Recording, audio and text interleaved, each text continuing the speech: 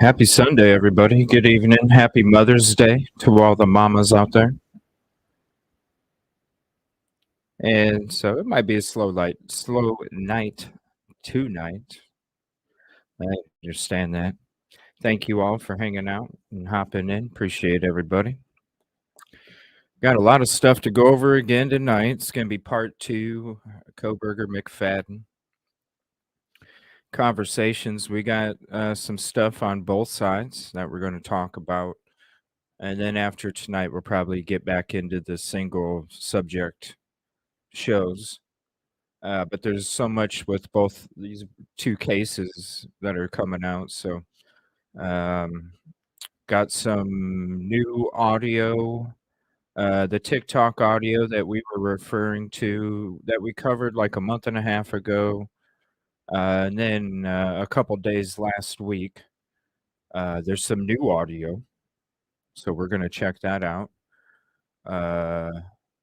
There is, we watched Junk Turkey Show episode last night, a small clip that they put together of a student that's going to be coming out to talk. And actually, they're talking right now as we speak. So a little bit later on, we'll be checking that out too. We'll be talking McFadden, stuff surrounding that still. So yeah, it's gonna be a busy night again. It always is, though. What's up, Truthful? First, hey everyone, Kib Kitty. Thank you. I appreciate the kind words. I want to thank Linda LaRose for subscribing. I want to thank William Bowers for subscribing. Appreciate it. And I went ahead and pinned that message, Pam. So when everybody hops into the show, they're going to see your message. Thank you very much for putting that up there. I appreciate that, Pam. Ava, what's up, lady? Been seeing each other throughout the day, maybe even the weekend. I just been on a bunch of other people's shows this weekend, supporting like crazy. Just chilling back, supporting, working on some highlights and stuff. Trying to add some other stuff to the channel, just to give other people a chance to check me out without having to click on a 3 or 4 hour video. Just little stuff here and there. So I want to thank everybody that's up on panel that even contributes to those. I appreciate that. Happy Mother's Day. Sweet Caroline, what's up? Thank you for all your kind words in the comments section as well. Appreciate it.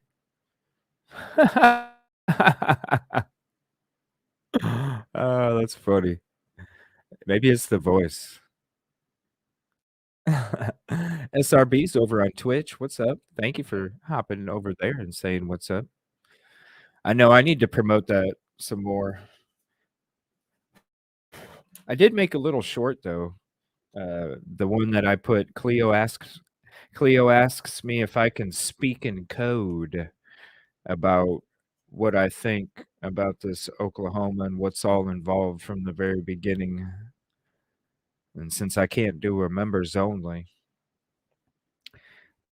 we'll have to do a Twitch sub only. So I need to promote that Twitch a little bit but hey, I'm just waiting on some other information. I just got a little bit in the pocket. I don't have a full pocket of info, so we can't, that's for exclusive stuff that, we can talk about whatever. Talk about whatever. What's up, Butterfly Kisses? What's up, Cassie? What's up, Justice? Hope you're doing good.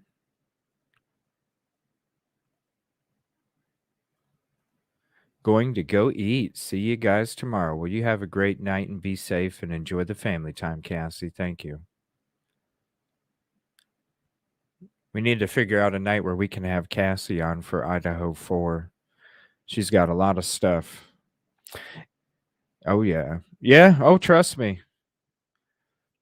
Just look at all those highlight short videos I made, Justice. It's I ain't gonna be done talking about it. And I even made follows the evidence part due. highlight video too. I wasn't lying. I was going to make it. Thank you. I appreciate that, Ava. I was really enjoying being able to hang out on other people's shows and just appreciate everybody. I even started doing some community posts and stuff for other channels and other shows just to try and be more supportive too.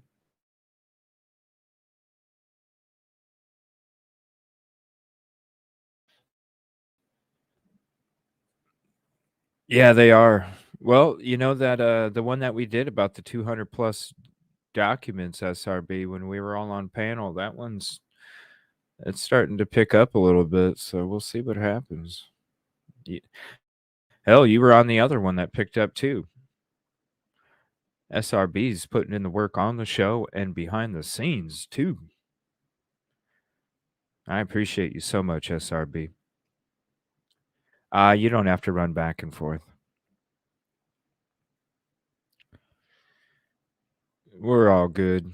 Nobody really watches this on Twitch. Probably because it's not gaming. But there are talk shows on there and stuff like that. But I just use it so I don't have to use up the data on StreamYard. And plus, and honestly, you guys see me pumping out these. I don't know. A lot of other people, you know, work with StreamYard can do. I don't know. I can't. I just have to do it with Twitch. That's just how I do my editing.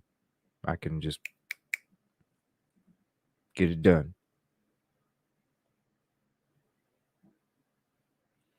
Oh, I'm sorry. Here, hold on. StreamYard got me again. 1 second. I'm sitting here thinking music's playing the whole time. My bad. It didn't do it to me last night, but it did it again. Here we go.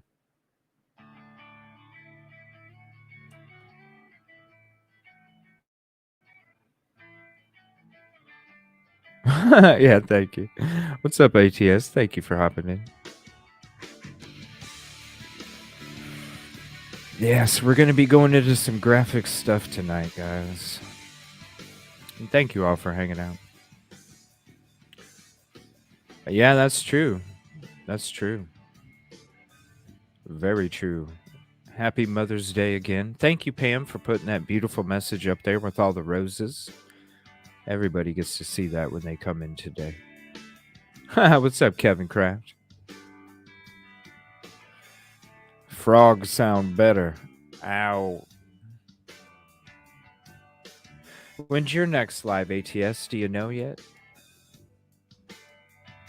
Yes.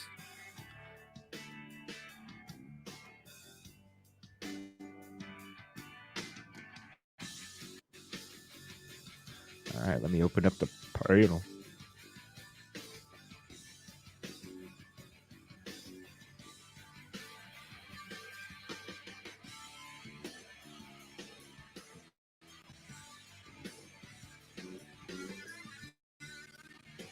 Get the phone number up there too, in case anybody's more comfortable calling. Definitely could do that. Thank you, SRB. Appreciate that.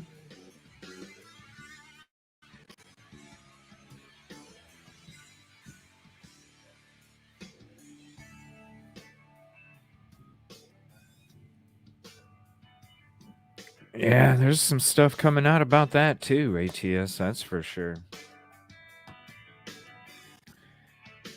I have to do a combo episode again like I did last night.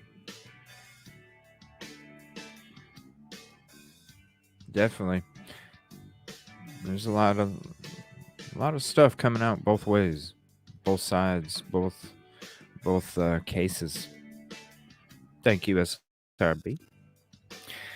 Yeah, a lot of stuff to talk about. We'll be going into some of it tonight. I came across like I was saying, that one TikTok that we came across a month and a half ago. There's another one out.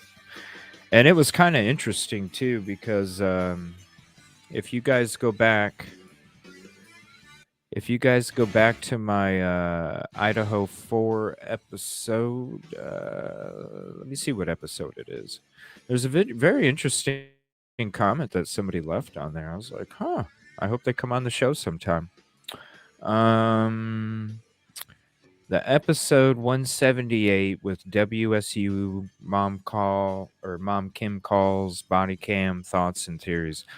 In that episode, there is a comment in there from, let me see who it was.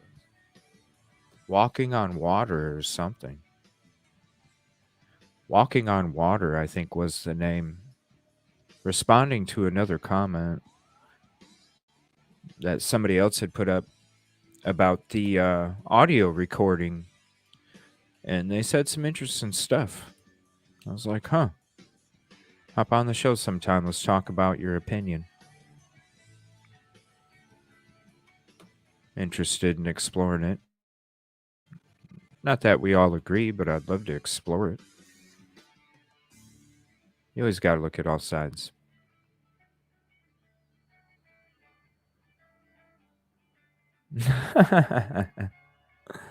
Great channel. That is right. Definitely hit Grizz sub. Great intro. If you want to get a hold of me, you can get a hold of me on these platforms. I got some double audio coming from somewhere. Hold on one second. There we go.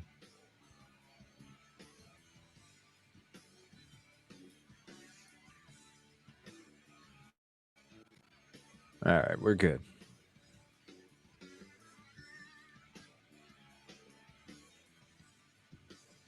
Yeah, it's great because, hell, I'm at work just maybe not even an hour, and ATS is on with a great live, and it's nice. Or starting the day off.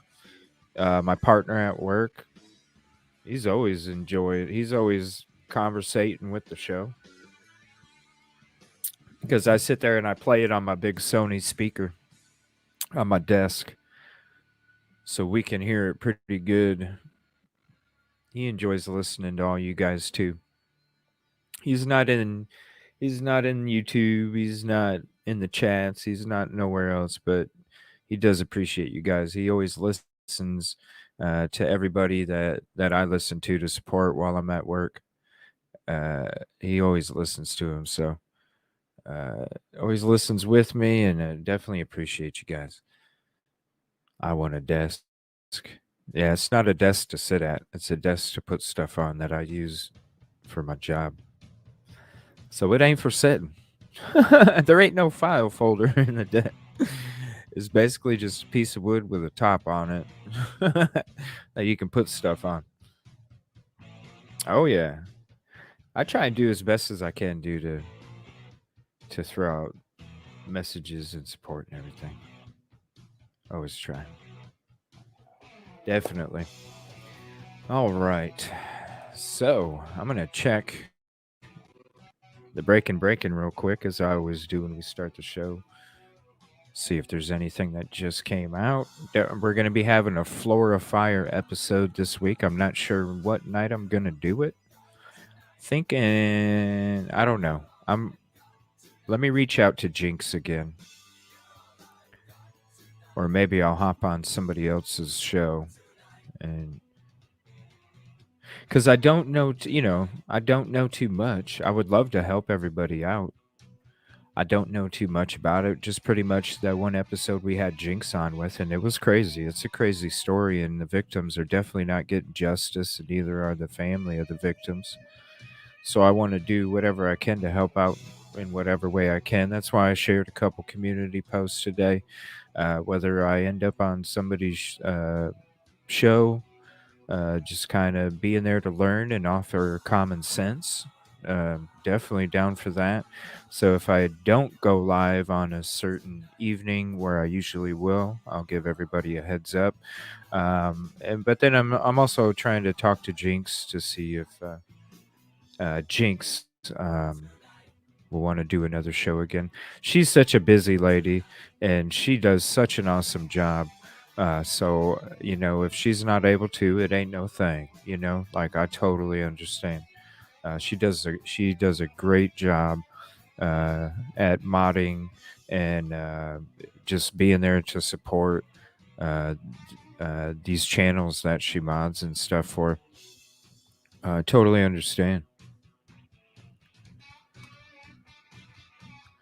It's like SRB and Jinx are twin sisters because SRB's the same for this show. Like SRB is, I don't know what I'd do without you.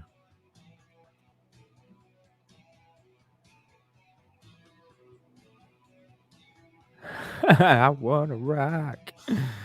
Yeah, I know. If you'd like to support, you're more than welcome. Really, Kevin Kraft tried to change my name. Oh, what's up? Truthful Show is on Twitch. Yeah. So since I can't do a members only, if we can get enough people together on Twitch, I'm definitely going to have a show next Saturday. Twitch sub only if you have Amazon Prime. It's a free sub to me on Twitch. Go follow me and sub to me on Twitch. Evil CJ, all one word. And Saturday night, I'm going to tell you what I'm thinking, and we're going to do some live digging on the show, but I'm going to tell you what my theory is, the in depth, the way freaking out there, what I thought from the damn beginning of this Oklahoma stuff. I can't do it normal YouTube. It would be a members only stream. I can't do a members only stream. YouTube, you need to change that. Shouldn't matter. You shouldn't have to get to 1,000 subs to do a members only. If you have people that want to offer that, then they should be able to, no matter how many subs you got. But since we can't, we're going to be doing it on Twitch because I need to say it. I've been holding it in for a week and a half. I got a couple things in the back pocket. I want to talk about it, but I can't on normal shit because I don't have enough in my back pocket to do that. But I definitely want to do it, and I'm definitely going to be doing it on Twitch sub only. So if you have Amazon Prime, it's a free sub. It doesn't cost you nothing.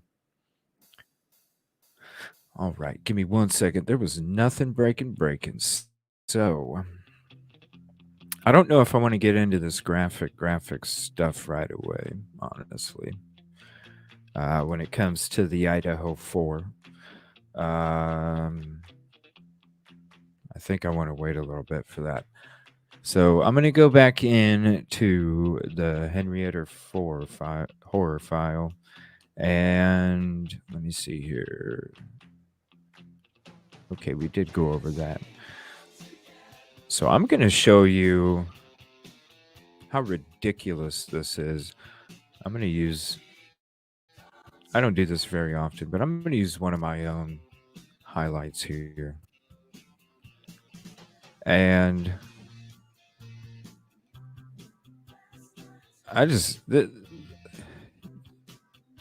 it's just ridiculous. You got Joe Prentice, the sheriff, the task force leader, the one that follows all the evidence and only the evidence, uh, coming out with some crazy ass press.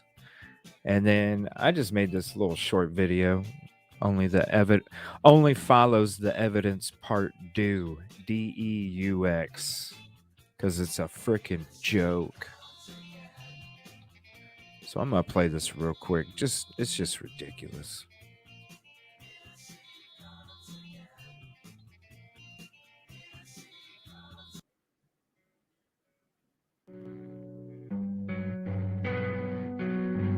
Who is supposed to be checking on the sexual offender? Yes. It's public record. It's everywhere. So nobody's supposed to come and do checks? We do compliance checks, but it's like so with DART. See which one we're going to do. That's Wow. all we have the resources to do. Your video is undeniable. Can you see that shit? Listen to that response. That's fucking nuts. Is compliant with this, but a sheriff's investigator has That is painted a nuts. different picture. So who is supposed to be checking on the sexual offender? It's public record. It's everywhere. So nobody's supposed to come and do checks? We do compliance checks, but it's like so with DART. It's like throw a dart when you have multiple family members and other people involved contacting your ass, telling you the fucking address, telling you the history of this dude and what the hell he's capable of, and you say it's like throw a dart? Damn. Dude, you got the biggest fucking bullseye known to man. Dude, you could go to any fucking carnival game and get the big teddy bear because that fucking balloon covers the whole fucking tent. Yeah. Throw a dart. It's public record. Apparently, it fucking wasn't. No, doesn't sound like it. Oh, And get the big teddy bear everybody spends $200 to get at the fucking fair. You know, just one dart. Boom. And it's like throw a dart. This statement is horrible. How are we supposed to kind of do checks? We do compliance checks, but it's like throw a dart. See which one we're going to do. That's all we have the resources to do. Your video is undeniable. So the people that called in and wrote messages of the dude's previous history, the character, what he's capable of, his location, the fact that there's children there, like you don't consider those sources? I'm confused. Those aren't sources? It's undeniable that you blew it. News 4 reached out to the Okmulgee County Sheriff's Office for a Oh, yeah, because the computer, the phones, the straps, the clothing, the mattress, all that stuff's not evidence either. I forgot. detailed record of McFadden's compliance bad. checks, but we haven't heard. It's just ridiculous. Ava. I'm telling this case, whoa. I'm telling you, this case definitely does it. It does it just like Stephen Smith. The way that the shit just went down with the investigation and the way that the victims are treated with the lack of respect.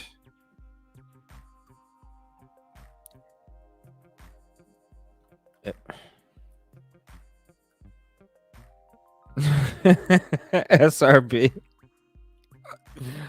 I know from the first night that I covered this case, yeah, I'm going on rants left and right.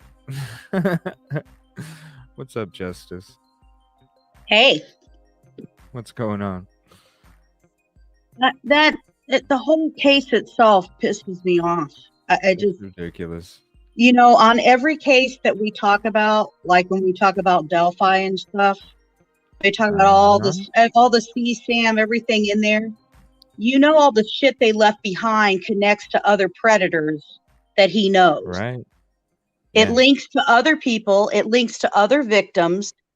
They leave the phones there, leave everything there, because these guys, he's given that stuff up. He's probably Dropboxing it or selling the crap, and nobody gives a shit to look at all his materials that he has there. It's like, oh, that guy who tells the father of kind of like, well, what does it matter now? It's like, Right. are you kidding me? Right. And you don't even have to look through drawers and fucking look through boxes. You know that shit as soon as you do an initial walkthrough by seeing all that shit. Like, there's no doubt. There's no doubt. You see fucking restraints bolted to the frickin' wall. Yeah, Like, and for real? all the devices he had, that type of materials that he had, there is CSAM all over that house. He didn't have time to cover it. He wasn't worried about any of that. That's why he unalived This is himself. I'll say it since I'm on your channel. Yeah. That, you know, they could find so many other people connected. Yeah, the Polaroids, the binders of documents and information, just the Polaroids alone. And that's just the stuff that he has. That's not counting what could be. I'm telling you, you got Twitch. If you got Amazon Prime, sub me for free, Justice. I'm tired of holding this shit back, and I can't hold it back, and I can't say it on YouTube, so I'm gonna be saying it on Twitch. It's fucking the shit. The shit that I've been looking up as soon as this shit happened, and I started looking into the background of the area. So there's shit that I feel is connected that nobody even would even think about.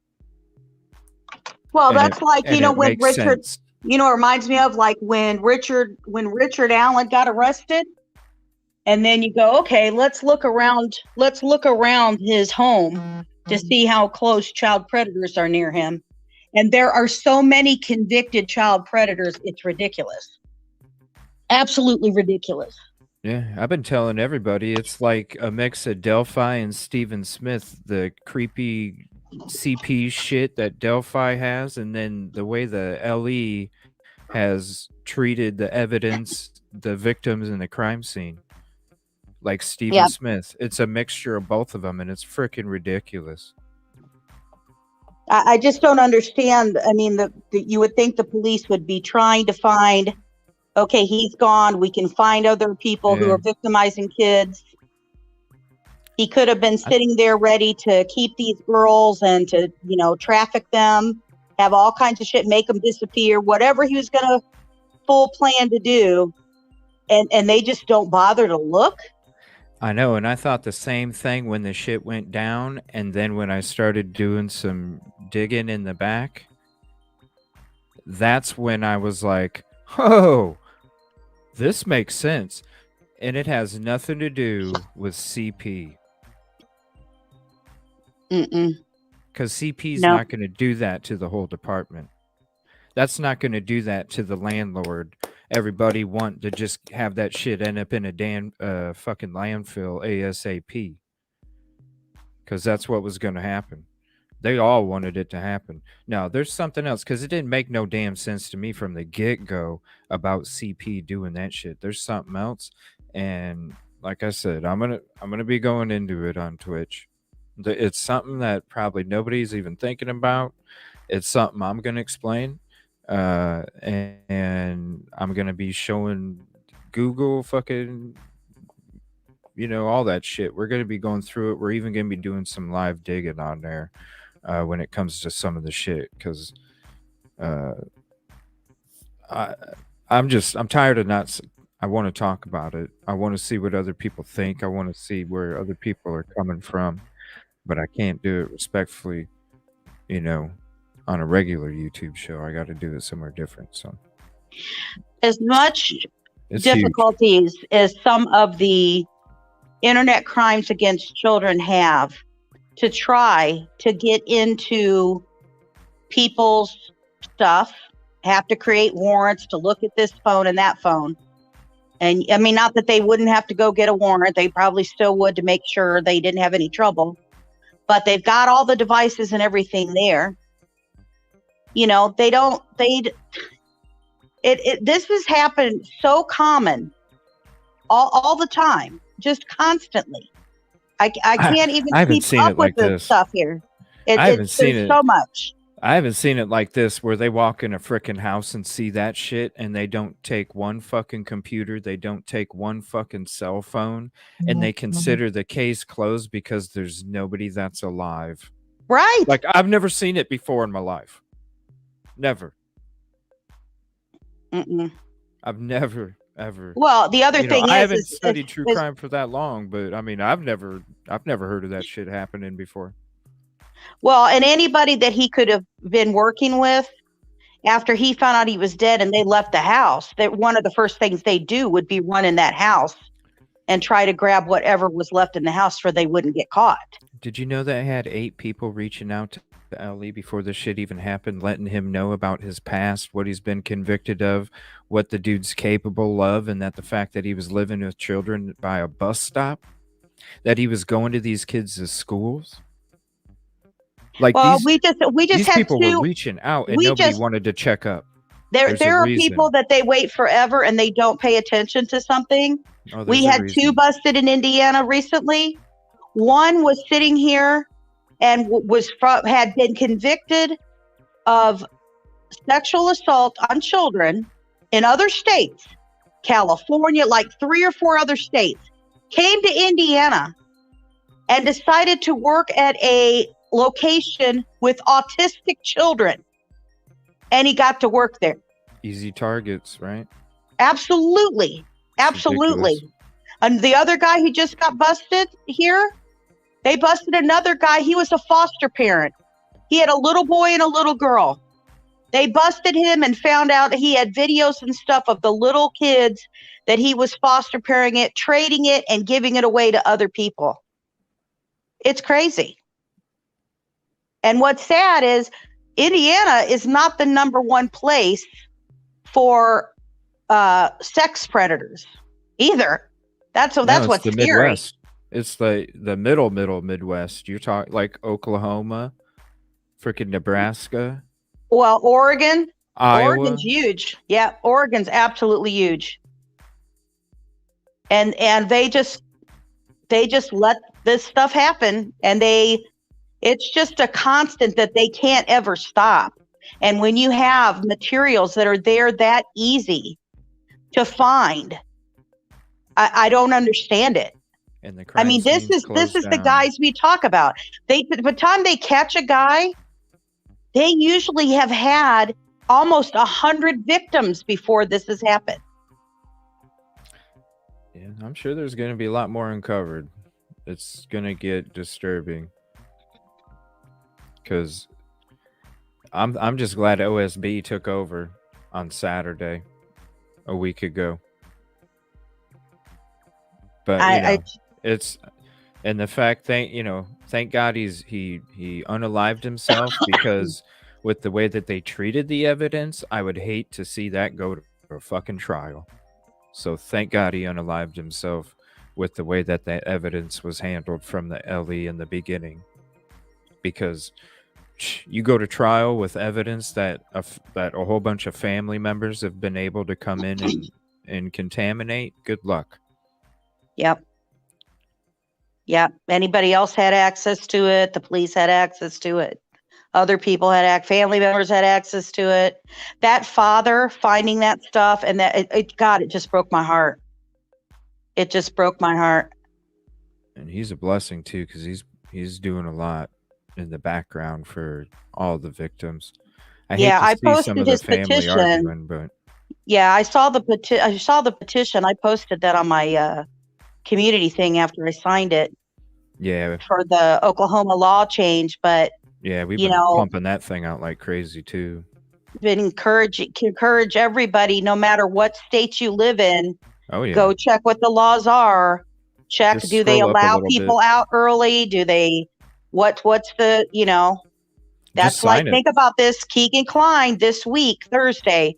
We're gonna know what's his sentence, right? We're gonna see what they do to his sentence. And I want to remind everybody, this is only for Indiana charges. It is not federal, which they still can charge him on. And these victims they're charging him on for the CSAM are only kids who lived here in Indiana. That's why it's only it's local charges, not federal yet, right? So let's see what happens when they sentence him. And then people are going to want to know what the rules are. Does he have to really serve that full term? Will they let him out early? I mean, when does he go to court?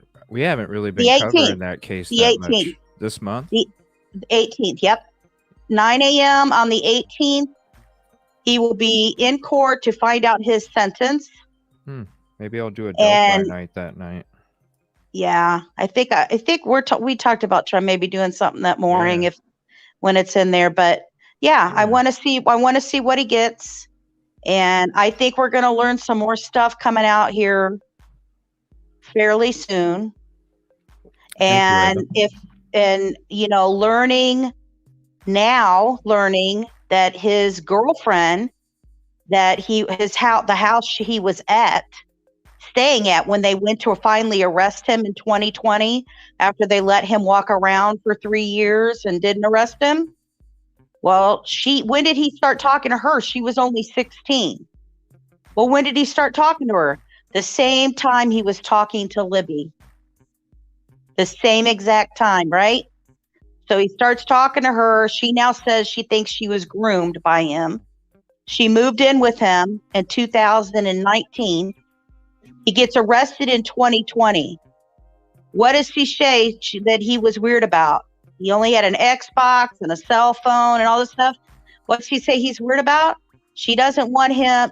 He does not want her touching his phone. One time she gets a hold of a phone. What does she find? She finds a Dropbox app on his cell phone it has a nude of a friend of hers in the frickin' phone, in the Dropbox. So here's my question. Then why didn't Keegan Kline, at least yet, have charges that he still had a Dropbox and nudes on his phone in 2019 and 2020? All his charges are for 15, 16 at the time. So where are those charges? It's crazy shit. These cases make me so angry. They make me so angry. It's hard enough to catch these guys, and it breaks my heart for kids who go through this stuff, you know? Well, of course, or any of these crimes or, cases that we talk about, because they're all the same. Somebody is hurt. I think we're doing, I don't know, maybe because we pay attention a lot because we do the true crime stuff, but I think we're just failing as a country protecting our kid. Oh, yeah, it's an epidemic. There's a lot of epidemics that they don't want to address. So, but people are making money off of it. Mm-hmm. At least we got the community on YouTube, if, to hold these agencies to the ground. You know what I'm saying? Because, I guarantee you, if it wasn't for people talking about this Oklahoma stuff, it wouldn't have been out there. That small ass community, they were already trying to wipe that shit clean, trying to hush it up. But you got a whole bunch of people talking about it, and all of a sudden, hey, it's like SRB said, what other news channels do you see anything about Oklahoma other than News Nation and the local TV channels? Nothing. I don't see. Listen, I got a lot of sources. I don't see nothing on NBC, ABC, CBS, Fox News. None of those. You know what it reminds me of, though? It kind of reminds me of Oakley Snow. Because when trying to get help in Indiana, to try to get people to kind of, hey, guys, pay attention to this case, before we knew what happened, I mean, we had a bad feeling, but nobody gave a shit when she was just missing. There was a lot of, and I mean this in general for media, there was some media who did not give a shit that she was missing. It was like people become complacent with looking at, oh, there's another picture of somebody missing. Oh, there's another thing of somebody gone. If it was your kid or family member, wouldn't you want somebody to at least share it? Wouldn't you want somebody to share that info? But after they find out she's murdered, after they find out what happened to her, then every damn station was contacting and wants to talk. Yeah. I mean, I had some who didn't contact me at the beginning who tried to contact me afterward. It's because it's not the juicy story. It's not the clickbait that they want. That's why I'm saying, thank God for us, the ones that are talking about this shit, because then it makes sure that the stuff isn't forgotten about, even though they don't want to talk about it. Well, and what's really sad is that that family, they still don't tell them information. That family's still finding out information by news coming out in Indianapolis, and people are having to share that information with them because they won't tell them. Like, they just got back the DNA, right, to confirm that it was her. Not that we had a doubt. The mother led them to where the boyfriend and her dumped the body, right? But you know what? They're still waiting to be able to have a funeral because they told them it would be about 6 weeks before they'd get her body. So that they went ahead and confirmed the DNA. That would be nice to tell the family before they release it to the news. They've been doing that since the beginning when they found her. They haven't been saying nothing. Nope. It's sad. The family asked if they would do a minute to make a phone call. Yeah. They asked if they would do a a press conference or do something to kind of give an update, and none of that happened. The IMPD and all of that just keep writing press releases for the media to get, and then the family finds out stuff that's going on there, and it just breaks your heart. Absolutely breaks your heart. And then they have trolls who are bugging them and bothering them. They had somebody, they did I shared a Cash App that the grandmother set up to try to help pay for the funeral. They had trolls on there who all of a sudden, all these people joined the Facebook group initially started for them, and they had to restructure it twice because they had so many trolls that jumped in there that were negative and stuff towards like all the family members and everything. And they turned in the Cash App to say that the Cash App was fraud, that their grandmother created. Yep. So it froze any money of what, little donations they had come in. It froze that money. And so they had to go in there and confirm it, wait for that all to get confirmed, because the family, what they did was they said, okay, this is a legitimate, this is the one and only, because tons of people were trying to do like fundraisers and say it was for Oakley or whatever. So that's why they only did the one. What is in people's lives that they have to be a troll to go bother a family who's lost a child? I don't understand the world anymore. I really don't. It's ridiculous. I was watching Crime Lines and Lies this morning, supporting her show. She had Crystal Strong, one of Jesse McFadden's victims, the one that's been on, oh, don't worry about it, SRB. I already threw it up there a few times. She's had Crystal Strong on there, the victim that was the one that he hired somebody to pretend it wasn't her, that victim. And as she's been on these talk shows, Kate Does Crime, been doing an amazing job. Tia from Decipher Podcast, LFT, doing an amazing job. I'm going to be on their panel sometime. And I asked them if they're more than welcome to join up on this one too, anytime they want.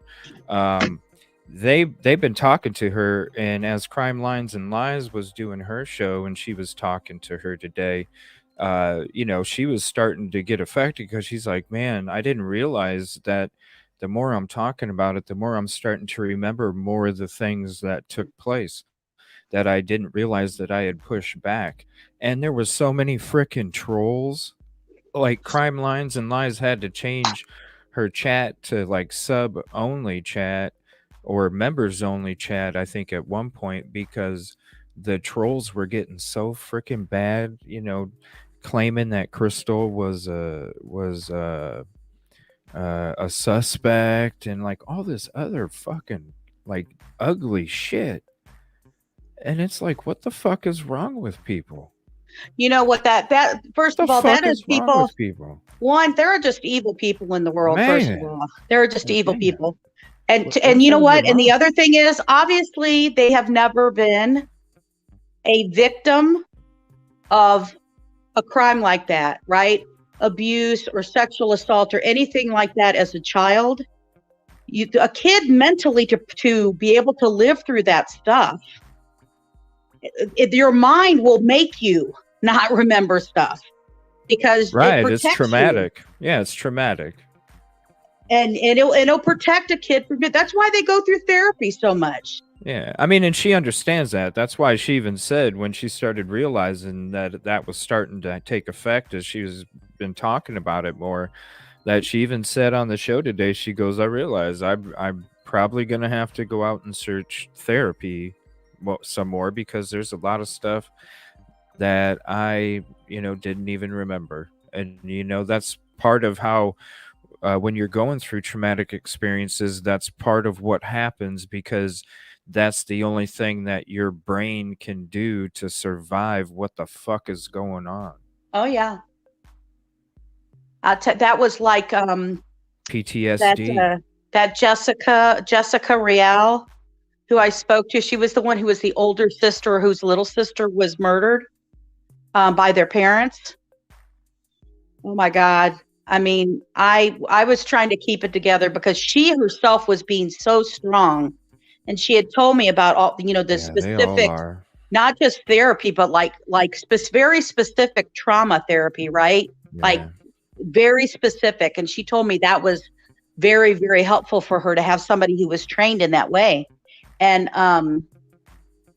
I mean, there were some times I had to just keep it together because I'm like, oh my God, I'm just going to break down listening to how horrific that story was. And if you have ever been a victim of anything like that, I mean, that stuff can be very triggering, and can be very upsetting to hear that kind of stuff. And to be able for them to talk about it, like that's a lot of strength, Yep.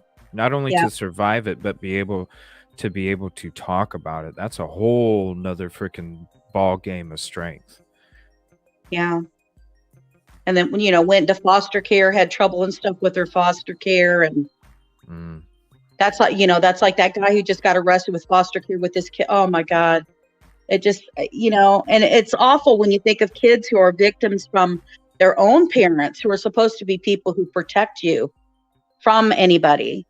And then, but, then be taken away from them and then still have stuff that's happening to you. It's just like Gannon, even, that Letitia trial that just ended. That that was your stepmom, and she did all that. Like, those are the ones that are supposed, even if it's not your own blood, you're supposed to teach them because they are the future. See, I'd be in deep trouble because I love kids so much.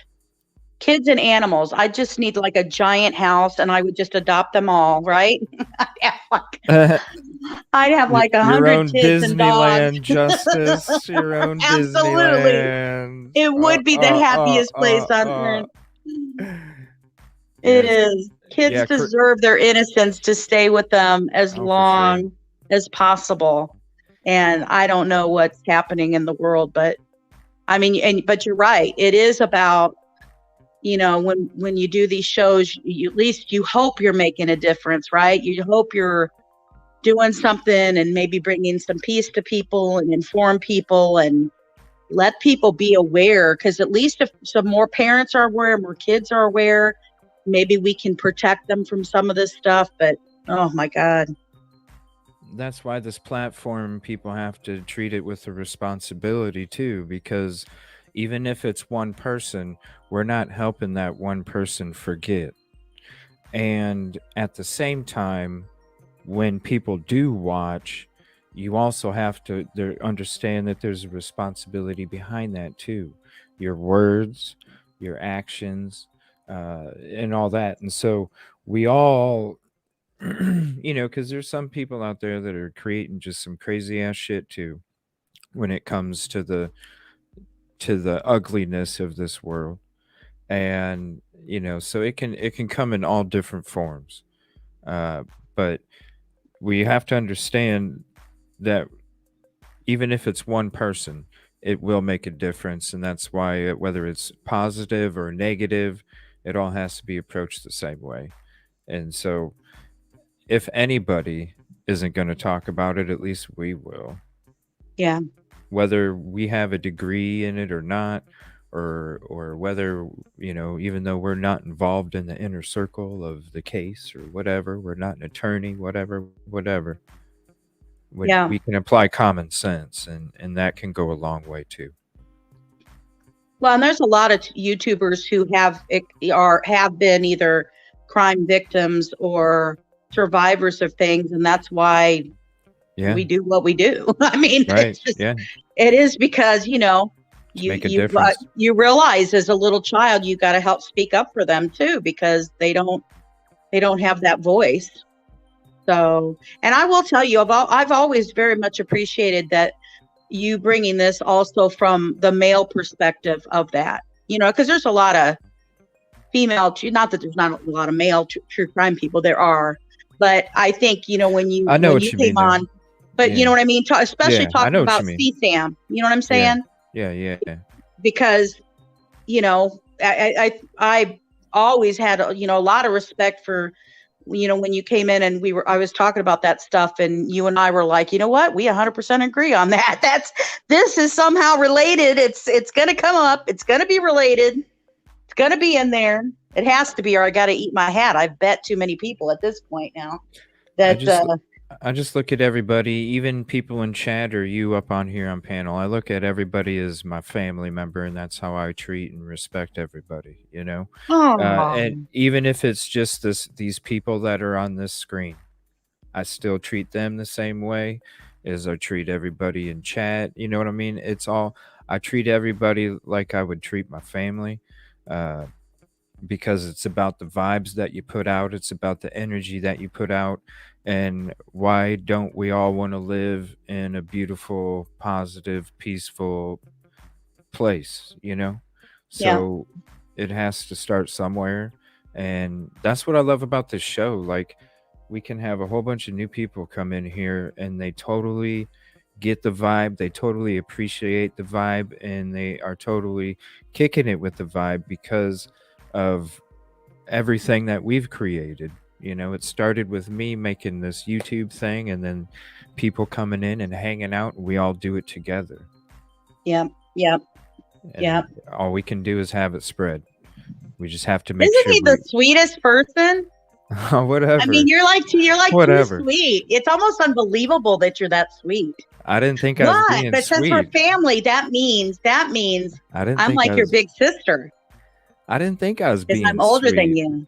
You are being sweet. That's very kind. But there are some, real. I mean, I'm just saying there's some men who don't express that in there. And you got to think the genre of true crime itself is predominantly followed by women, right? It's the third eye is what it is.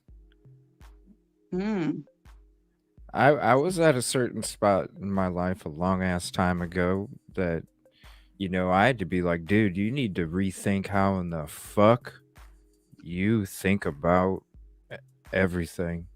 Like, so I had to, that's when my third eye opened up. And ever since then, this is what I didn't think I was being sweet. Thank you, everybody, for thinking I'm being sweet, but really, I was just. No, I think it is very sweet of you. It is very sweet of you. I think it's very compassionate of you too, because, like I said, you know, especially like you don't hear a lot of men speak up for the CSAM stuff. You know what I'm saying?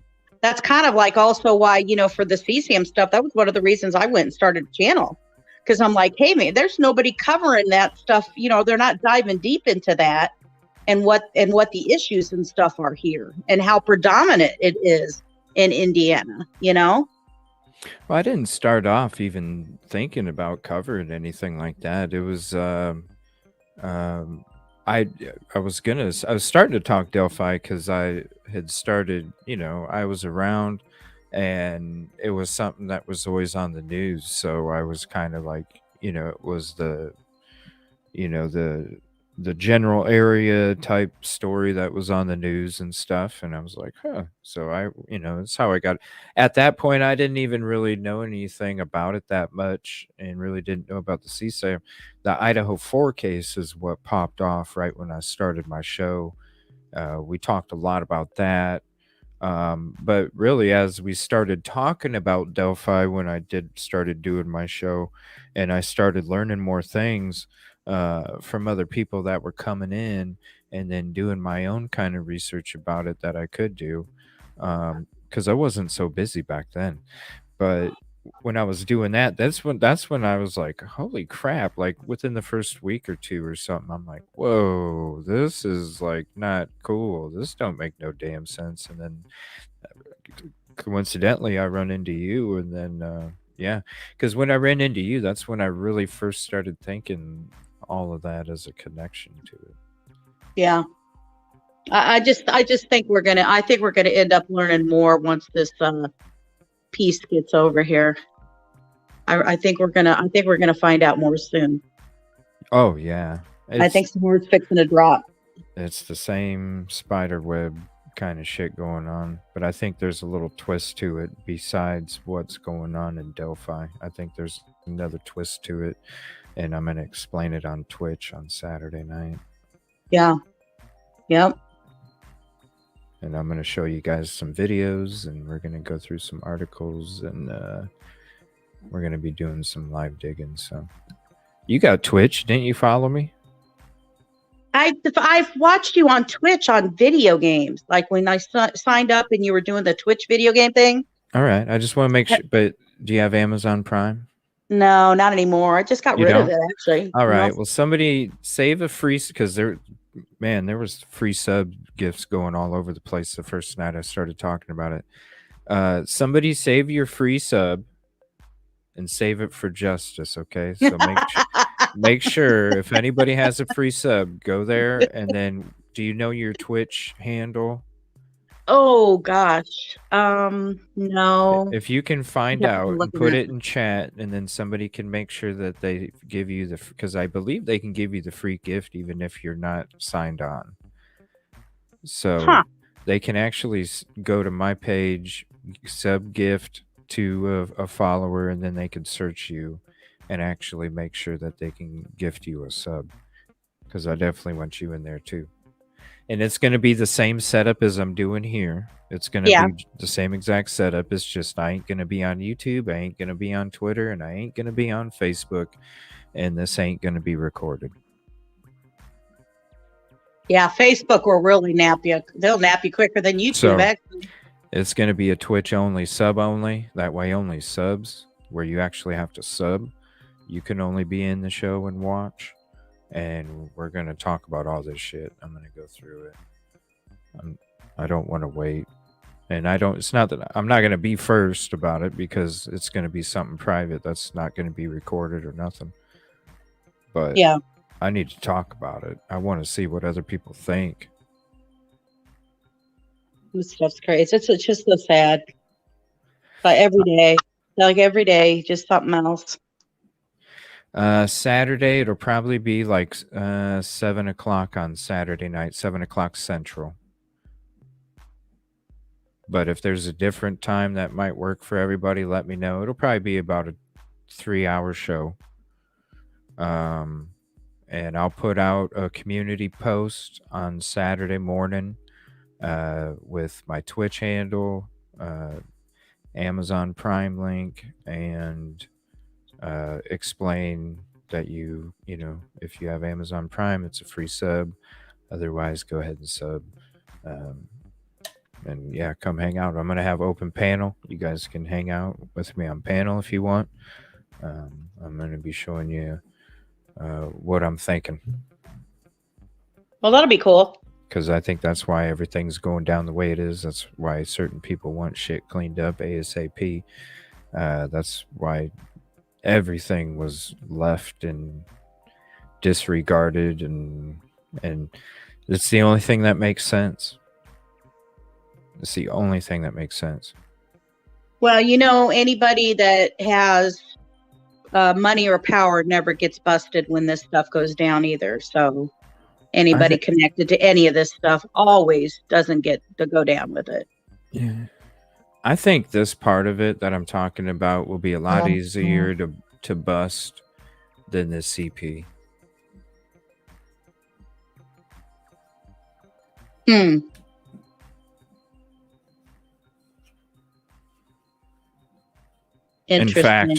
fact, I'm pretty sure it would be a lot easier to bust than CP. He's just going to keep us all hanging, isn't he? I'm telling you.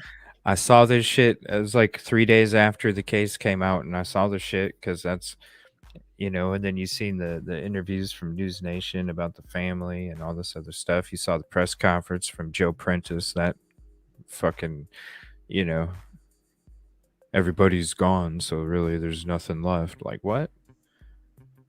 Like, that press conference was a joke. All I do is follow the evidence, my ass. Oh, jeez. I'm telling you. You are right, though. Every time I've looked up any information to just see about this guy in the past, I enjoy making videos about that shit. Yeah, like, I enjoy making videos about that shit because that's uncalled for. That's ridiculous. That needs to be called out for damn sure. And yeah, there's just a reason. And it makes sense to me. It's the only thing that makes sense. And so I just started looking at it after when I seen something pop, just nonchalantly seen, because I'm sitting there like brains doing like, how does this, like, what makes sense, dude? I'm asking, like, the whole fucking time, 3 days, I'm asking myself, what makes sense? And nothing could make sense. And then I'm doing prep one day and something comes across and I'm like, oh shit. So then I start doing a little looking. And then I'm like, damn. And then I start thinking and I'm like, that makes complete fucking sense. Everything. But I can't say more because there's not enough there for me to, there's not enough there.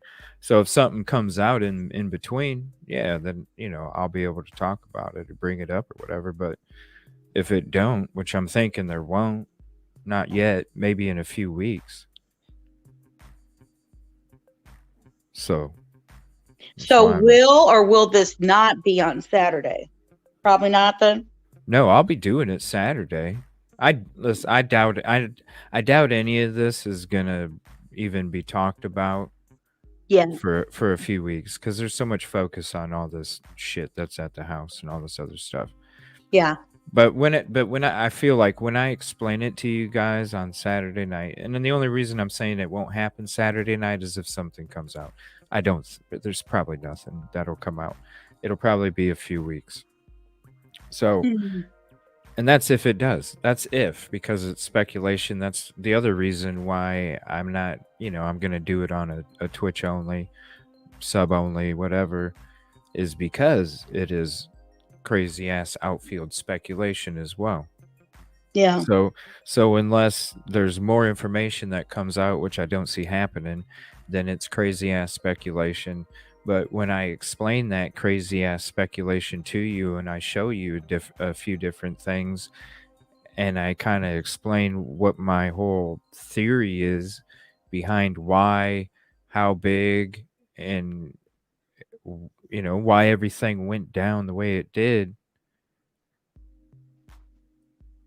because it does, the whole theory of about what took place at the home, even there's an alternate theory I have to do with that has to do with this other stuff that I'm going to talk about. Do I think that other stuff took place? No. But at the same time, when you enter in everything that I'm going to talk about on my outfield theory, then it makes perfect fucking sense as well. Yeah. It would make perfect sense when I explain it to you.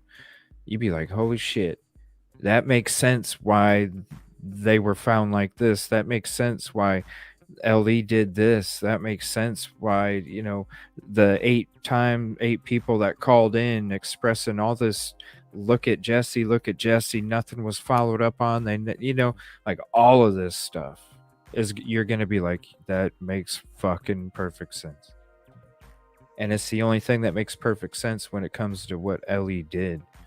Because other than that, there could be so many other theories. But when it comes to what LE did, there's only a few reasons why they're going to do what they did. So basically, I'm going to have to rejoin Amazon Prime, is what you're telling me. Well, that's only if you order a lot of Amazon Prime. Otherwise, I think it's only like $5. And it would just be for a month.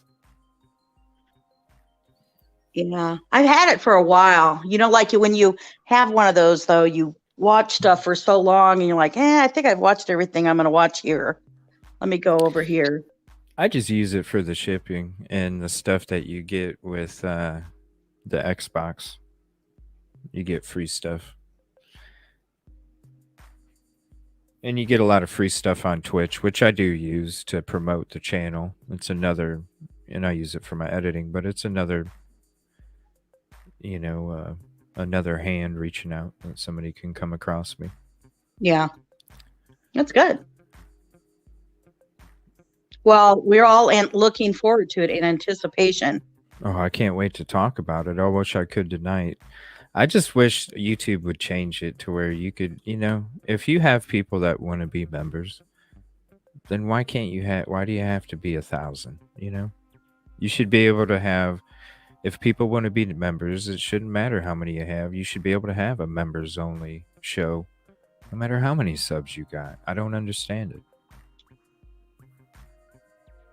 I think the only perspective they're looking at it from is just for their own advertising purpose. You know what I mean? They already get a cut. You know what I mean? Well, I know, but I mean, like, for example, if I was at 1,000, and if I went to go get monetized, I wouldn't be monetized because of the terms that I use, right? Right. Like, Same I here. don't say unalive. I don't say, I practice. These people are, the predators. I call them what they are. So, I just have a problem with trying to, as much crap that's horrible on YouTube and trolls and horrible things that they say to people.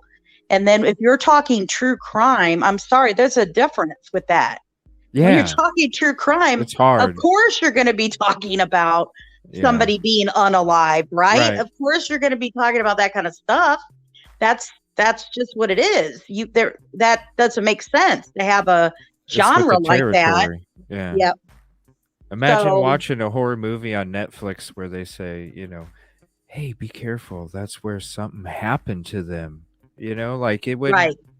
It doesn't come with it's a genre is what it is. And yeah, they have to understand that. I already put on there that I'm not, it's 18 plus. I'm already at a disadvantage right there. Yeah, me too. Even though mine are all 18 plus. Yeah. Like I'm not disrespectful. I do swear a lot. So if I knew there were kids watching, then I wouldn't swear. And anytime there is a child that comes through the show or a parent that says, hey, we're watching you on TV with the family, I always let them know, hey, this is an 18 plus show. You know what I'm saying? Right. Right. But yeah, you're already at a disadvantage when you're 18 plus. And then the fact that you have to have this long ass rap sheet of fucking code words that you can't say and what you can say, and it's constantly changing and all this other stuff. I mean, we're not talking about air balloons and fucking, candles on a birthday cake.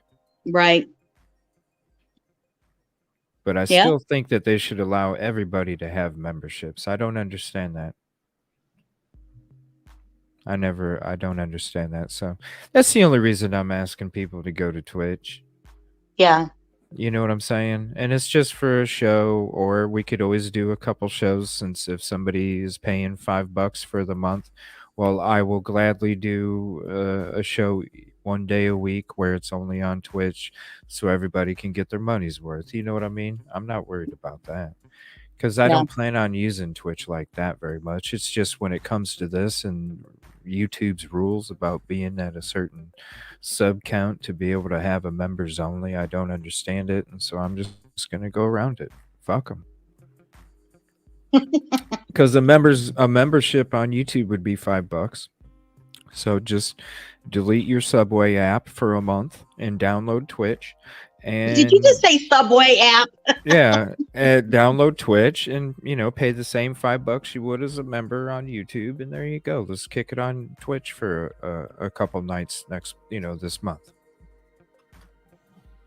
Oh my god, that's hilarious. What?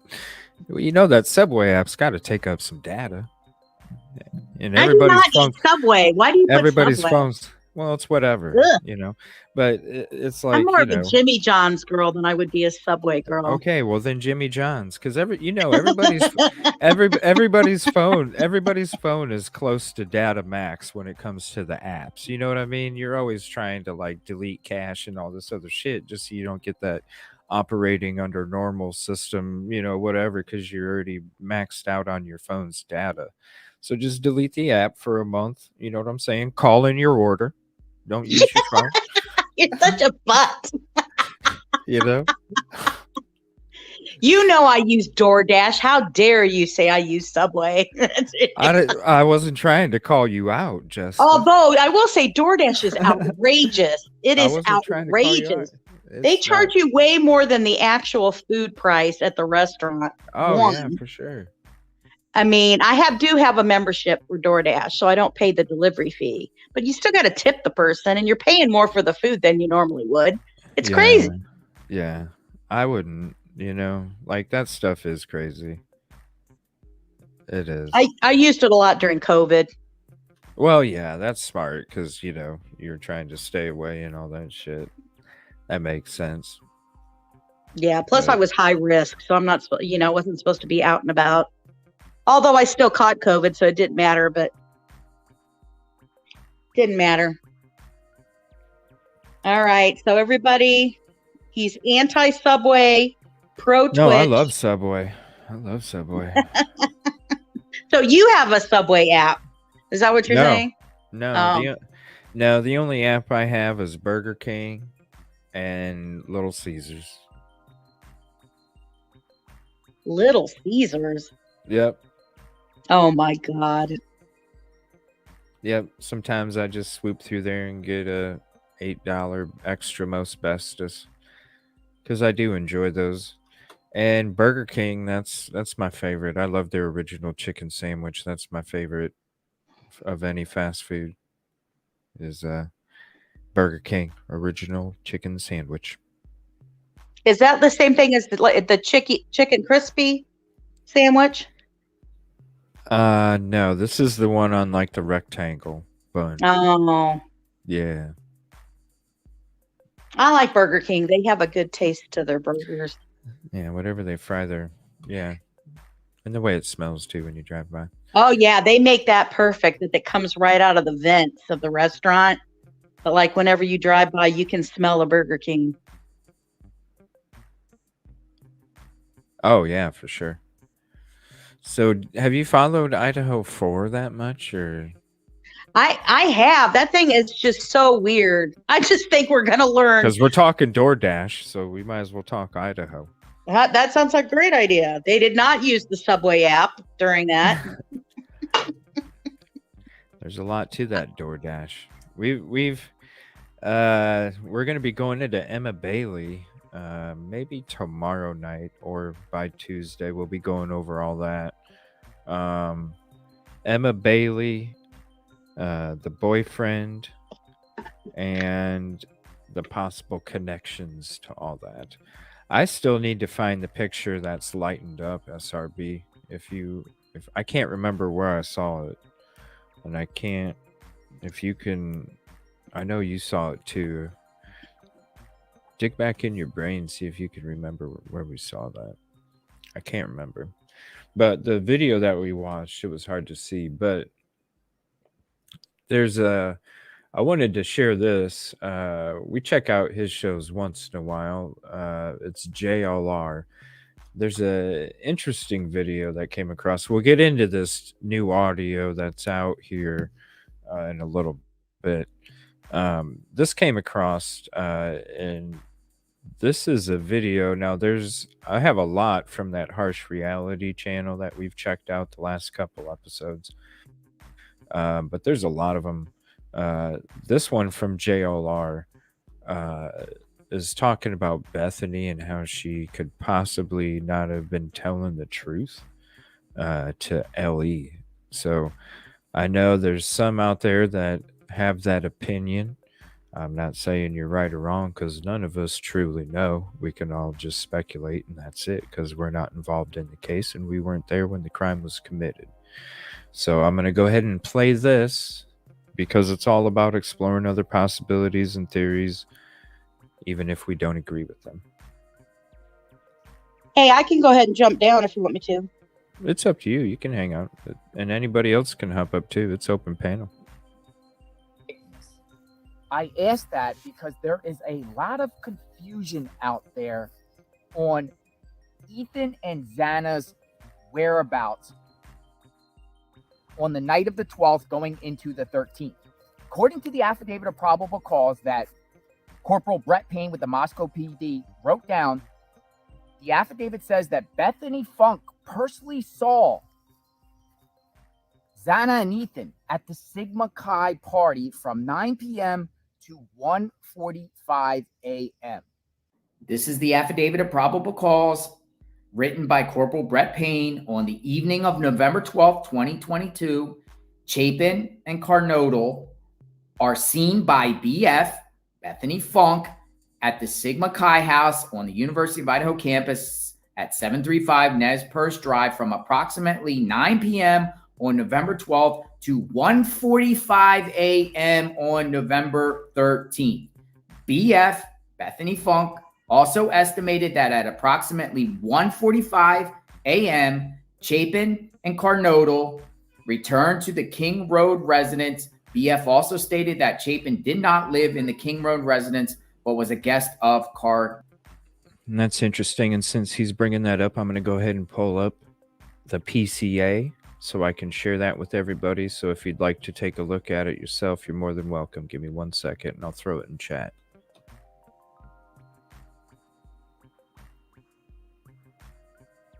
So here is the link for the probable cause affidavit if you'd like to have it for your own records.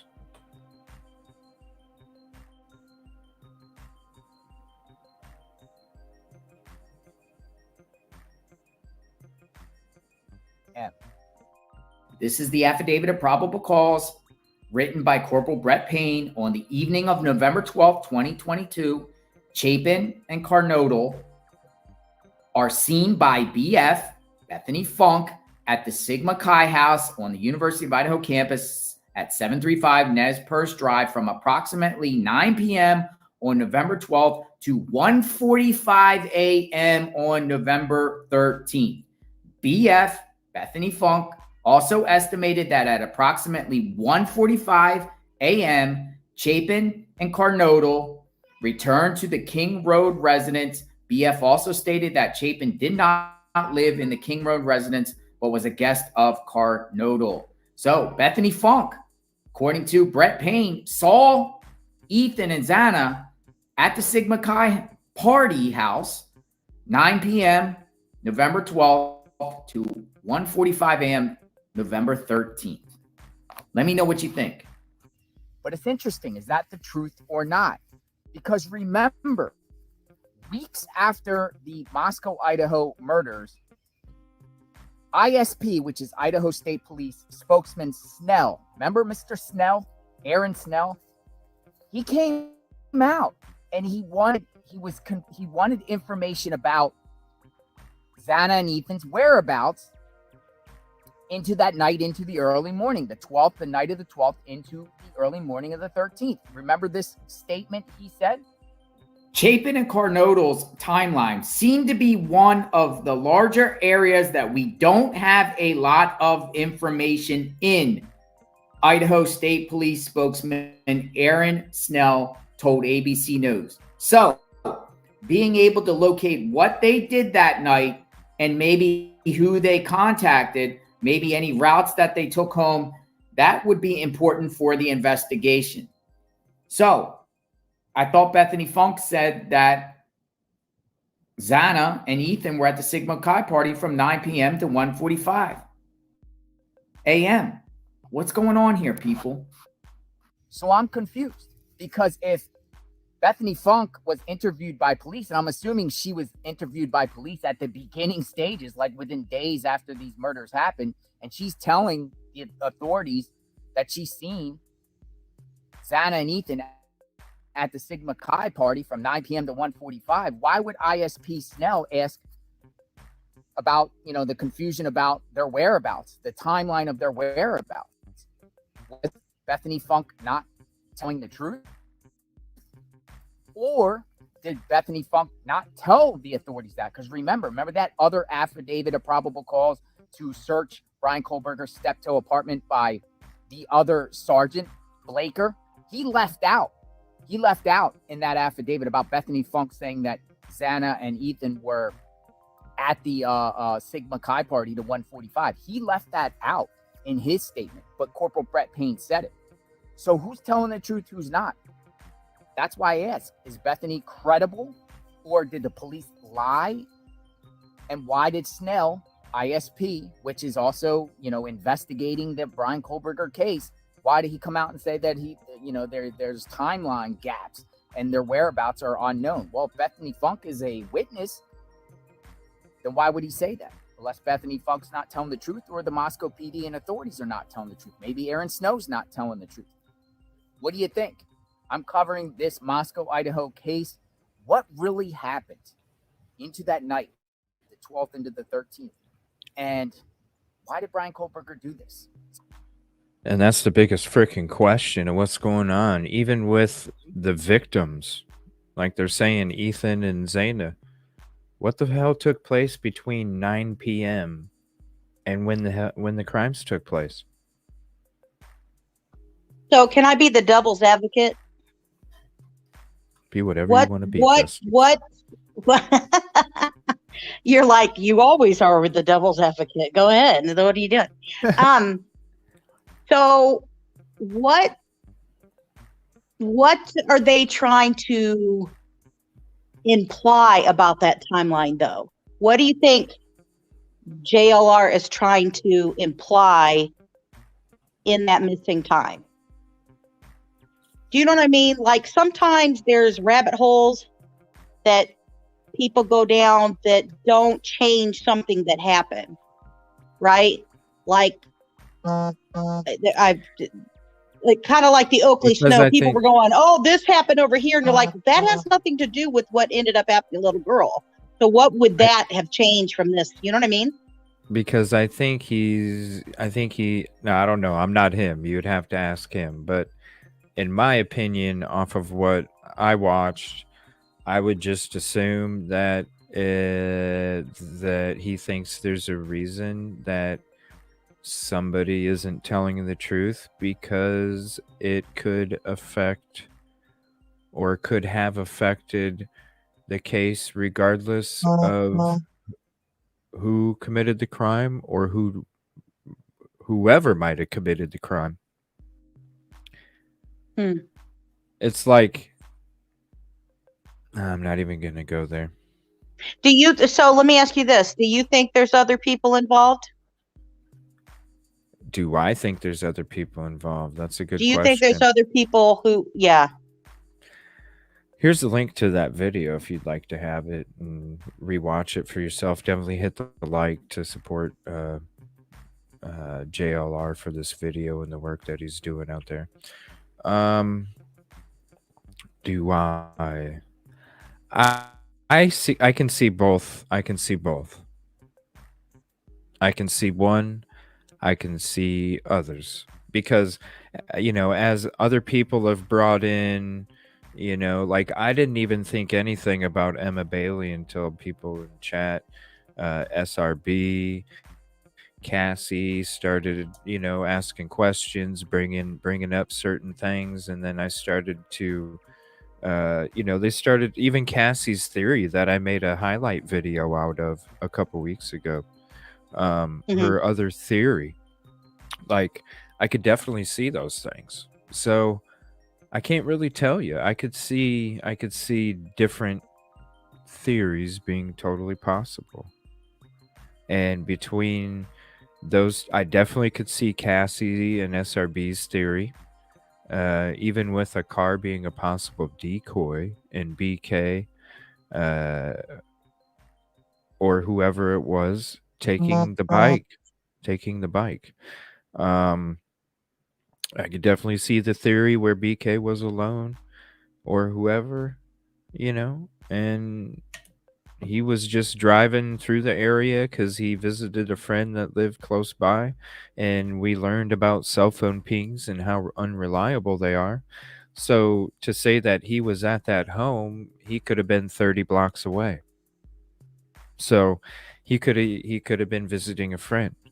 When you hear stuff about how they speculatively had to send the knife sheath off to another lab in a different state that had only done cold cases before, and then asked this lab to use enhanced technology to see if they could get a hit because they couldn't get a hit at the Idaho lab. But then they didn't put it in on the paperwork that it even got sent to Texas. That's why BK's lawyers just came out with the third supplemental discovery request asking for all of that information. Their third Yeah. one, asking for the prosecution to give them all the shit.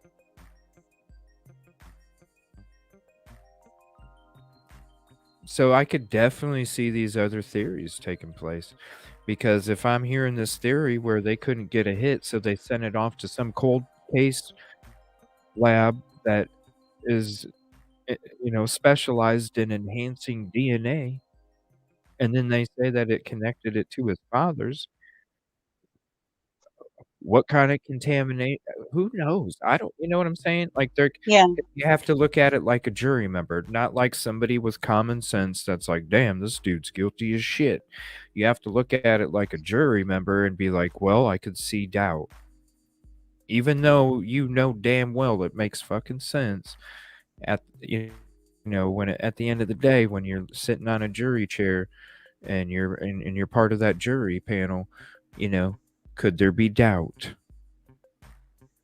And so I can see doubt there. If you haven't Reasonable watched doubt. Cassie's theory, yeah, Reasonable doubt. well, it's the same thing. That's No, what I'm talking about. well, no. But Think if you about look it. at Think about Cassie's OJ. theory, Think about Casey Anthony. Think about OJ Simpson. Right?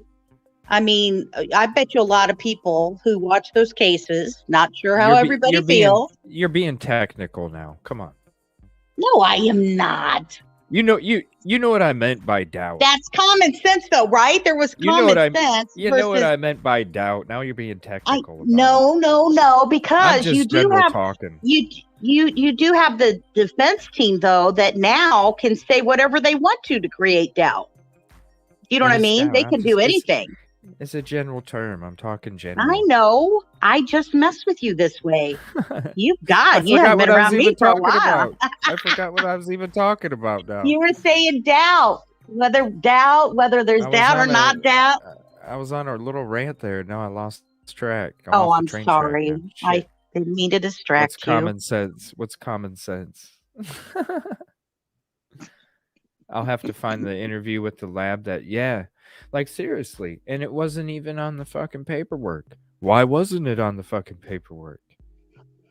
And when you go through the third supplemental discovery request, which we've already read it on a previous show, the amount of shit that they're asking for when it comes to not just everything, but just if you take the little part of it, because it's multiple pages. If you take the little part of it that's talking about just the lab, all the shit they're asking for, they're even asking for employees that got in trouble and what their punishment was. I mean, the shit is ridiculous what they're fucking asking for.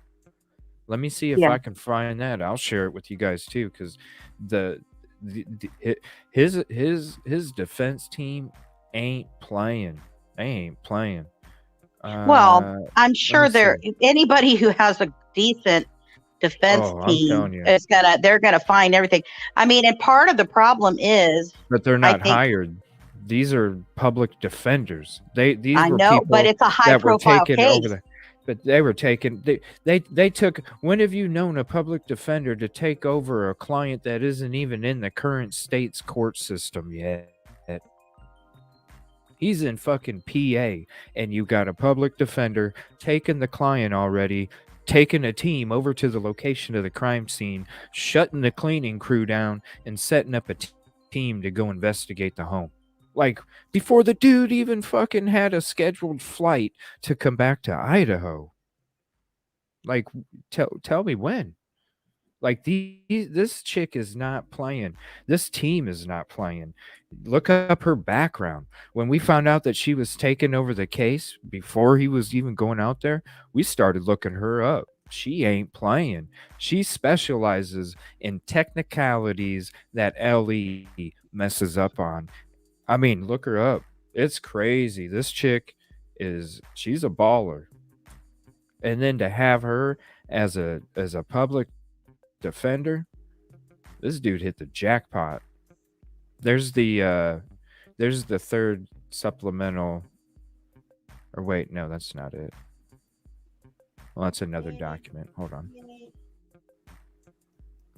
No, this Well, lady that's ain't what the playing. defense always has to wait for, is they want some type of screw up or mess up to happen. I mean, I'll always yeah. say that I think it was very weird that the first question he asked was anybody else arrested?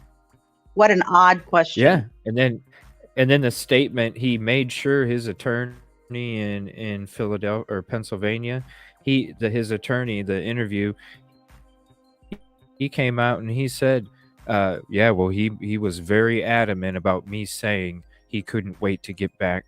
He couldn't wait to get back so he could be exonerated. He said he made sure I put that in the statement.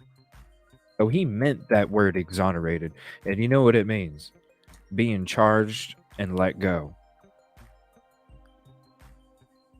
So the first thing you say is, has anybody else been arrested? And then you have a statement that comes out from your defender and says, I can't wait to get back so I could be exonerated. There's a reason he used that word. Well, also, though, you got to think, the other thing we have to think of, first of all, is most of these, in these killers are narcissists, right? And if he is studying this, one of the things that it could mean is that he just doesn't think that he's going to be busted, and he's created just this perfect crime in his mind that he's not going to be busted for. He's created doubt and all kinds of stuff all over the place. Although I could argue that he has a lot of evidence.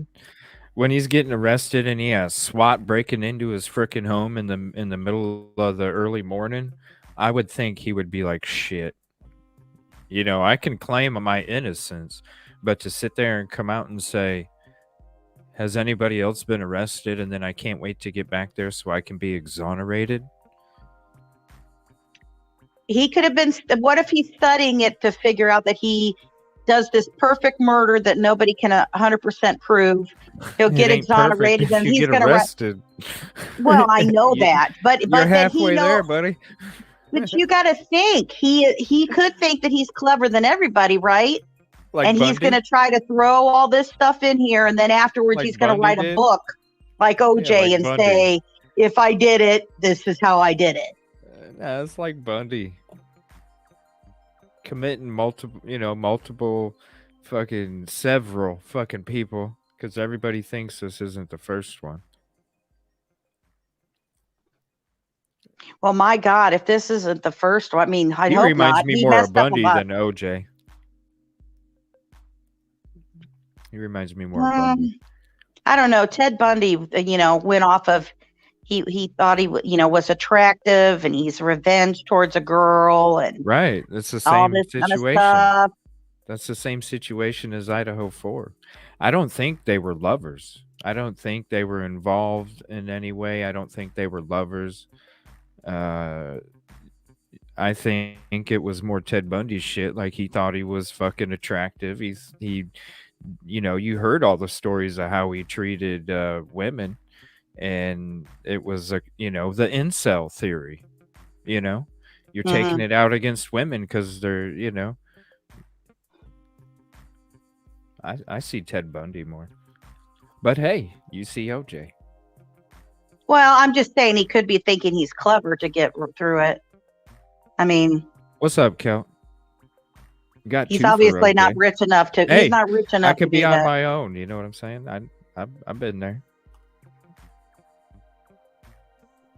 You could be on your own. Yeah, like thinking that he's more like Bundy than OJ. Because there's Well, OJ he's in the definitely chat, not an but, hey, attractive man. I could be on my own. I could be on He's my not own. an I just think it's attractive man. the same crime That's against why the Ted Bundy female. got away with it, though. He wasn't attractive. He could communicate well. This guy wasn't. He was not any of those things. No. I mean, I know you can't tell because you got He thought he was. you don't have a Mandar kind of thing going on, but Or BTK. I don't know. I don't know. I think more like Bundy. See, SRB's saying BTK. I Yeah, just don't see BTK them was being involved like disgusting. OJ was with Nicole. Oh no, and he doesn't have the money. It was a Or besides the control. It was money. a control issue. It was It just wasn't a crime of like love and jealousy. It was a crime of against, you know, certain individuals for womankind. the getting turned down type shit. Rejection. Can't Rejection, handle the yeah. rejection. Yeah. But I think he was used to rejection because wasn't he a McFatterson when he was old or younger? Wasn't Did he what? already used to, a McFatterson? Who? A McFat person. McFatterson? Fat. He was a fat kid. Oh yeah, he was a bigger child. Yeah, he started losing weight in the later years of high school when he Right. started So he had changing low his diet self-esteem. for the snow vision or whatever. Yeah. So somebody that usually has that stuff that happens, they already have low self-esteem about themselves. Yeah, that's why he was working out and he was doing boxing and all that stuff to try and build his self-esteem up. And I think that's when things took a turn, because then he didn't think that he should be rejected because he had abs and he was boxing and he lost all the weight and, you know, He was still ugly. so he felt like he was attractive. And that's where I think the whole incel thing started to take place, because now it's like, hey, I did all this shit to be, you know, attractive, and you guys aren't responding, and I'm awkward. You know, it's the whole incel theory, everything that all the creators are talking about. And I feel the same way. I feel like it was an incel type theory. Totally agree with it. What's up, Silky? I wasn't thinking you were criticizing me, Coat. You were. No, I said there's another vote for OJ. Yeah. I think that you know, it makes you wonder. SRB's got BTK. So do men react worse for rejection, or do women react worse for rejection when it comes to crime? What do you think? Most women use a gun, most men use a knife. So what do you think? Well, you know why they say men. I think men. use a knife. I think men. Most females will just shoot you. Most guys will stab you. So I think Well, you men. know what though? I blame a lot of this stuff now that we have going on, like our whole subject we were talking about earlier, is because people don't know how to socialize anymore. Yeah, it's all through Right? apps. Yeah. Right? And then plus you have this whole younger generation who uses looking at things online and then expects that type of God, what word should I use? Attention. I'll use that word. That type of attention from females in there because they're not used to being social with the opposite sex anymore. Yeah, I just think guys are, when it comes to crimes of passion, I think guys are more emotional than females when it comes to crimes of passion. Well, usually I think it's just because you guys are more violent. I mean, that women, what are we going to do, that's part ladies? of it. We're gonna slice your tires, probably. That's part Maybe of it. scratch your car. It's part of the whole emotional, more emotional than females when it comes to crime of passion, because you include all that stuff. Yeah. I think a guy can be more jealous than a female. I mean, it's just, you just look at how all the crime, like what are most crimes committed by? Just think about it right there. You don't even have to go to like case by case. Just look at the percentages. Oh, it's all you. More crimes, men It's or all females. you. So there you go. It's like right in the beginning. It'll tell you right there, guys. You can go through. You know, I wouldn't say that guys are more jealous, though. I don't know. when it comes to crimes of passion, yeah. I think rejection you can't handle it. I think jealousy why they women do can more. do worse. That's why they do more, because in a crime of passion, they have more emotion. That's how I feel.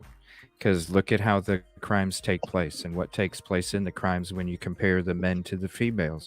All you have to do is just like the stats when it comes to who commits the crimes more, men or female. You look at that stat, boom, that tells you right there. Look at the stat between the types of crimes that take place with guys and then the types of crimes that take place with females, and then the percentages is outweighs the other one totally. So you can go through every freaking category, and what is a human made of? Emotion. Why does somebody commit the crimes that they commit? Because of emotion. No matter what you look at it as, whether it's mental, whether it's physical, whether it's spiritual, it's all emotion. So when you're talking about crimes of passion, you include the emotional aspect of a human being, and then the types of things that happen that are created by emotion, the types of ways the crimes take place, what happens, all emotion. Yeah, And but anger is an emotion too, Kel. But violence is not an emotion. Violence is loss of control. That's an act. Violence is an act created Well, I know by that. Violence Don't make is me an pull up act. it. No, I just told you. I just told you. Violence is an act created I don't by need you to tell me. by emotion. I know violence is an act. No, you didn't let me finish. Violence is an act created by emotion. That's what I just got done saying. So yes, violence is not emotion. Violence is an act of emotion.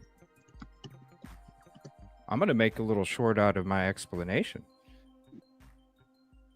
Because it's all based off of emotion, no matter what it is, no matter how you look at it, no matter who does it, no matter what happens during it, no matter what happens after it, no matter nothing. Every single part of it has to deal with emotion.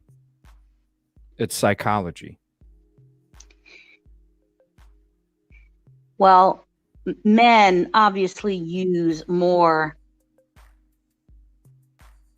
abusive behavior, right? Because they can't withhold their violence because of emotion, whether a good, wrong, or right or wrong emotion, period. And that's all I'm saying. It's all off emotion. It all is. We're human. That's what we are. We're emotional creatures that base our decisions, our thought process, all off emotion. Everything we do is based off emotion.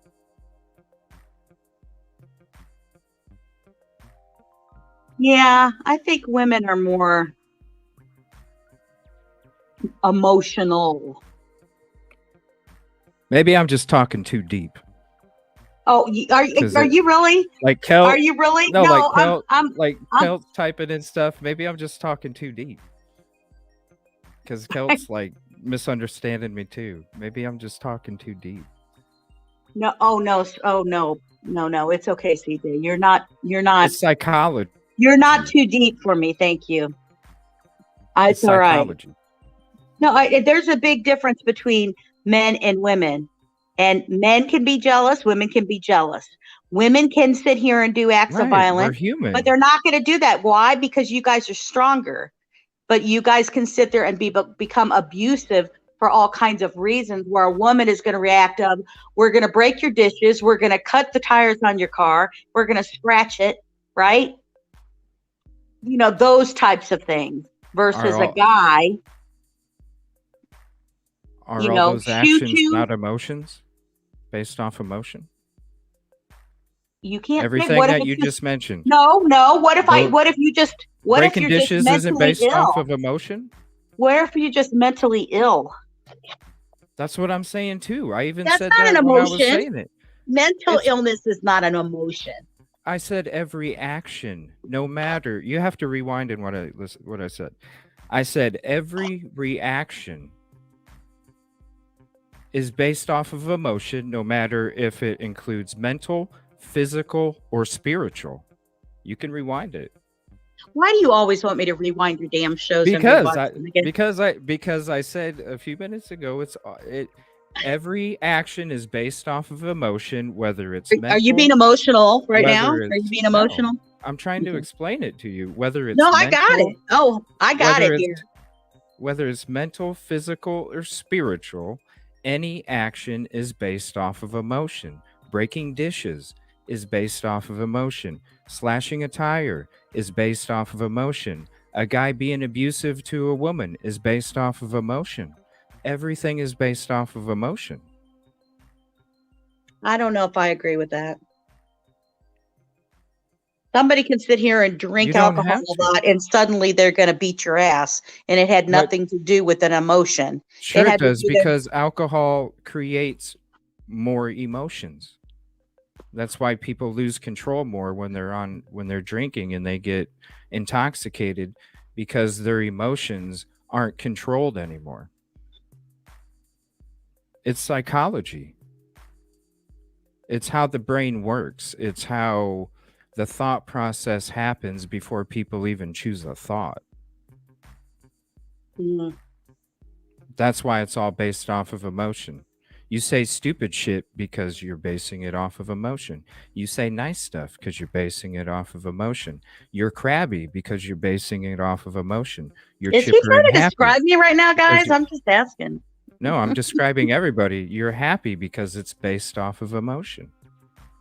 People are abusive because it's based off of emotion. People break I don't think dishes because it's I don't based know. off I've of known emotion. abusive people in my life, and there was an emotion involved whatsoever.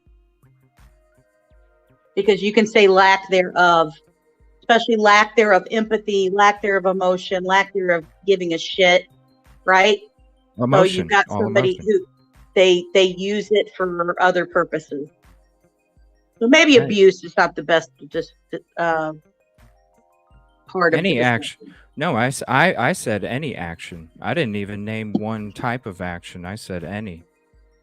Whether it's good or happy or sad or bad or whatever. It's any action is what I'm referring to. Is all based off of emotion. Happy, sad, good, and bad. All based off of emotion.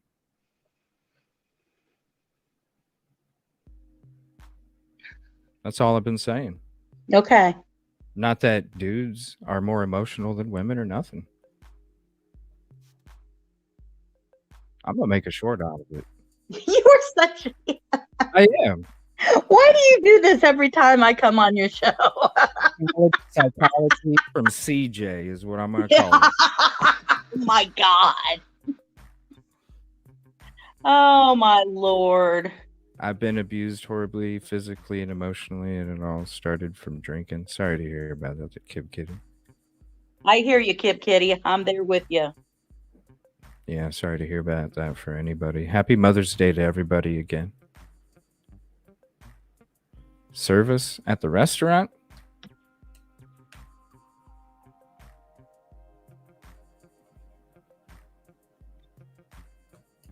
What's up, Bruin?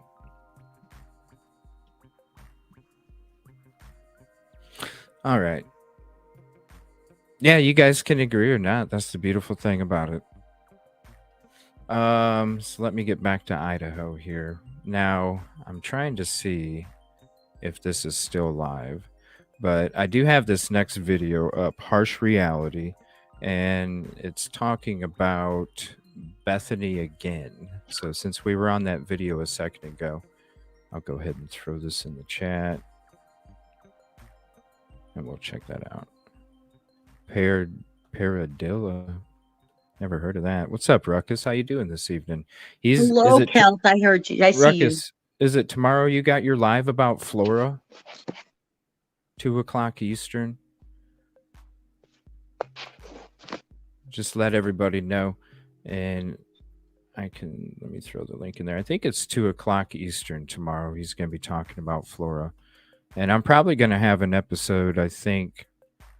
I got to get with Jinx to see if she's going to be busy on any night this week, but I'm going to do one no matter what, or I just want to help out in any way that I can. I only did one show about it. I don't know too much about it, but I'll definitely try and do what I can. I got that tag from Coach Kev. So I want to try and do what I can to help out with that.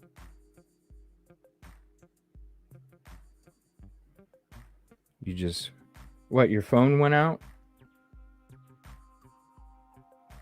What's up, Jinx?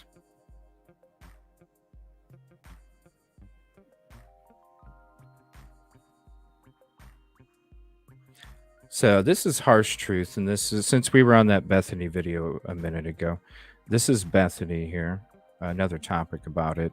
And then I think we're going to try and go into that one student call. Shoot, it put me at the top. 1 second.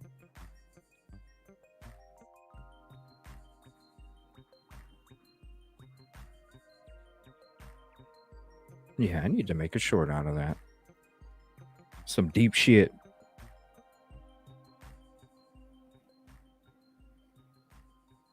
All right, I know it was 4 days ago. There it is right here. About they would have heard. And this is from Harsh Reality. Things that just don't make sense. Holy shit, that was loud. 1 second. All right, let me throw the link up here in chat. So, how is everyone? I hope you're all well. Today is going to be a room splitter. It's unlike me to do a video like that, isn't it?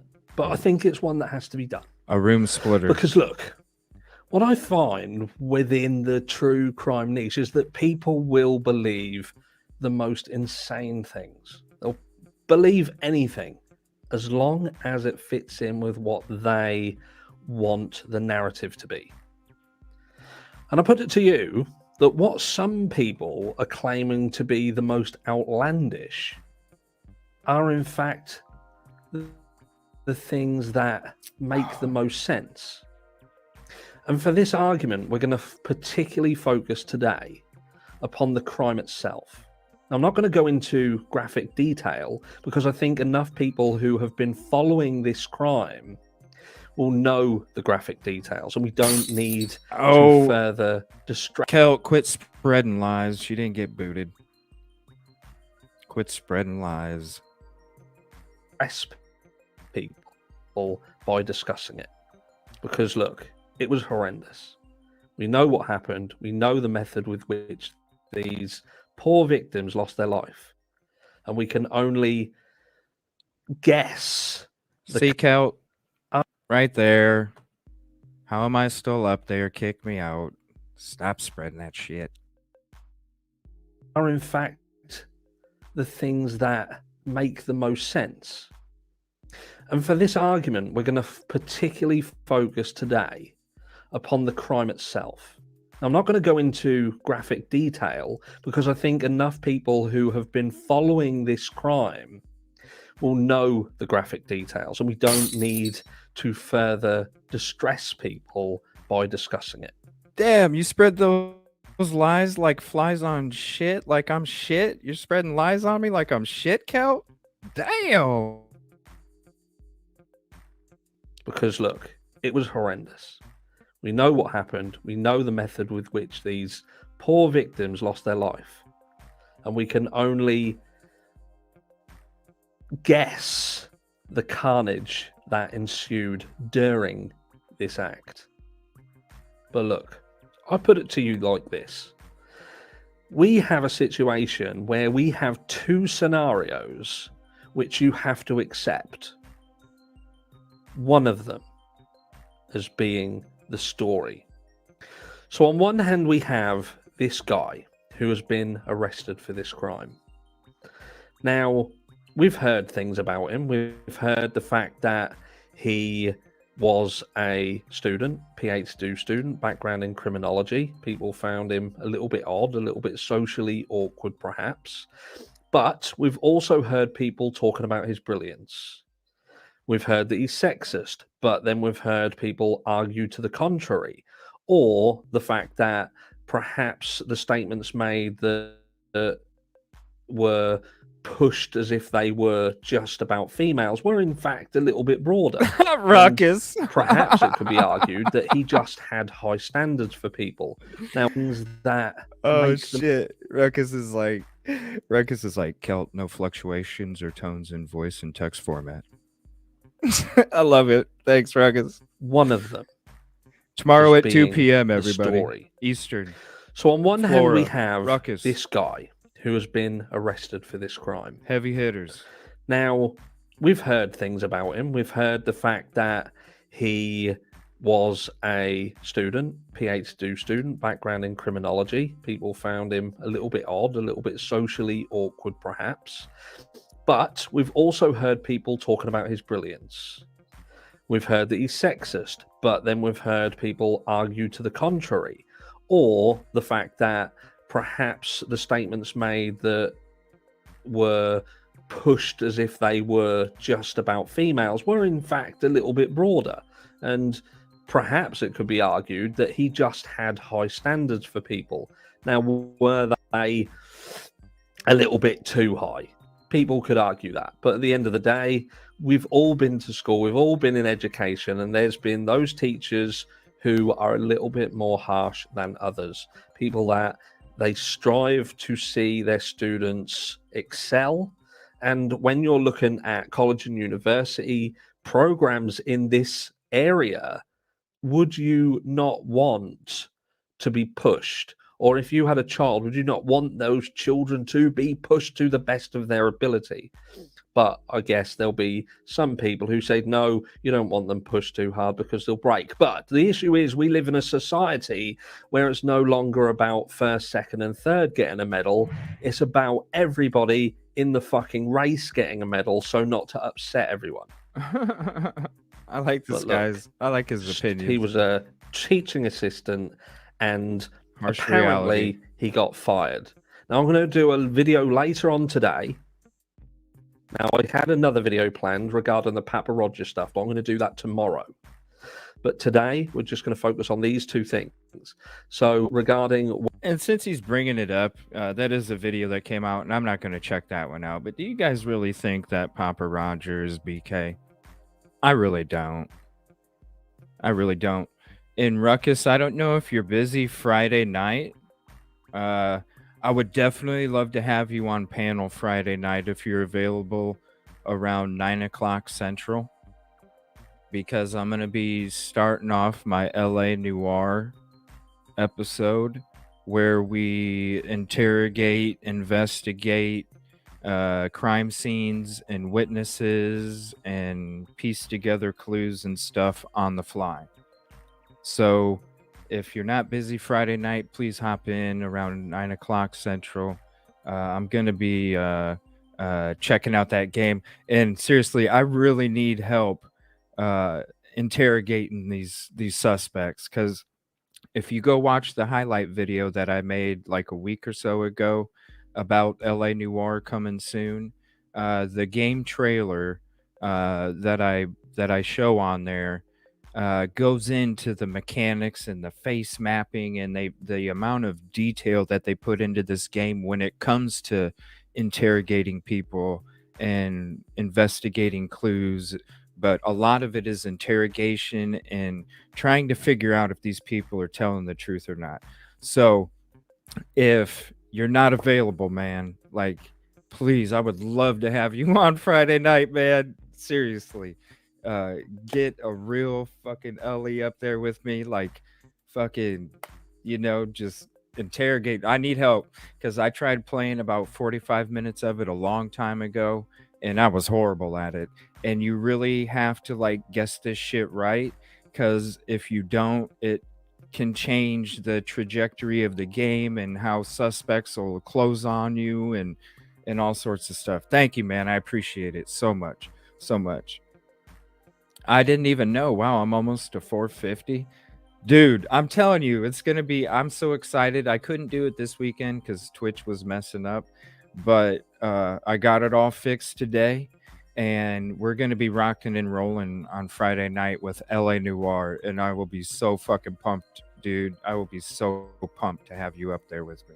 Seriously. That would be the best. It'd be like Christmas morning. Smart guy. There you go. I tried. All right, we'll go back to this video. I'm just so excited here. Since we did do a pause, I just want to throw this up real quick because I'm even excited that I made a little promo video for it. I'm so excited. I made a little promo for it. I just want to show this real quick, and then we'll get back to that video. Thank you so much. I'm so excited to have you on there, Friday Night Ruckus. It's going to be cool as shit. Totally understand if you ain't able to, because I know it's Flora Week, and I definitely don't want to take away from that. But yeah, we'll be introducing that, and it'll be open panel too. So if other people want to hop up, you're more than welcome. I got 10 chairs at the table, and we can all interrogate together and everything. I think it'll be a lot of fun. But I went ahead and put together a little something just to play it. Something fun coming soon, coming Friday night. All right, back to this video here. Talk more Idaho. Whether or not Brian. Thank you Kobo so was much, indeed everybody, fired, for your support. because I'm calling that shit out. But look, Ruckus. so this guy goes into this house on this particular night, and he attacks these people. I'll say it after and this he does video. it with speed.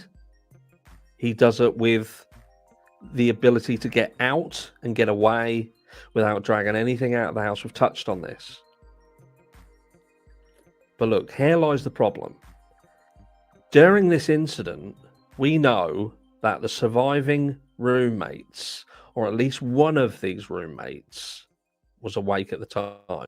And there is a situation that's in the background now that would say that the other roommate was potentially awake too, and perhaps saw a different version of events unfold than the other survivor. It doesn't that's make not any confirmed, sense, that's for but that's sure. kind of what's being pushed as a potential situation.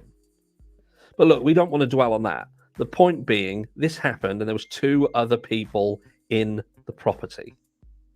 Now, what then happens is we have a delay in which 911 is called. Now, some people will say that there's nothing wrong with that. There's nothing wrong with that. Some people will claim that this shock phase is a real thing. You can shock, get frozen in fear, and not call 911 for 8 hours. And that's fine. And you should leave this person alone because they are a victim. They were traumatized by something, and you've got to forgive them of this. Then on the flip side of it, we're meant to hear another story whereby they didn't hear anything. The noise that they heard, they thought was a party. They shouted up telling people to shut the fuck up because they were trying to sleep and it was being noisy in a house that was renowned for parties, by the way, and loads of people coming and going. That was kind of the thing. And while we're on that subject, what we're also meant to believe, if Brian Koberger come into this property on his own with no one else, and he did this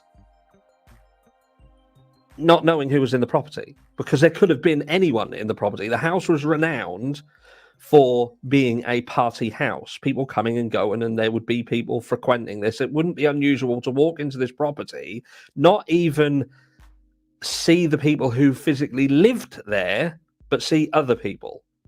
So this person up sticks one night, drove the 10 or so miles from Washington to Moscow, just on the off chance that their target was in the house.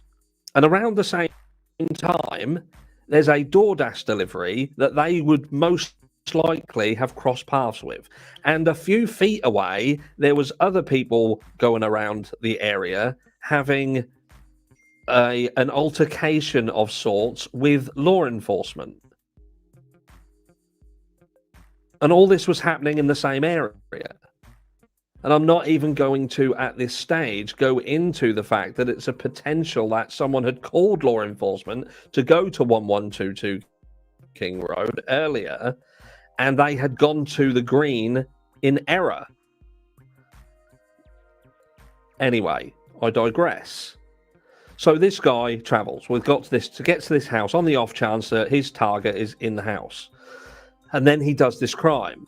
But not only does he go into this house in that method, he manages to do what he does silently to a degree. The only thing we hear is said or heard, and the camera picks up, is a slight thud, a dog barking, and you hear that Dylan Mortensen had said that she'd heard someone whisper, or worse to the effect, someone's here, or I'm here to help you.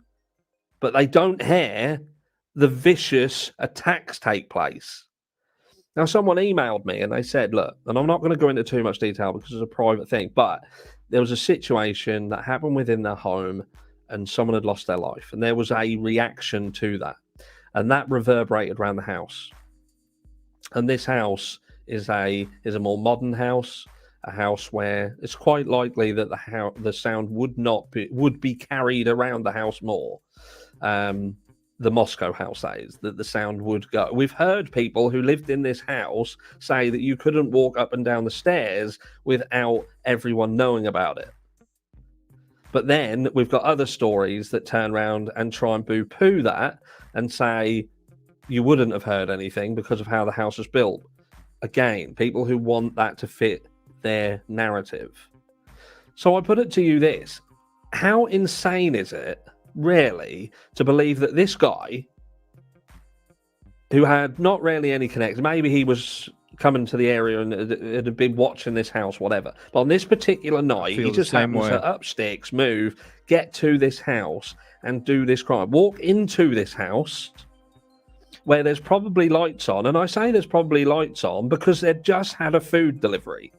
So if he'd seen the food delivery for a start, that's not going to give you an indication that everyone's asleep in there. Right. This pushing things about people being asleep is there to set that seed of someone's come into the house while people are sleeping and attack them in their sleep. But that isn't the true story. I appreciate his opinions. That's not right.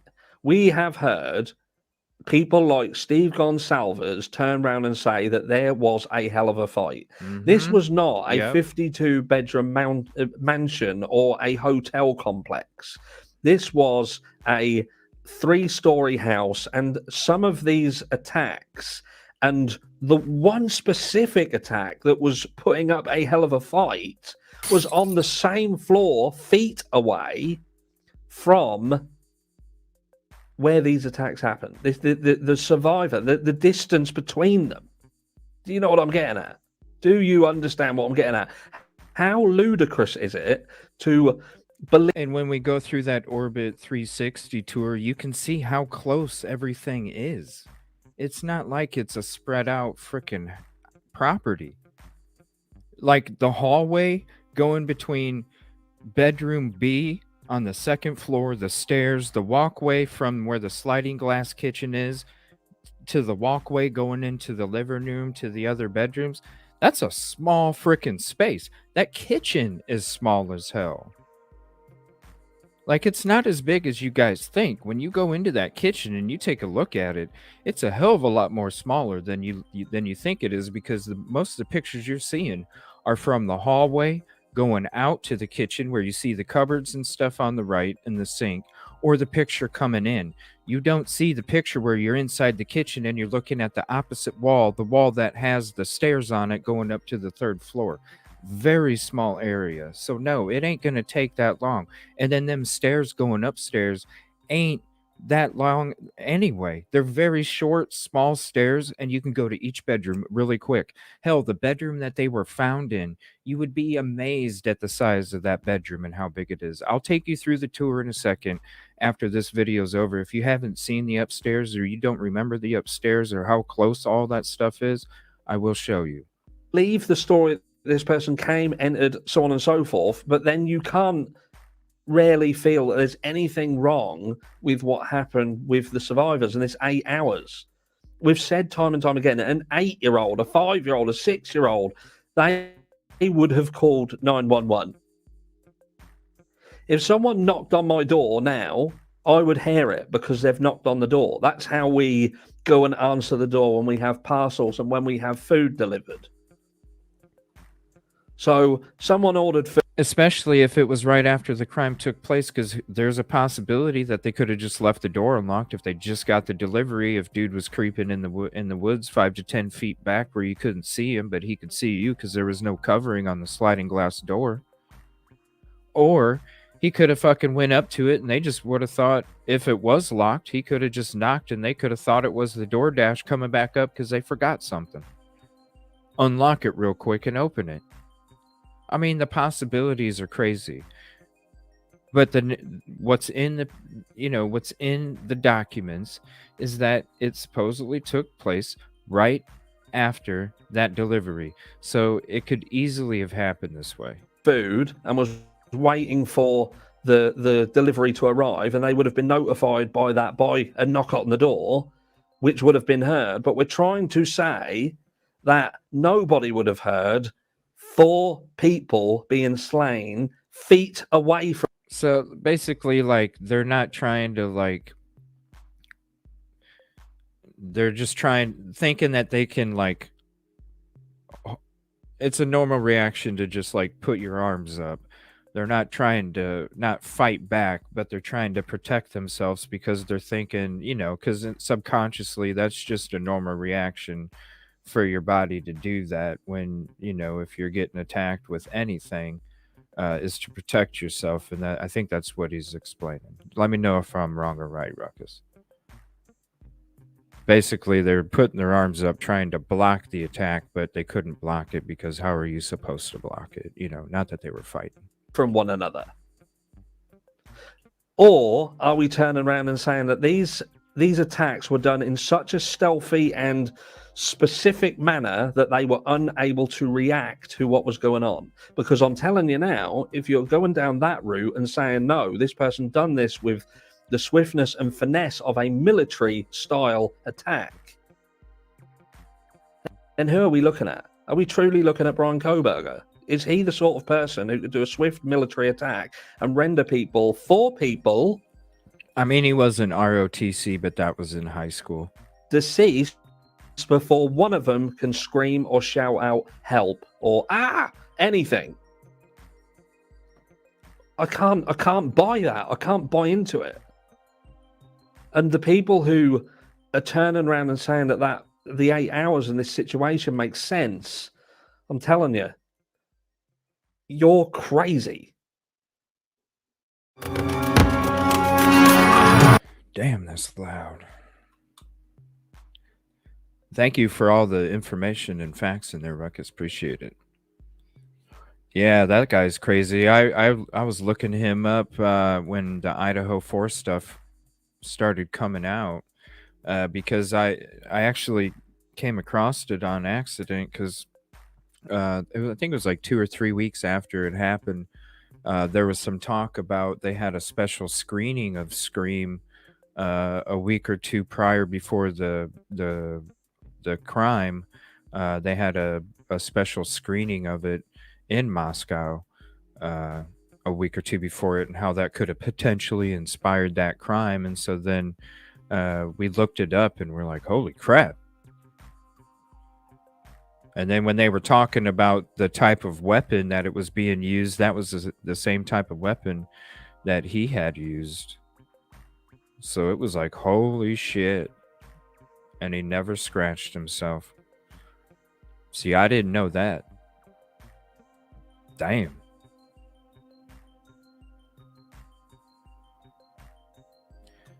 What's up, Miracle Hearts 2? Sounds like you just walked in the back door. I wonder if the DoorDash was... That's what I was thinking the whole time. Like it was a distraction.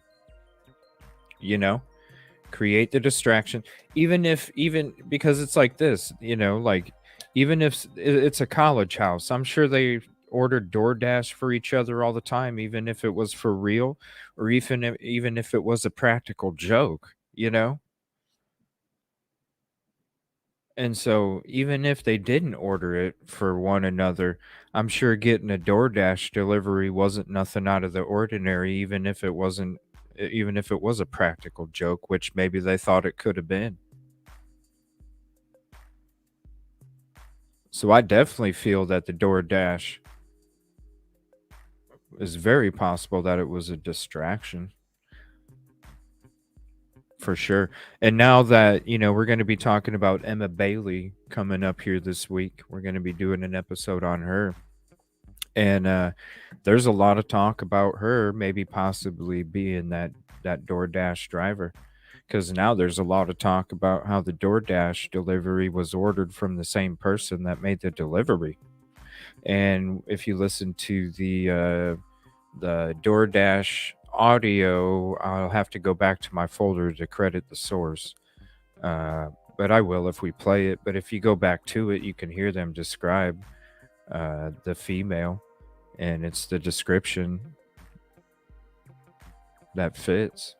So I don't know. And then the types of crimes that they're committing, the speculation that's going, that's been around a long time, even from the, before Kim at WSU came out and after WSU came out. And it's been a speculation for a long time since the case first came out. And now that stuff's being talked about too, about substances and things like that. And so those, these are all speculative theories that could definitely be a possibility.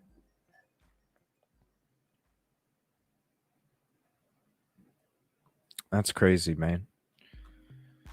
So that was Harsh Reality. Let me see. Now I'm going to get to this. This is a graphic video, everybody. This is that audio recording that I was talking about when we first started the episode. I wonder if I think my camera's fixed. There we go. This is the episode that I was talking about the audio recording. So we came across this first audio recording. It was a TikTok audio recording that was in the middle of March sometime. And we checked it out then. Of course, there's been some other stuff that's kind of came out. And to me, it seemed pretty fake right off the get-go. So I didn't even entertain some of it. Now this one, it was interesting because when I wanted to talk about it again a week or two ago, all of a sudden it wasn't on YouTube no more. And I'm like, what the hell's going on? So I had to go back to my previous episode. So I apologize about the audio. People were complaining about the audio. It's like, look, I had to go back to an old freaking stream. I gave the freaking link to it. I gave you the title of it. It's episode 137. Just go back to it. Timestamp 2 hours, 53 minutes. Boom. I gave you the information. Go back there for the best audio. I can't help it that the creator didn't have it up there anymore. But what's interesting is this creator has another video up there with audio.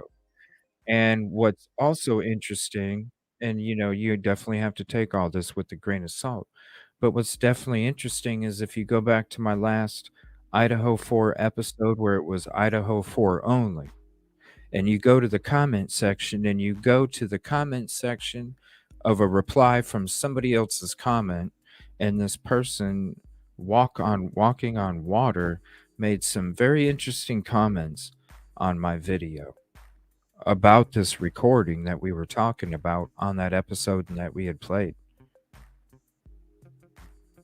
So I don't know.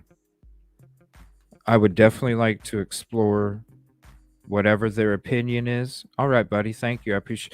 Do me a favor. I don't know your email. Is it on your About Me, Ruckus?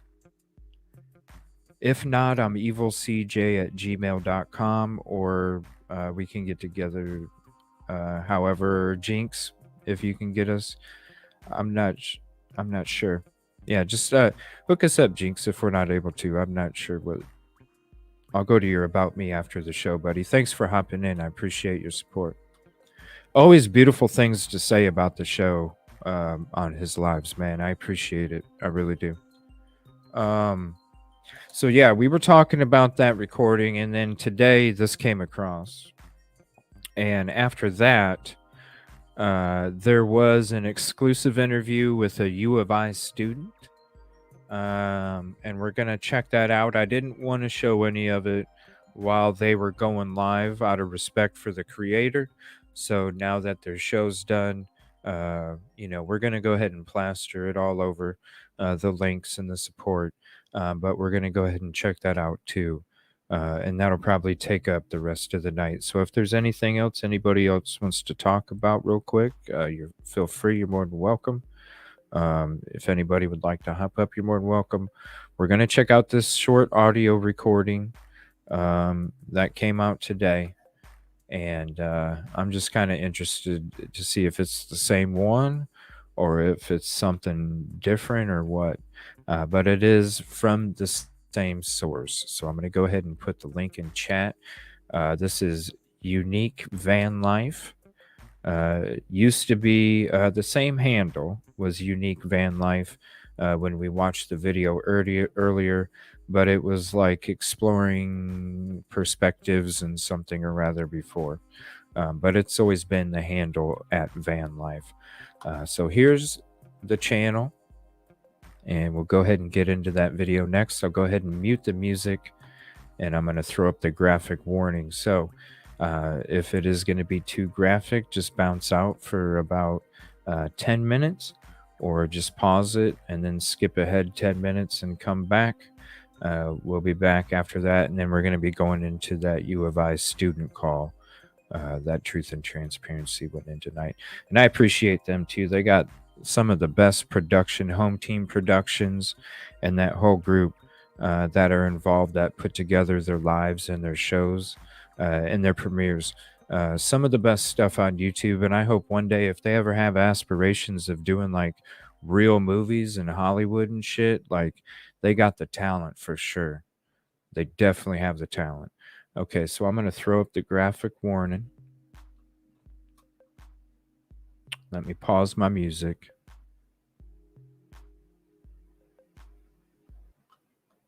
All right, we're going to check this out real quick. Now, this says, warning, you will hear where the unaliving started and you will hear the DoorDash driver. So I'm wondering if this is enhanced audio of the version that we've checked out prior a couple months ago, month and a half ago, and then recently in our prior shows.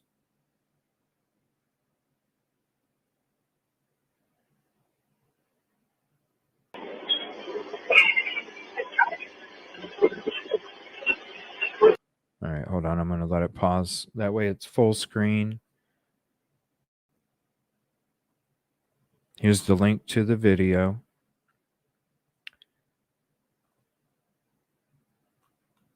And give me 1 second here. I need to get the link for the channel. I thought I already put it up there. 1 second. I want to make sure I get the full credit up here too.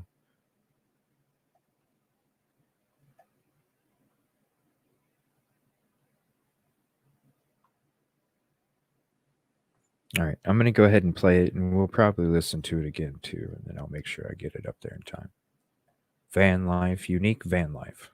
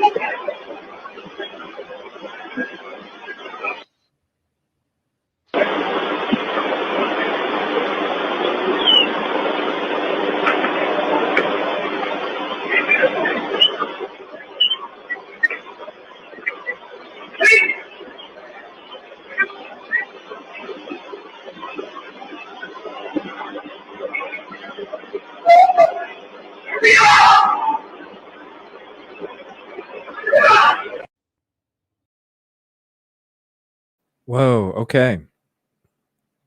So there is... It's a case. Okay, so there is definitely more to that recording. That is the same recording that we checked out. That is just a small portion of it.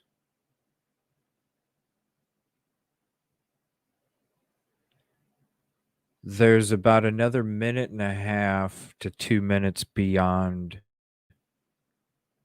There's about 45 seconds before this clip and about another minute and 15 after this clip.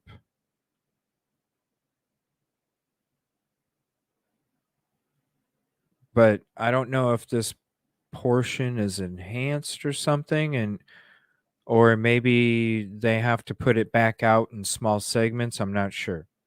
But this is the same recording that we've been checking out.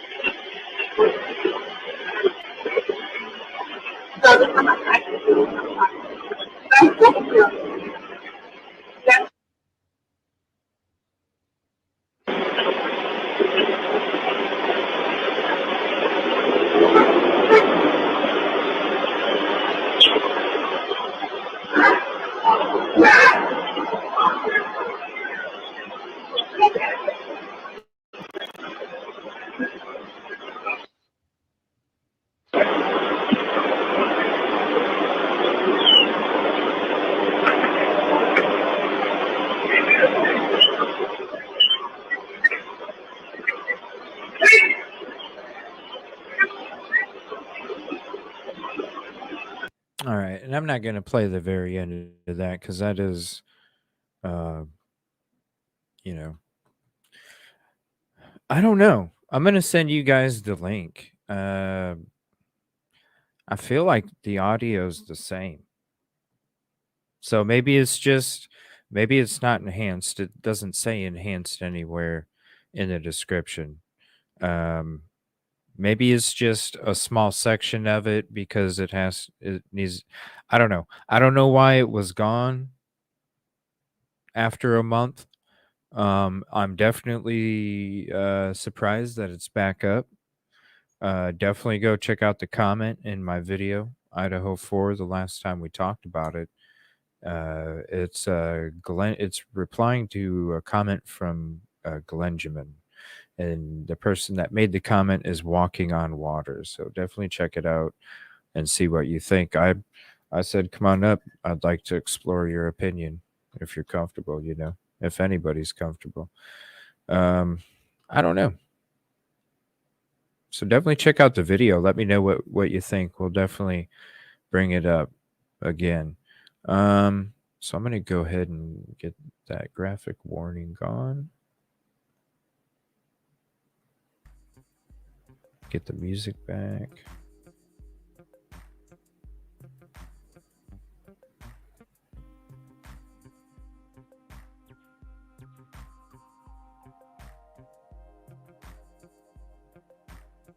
I think that's why he was turning around, because who in the hell doesn't complete a 3-point turn? That's why I think he was driving all over the place. And that's why, I mean, that would have to be obvious to the DoorDash, if, you know, because really when you're doing a DoorDash delivery, it only takes, what, under a minute to walk up to where they needed to walk up from where they were parked, drop the bag, take a picture, send it to the app. You're walking back down to your car. Because you're not standing there when it's made. You're already walking back down to your car. So it ain't going to take that long. So you're definitely going to see dude driving around. And with what time it was in the morning, it's going to be very obvious because there's not a lot of people that are going to be out there driving around. So to see somebody driving around and then to see somebody doing all this crazy ass shit, it would have stuck out. Definitely would have stuck out. Hell, you could even had somebody up early in the morning drinking coffee, looking out their fucking kitchen window, sitting at the table, seeing that shit. It's one thing if a car just drives by, but a car to like not do a 3-point turn and do all this crazy ass shit, people are gonna be like, "What the hell is that?" You know, definitely gonna be looking out there. Yeah, let me know what you think about that. Check out that video. Use your earbuds. I don't know. I had a hard time trying to hear what was going on in it.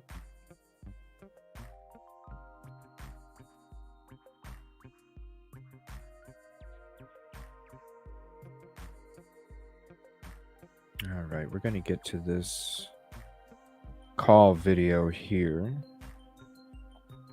And we'll be getting into Emma Bailey here one of these nights, either Monday or Tuesday night. Definitely going to have a night where it's just Oklahoma. We're looking up some more documents for that.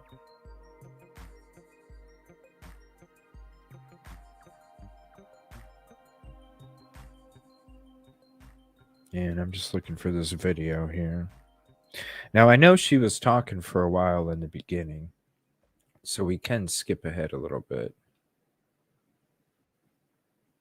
Let's see here.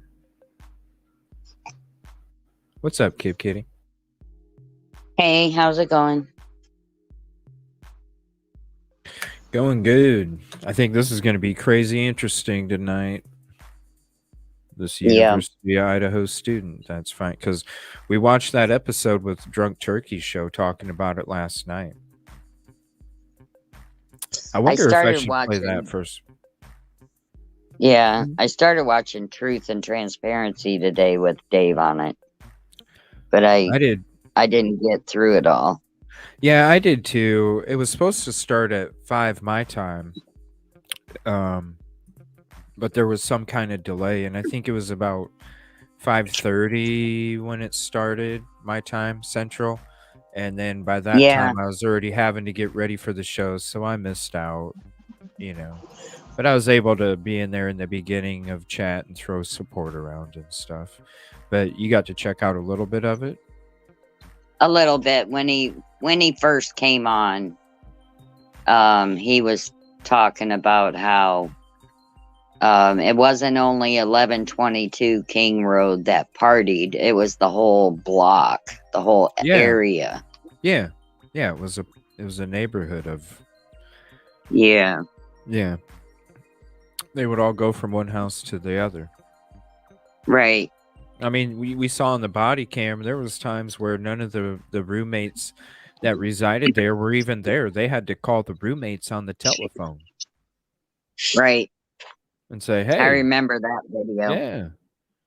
Yeah, there was a body cam where they had to call. I think it was Maddie. They called Maddie, I think, that time on the body I think camera. it was. Nobody that resided at the complex was there. And I did think that too, SRB, when I watched that last one. I did kind of think that it was a little clear, the first one. We still have it. But episode 137 has the best quality of that. So just go back to that if you need the clearest quality of the first one. After a while, too, because he started... Oh, wow. Oh, wow. What? Is it not good, SRB? She had to change it to members only after a while, too, once he started talking. Oh, wow.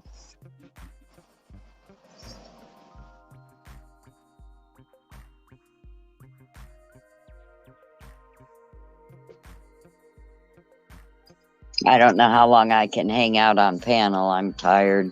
Oh, I understand. I know it's going to be a late night for me too. I mean, here, let me get to let me see. How long was this Drunk Turkey Show video? Because I feel like we should... 18 minutes? No, I can't. No, I better... I mean, most of us are here. We already checked it out. Basically, a University of Idaho frat student came forward with some new details. And she was just waiting on when they were comfortable to have a discussion. And tonight, or this late afternoon, happened to be the time that they had that discussion. So basically, that's what he was talking about. Now, he's talking about at the same time, even like I was saying last night, back then when we were first listening to Kim's calls, the first two of them back on the Drunk Turkey Show, the first ever 2 calls that she made, we were listening to them a few months ago. Maybe it was December or January, something like that. And that's when I was expressing, hey, I know the source is a 52-year-old lady that has 2 children that goes to these schools. I'm not saying she's Ellie. I'm not saying that she's an attorney. I'm not saying that everything she says is credible. All I'm saying is I know what the source is, and I take the information with a grain of salt. But I'm also having to explore all theories and opinions, just like I have to when other people come in chat or on panel and have the same. That's the beautiful thing about this channel. So I'm also going to promote that as well. So the whole thing is when it comes to the student, you have to apply the same type of approach to it. Not saying all of it's true. There's a reason why I have Bautismo putting up there the views, opinions about whoever it is speculation. It's our opinions. So nobody's saying this is 100% true, but we are going to check it out because we are about exploring everybody's opinions, whether they're in chat panel or another creator or the people that they have on. So I think she started talking for a while in the beginning. Does anybody know when the guest came on? I can kind of skim through the thumbnail. That's not a problem. Let me see here. Get back to chat. I don't think it was too long into the call. Jumped out. Or too long before the call came in. Oh, they were yeah, I saw what they were doing to crime lines and lies too. That was ridiculous. Why? What were they doing? Oh my gosh, Kid Kitty. She had Crystal Strong on. If you can throw crime lines and lies link up SRB. She had Crystal Strong on. And she was talking. We went through it, in the beginning, but basically she was talking about, her experiences and things, and some stuff she's starting to remember even more. And there was people in there like calling her a suspect and like just saying all sorts of ugly stuff. And it was just ridiculous. Yeah, she had to change it to members only or I don't know. I when I was not doing prep because I was making highlights too at the same time. But I know she had to change it to sub only, and I think I don't know. Let me know, SRB. Were you in there? Did it change to members only too at that point? But yeah, the trolls are ridiculous. It's crazy. It's like if you don't have nothing to say, then don't say nothing nice, because there's plenty of YouTube shows that you can find something where you don't have to say ugly shit. You can have fun and have a good time. There's plenty of other channels out there, What is up with people? It's ridiculous. I don't get it. For Delphi, have y'all seen Eye of Apophis? I'm trying to wrap my head around. No, never even heard of it. Let's see. Let me check. It takes a bit for them to start talking. Okay. Thank you for that, SRB. Members only. Yeah. It was ridiculous. All right. So there's her link. Let me go to this. We'll figure out where the timestamp is here. So it looks like he pops up right away, maybe. If you know of a timestamp, let me know. I'm just going to where the icon shows up. Show up with respect, professionalism, and compassion. That's true. Ooh. And it is. You know what? Let me start this from the beginning because I'm sure it's a good message.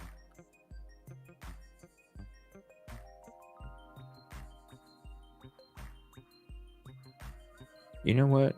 We're going to go from the beginning. If you can give me, I'm going to start from the beginning, SRB. If you're able to give me a timestamp when they start talking, I do want to check out this beginning because I'm sure it's probably got a great message. Because it is a great production and how they put their stuff together. Here, I'll just go ahead and start it now. We'll mute that because that thing's crazy. What's up, Kate? What's up, Kane? Cordova? Brian? Oh, wow. Yeah, you can. That's cool. There's plenty of other channels that you could do that too. Go ahead and go find one later. Get the fuck out of here. You can go say that, but you can say that shit somewhere else. Good afternoon. I'm Ted Williams, Fox News. You all have said that these killings are targeted. Can you share with us why you believe they are targeted killings? And do you know who, if any, of the victims were the actual targets of the killings? Nope. I don't deal with that shit either. They are targeted killings. You know that. And do you know who, if Come on, everybody. You guys know that I end up blocking people before anybody else does it. So I'm sucking for the back. But most of the time, I'm on that shit. any of the victims were the actual targets of the killing? Later, motherfucker. Go say it somewhere else. You know what? And that's crazy too. That's crazy too, because I was just talking about trolls and how there's other channels that you can go to, and all of a sudden this troll shows up and says something. It was crazy. Thank you, troll, for timing that out the way you did. That was beautiful. And do you know? I salute you, if troll. any of the victims were the actual targets of the killings?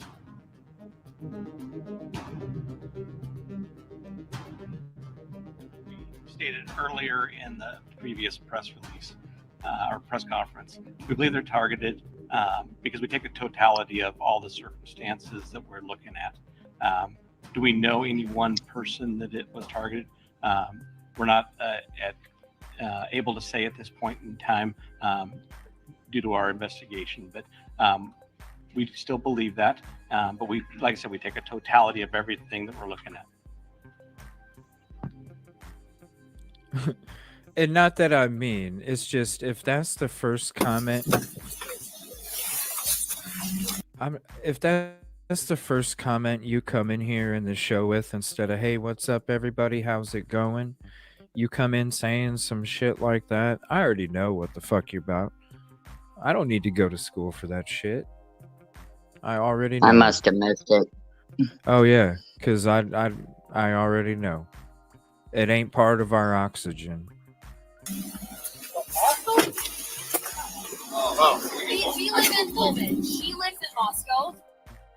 So where do you guys live at in Pullman? Oh. This is the Emma Bailey DUI body cam that we were checking out the other night. Interesting. It's starting off with this. Huh. 1, 2, 3. Whoa. I bet you all three could fit in his car, and he would love to give you guys a ride. Okay. Whoa. That works fine. So She's can giving, I ask you a question? He's pretty cute. She's given permission to park the car here. Whoa. That's off the So roadway. can I ask you something? Sure, you can ask whatever you guys. She's going to jail. That's correct. How much is it going to get to get her out? Does she have a prior DUI? Can you tell me? I don't know. I haven't looked. Has she ever been arrested for DUI before? No, Okay, so absolutely not. I'm surprised she's getting arrested right now. Just being she's honest. like 2 times the legal limit. She's twice the legal limit right now. So okay. So it's $500 for bail. Okay. But you can call 16 Right now. still out. Not right this second, but So like tonight? yeah, at some point she'll be in court. Here's So can what I get her before she goes to Cold Bob? she's licensed and clear.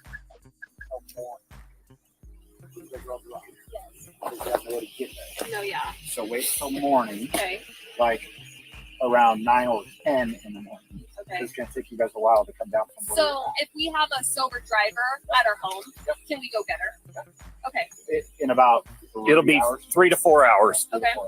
Okay. But how about we give you guys a ride home? I will Yeah. move the car into here. So my car is actually at Timber. I just need to grab my purse and stuff. Okay. Wait. Oh, that's why they were up at Yeah. Emporium and came back We're down going for back that. to our Okay, do car. that. How about you have your keys? Yes. How about run there, get your purse, Yeah. take a guy with you so you're not walking by yourself. Yeah. Dude, you're too drunk. You can't walk. Well, can I go with her at least? Dude, you're too drunk. How He's about this the guy? boyfriend though. That guy's way more sober than you. Absolutely. You're hammered, dude. I'm not gonna argue. Yeah, he's hammered. I'm not going to argue with you. So Marilyn is in the car with her hubby.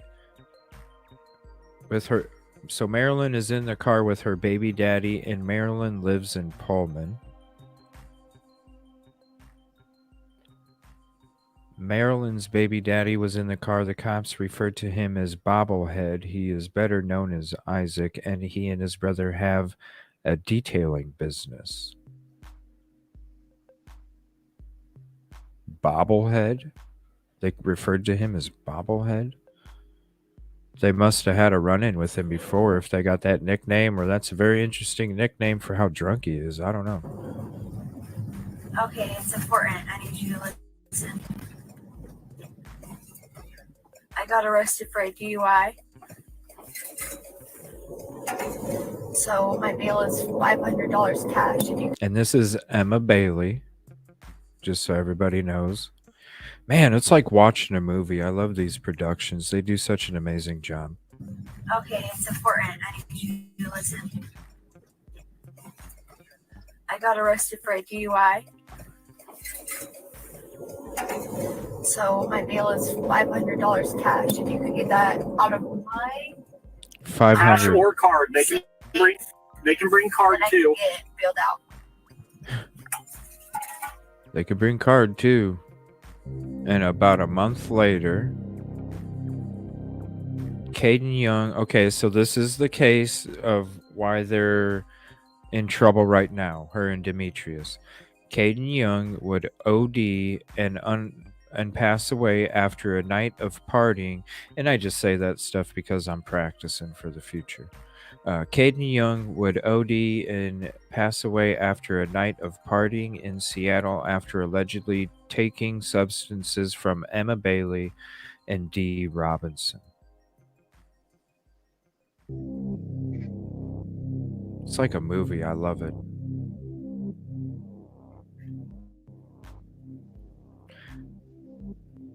Emma Bailey, Aiden Barnhart, Isaac, Maryland, class of 2019, Moscow High School.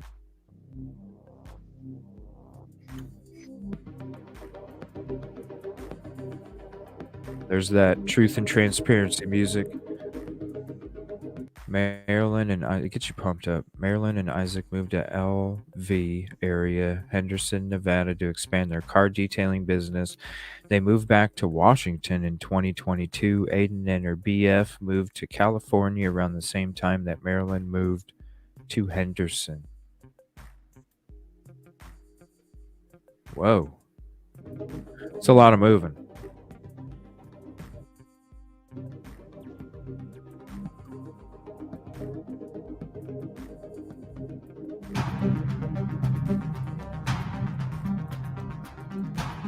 Jinx, do me a favor, send that in the email if you can. It's hard for me to get it off YouTube. That link that you put up there. I definitely want to share it. So Emma Bailey is best friends with Marilyn and Aiden. Aiden's mom gets remarried in 2015, and so Aiden got a stepbrother named Lake Campbell.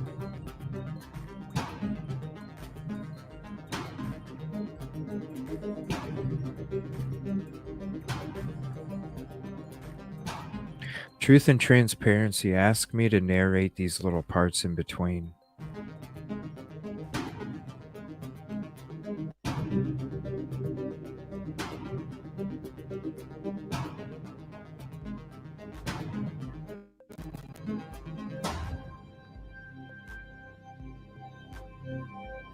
Aiden's dad is a professor at WSU, and Aiden's stepmom is a marketing director at the University of Idaho. Whoa. I know, the music is awesome, isn't it, JSD? I love it. It's like a movie.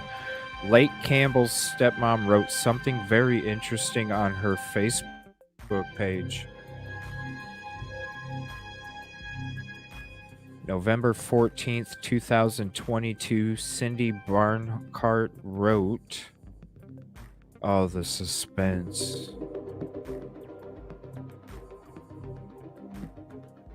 Cindy Nelson Barnhart.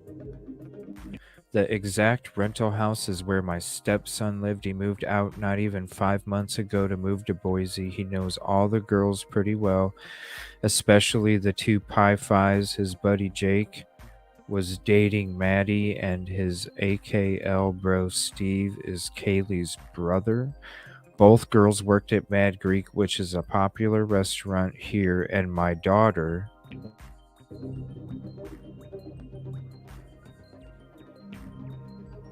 worked there a couple years ago, and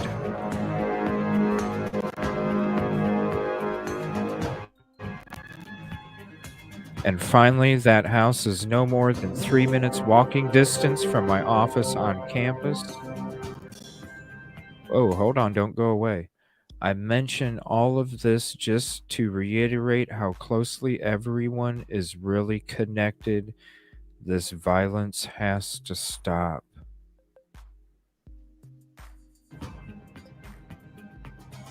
So Lake lived at 1122 King Road this past summer. I'm sure Cindy is mistaken, right? Let's see what our guest thinks.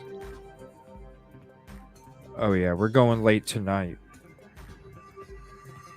I'm sorry, everybody. Wow. This is going to be crazy. All right, again, guys, welcome to Truth and Transparency. A special show here today. Whoa. Real What quick. an intro. First, I want to wish all of the mothers a happy Mother's Day today. Happy Mother's This is Day a special again. show on Mother's Day in hopes to bring information to the mothers of the slain Idaho 4 students that are interested in a perspective from a young male who knew your daughters and son.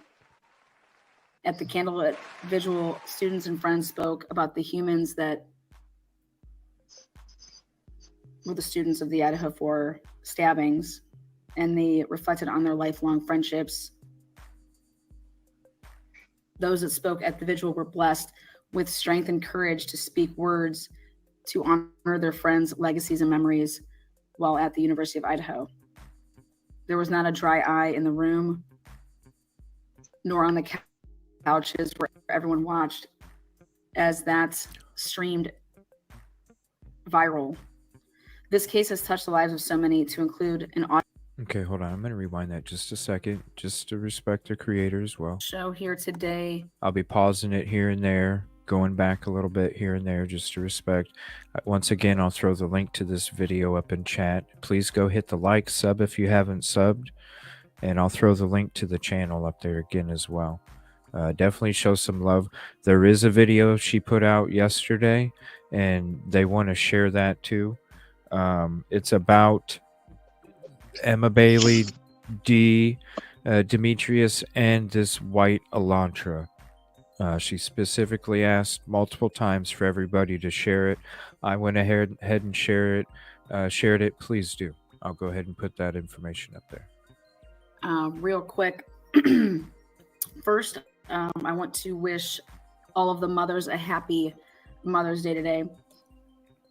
This is a special show on Mother's Day in hopes to bring information to the mothers of the slain Idaho 4 students I would love that to. are interested in a perspective from a young male who knew your daughters and son. At the candlelit vigil, students and friends spoke about the humans that were the students of the Idaho 4 stabbings, and they reflected on their lifelong friendships. Those that spoke at the vigil were blessed with strength and courage to speak words to honor their friends' legacies and memories while at the University of Idaho. There was not a dry eye in the room, nor on the couches where everyone watched, as that streamed viral. This case has touched the lives of so many, to include. And I didn't want to put out a highlight video on that when it came to the because that came out this morning about them getting the posthumous degrees, and I watched it. It is very sad. There wasn't a dry eye there. I did watch it, but I was like, no, you know. And Jinx, just get with me an email if we're able to schedule something together, and if she's not busy that night, you know, she'd be more than welcome to whatever night it is, even if it's a night off. Just let me know in email, and help me and Ruckus get connected too. Include an audience that focuses on true crime cases, current and cold. Well, today someone has offered to come forward. Someone who we will be referring to as Dave. And they're going to try to be that alpha that Mr. Gonsalves has spoken about numerous times. He's chosen to come forward. And will hopefully today, it'll just be the beginning for other University of Idaho students that want to come forward and tell his or her story, to include experiences with the former students, as well as to provide some additional information on what it was like living on campus as well as off campus, any trouble that may have occurred prior to the Idaho 4 murders. This interview will touch on a little bit of a lot. The days before, the days after, and everything in between.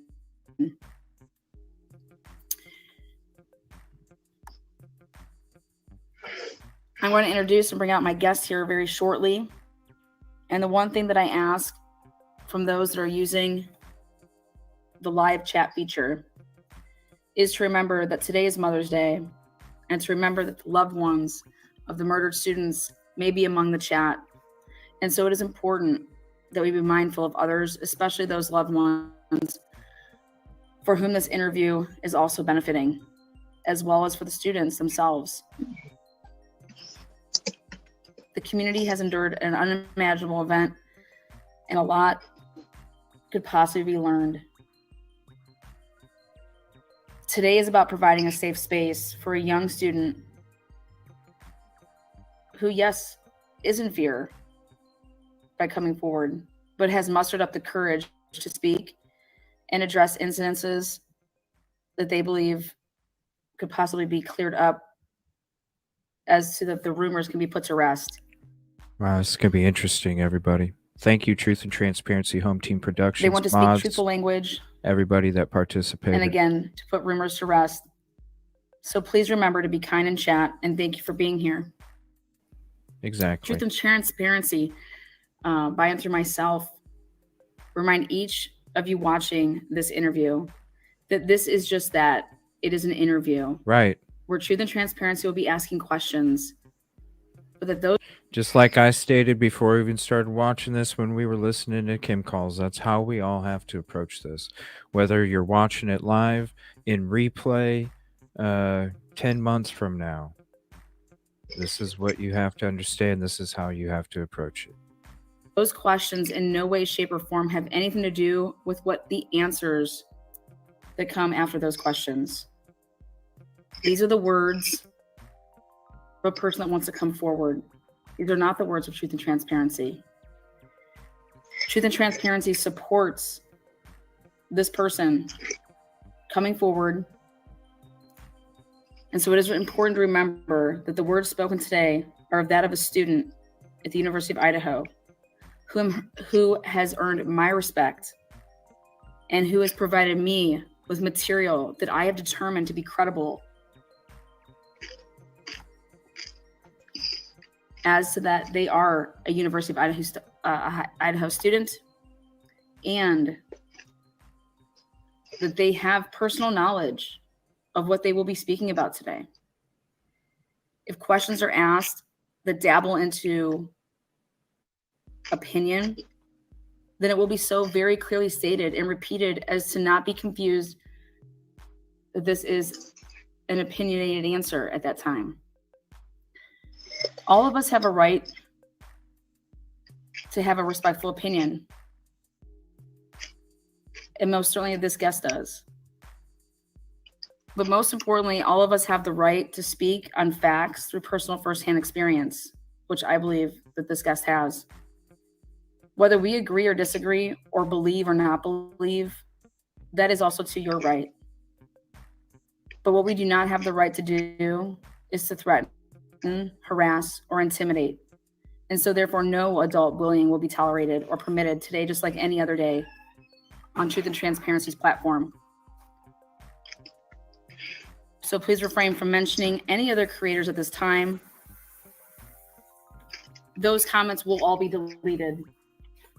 Can you please stop?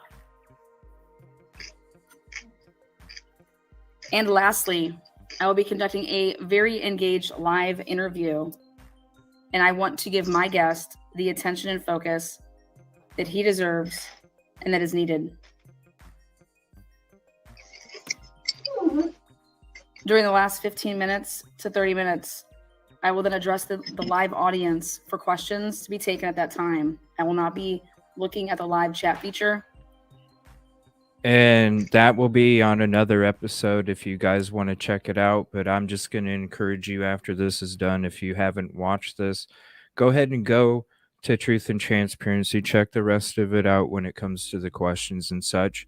And if you have some questions from that, then bring that to the show on the next show that we talk about. That way, I'm not playing the whole thing, and you can go to theirs so they can get the views and the likes and the subs, and you can still get the fresh content too. So again, please be respectful when asking those questions when I do go to the live chat feature. If you would like to address any question that you want answered and we possibly click on that question, please do so by saying, "Hey Dave" or "Hey Lana," and then providing your question. If your question is chosen, it will be highlighted on the screen and repeated. Again, thank you, T&T family, for being amazing, as you are most certainly a big part of why this person chose to bring their story and information here. It is the consistent souls of the members, the mods, the subs, Good night, who Jinx. day in and day out show up with respect. They all do a great professionalism, job. A great and job. compassion. Great job. And it is, trust me, noticed.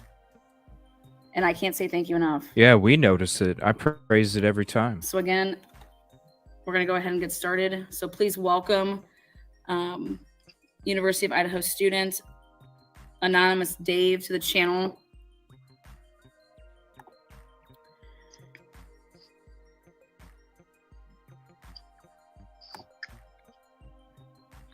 Dave, are you there? Yeah, can you hear me? Yes, I can. All right, welcome. Thank you for being here. I want to say thank you for having the courage to come forward. You're basically breaking the silence of the students at the university. So again,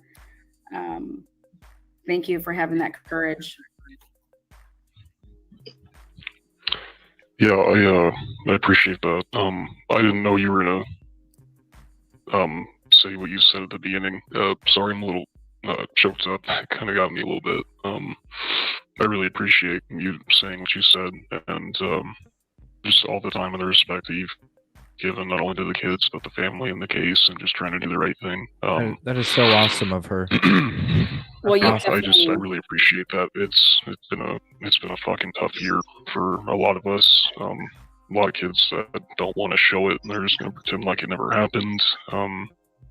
And a bunch of other reasons, which are why I came on. But yeah, I'll go ahead and let you take it. Well, Dave, you've definitely earned, and I think that you've deserved this opportunity, but you've earned my respect. So I want to say again, thank you. So we did do a voice changer, and I do believe it is working. So just wanted to let everybody know that there is a voice changer, because this person will stay anonymous, and I would like everybody to respect that. So I want to start by saying that before November 13th, did you ever watch YouTube true crime channels? No, never. It's not really my thing, honestly. I'm into business and cars and tech and guns and just normal guy stuff, drinking and partying. Yeah, I never really focused on like true crime, or I think my mom watches Dateline. Okay. The reason I asked that is because are you so you never knew that this world existed where people had YouTube channels and talked about true crime or anything like that? No, the first time I ever knew what like internet sleuths and all that, I didn't know that it was like a whole like subculture kind of in that either. I didn't know it existed until really all this happened. Yeah. Well, it's taken an experience like this for you to see that, and that's what kind of makes, I think, what I can do so well tough, though, because I don't, you never want to say like, oh, when something happens, I can go and provide help somewhere, like by researching and putting things together, because then it would be like a tragic situation. So when you truly think about it, like in that aspect, for me, it's always hard because you don't want to see situations like this, you know, where people are out on the hunt for somebody, you know, that perform brutal acts. So I was just curious about the whole, you know, YouTube aspect and the college lifestyle right now. Like, people even know this existed. So before we'll kind of start from the beginning here, Dave. You obviously decided to go to the University of Idaho. Were there other colleges that you were considering to, you know, going before, or was it just like you were always wanting to be a vandal? Yeah. I kind of honestly just really kind of picked this one. Nothing really specifically, I guess, outside of some personal reasons. But yeah, just kind of ended up here, I suppose. Okay. I know this might be a tough question to answer, but do you feel like that you, like, looking back and everything that happened has happened so far, would you still make that choice to go to the University of Idaho? Yeah. Again, if that's a tough question, you don't have to answer that. It is. I mean, I don't. You know, I'm of course biased. I've been here for a while now, and I love it here. And this is my town, my community, my home. You know. And I would love for people to, you know, still keep coming here. And I think that eventually it could get back to what it is. And I think a lot of people want that too, but I don't know. It doesn't really feel like it's like in the right ways, I suppose. So before, you know, November 13th, 2022 happened, you had experienced the University of Idaho for a couple years before that. Can you maybe want to talk about your experiences at the University of Idaho, you know, prior to these brutal homicides? Yeah, I mean, pretty much what you think of when you think of Greek life and frat houses is what we were. You know, nothing really too crazy, you know, but, you know, Idaho Greek life is pretty tame, you know, like we don't have houses getting shut down each year for hazing or, you know, stupid crap like that. With a lot of other bigger colleges, you'll see they always have issues with their Greek life. Yeah, no, I mean, we have like a small little community. Each house is like kind of like their own little clique, but we all kind of intermingle, so it's kind of cool to see people that are like outside your circle and what you're used to and stuff like that. And yeah, no, I mean, it's just normal college experience. Really, just kind of really enjoyed it, loved it. Grew a lot, got to meet a lot of people, have a ton of fun, make a lot of really good memories. Meet a lot of good people. Yeah, you know, I mean, everyone up here is nice too, and like I've lived a couple different places, and like this is just one of the few places where just like everyone's just, you know, nice and welcoming. I mean, if you're not in Greek life, you're probably not that welcome in Greek life, but you know, it's whenever you're in, it's a cool little community to kind of be a part of. You get a little bit of exclusivity, and you get to do fun, special stuff that no one else really does. So, yeah. Well, it's nice to hear from like a perspective of a guy, number one, and the Greek life, because I mean, I speak about it all the time. Like, I don't know it. I was never in the Greek life, but I felt like being an athlete at an institution, we kind of had like our own sorority and fraternities with like the athletes, if that kind of makes sense. Yeah, we have the same way here. Like the football players are basically their own frat in a sense, but like they don't. Us in Greek life, we don't like them. So that's what I was trying to explain to people, is that like there's no like commingling there. Because that was actually my next question: do the athletes come to any of your guys' parties? Oh no, screw those guys! They're assholes. I've had to throw football players out of so many more parties than frat guys. You have no idea. Yes. They don't know how to drink because they don't drink, so they don't know how to handle themselves, and they're just dumb. And yeah. Like, But But okay, so you would say that you felt safe there, right? Was there any like violence that happened over like? No, never. I mean, we had like a couple things that would happen from like people from out of town, like a lot of people from like Spokane or Seattle. For some weird reason, will come out to Moscow Pullman area to come party. Mhm. And there was like a kid that got like robbed at gunpoint, I think, a few years ago. But it was somebody that wasn't even from here. Anytime we ever have anything kind of crazy like that happen, it's always somebody that's not from here. So kind of like the situation where they're saying that somebody came from, Pennsylvania. Yeah, but it's kind of weird though because he was also at Wazoo, and like we're like as colleges we're pretty close over. Like it's not normal for like several cars of like kids to go back and forth to go to each other's parties and bars. Like we like enjoy doing that. Yeah, it's like You know. Yeah, and I think that's an aspect that people maybe don't get how close those two campuses are.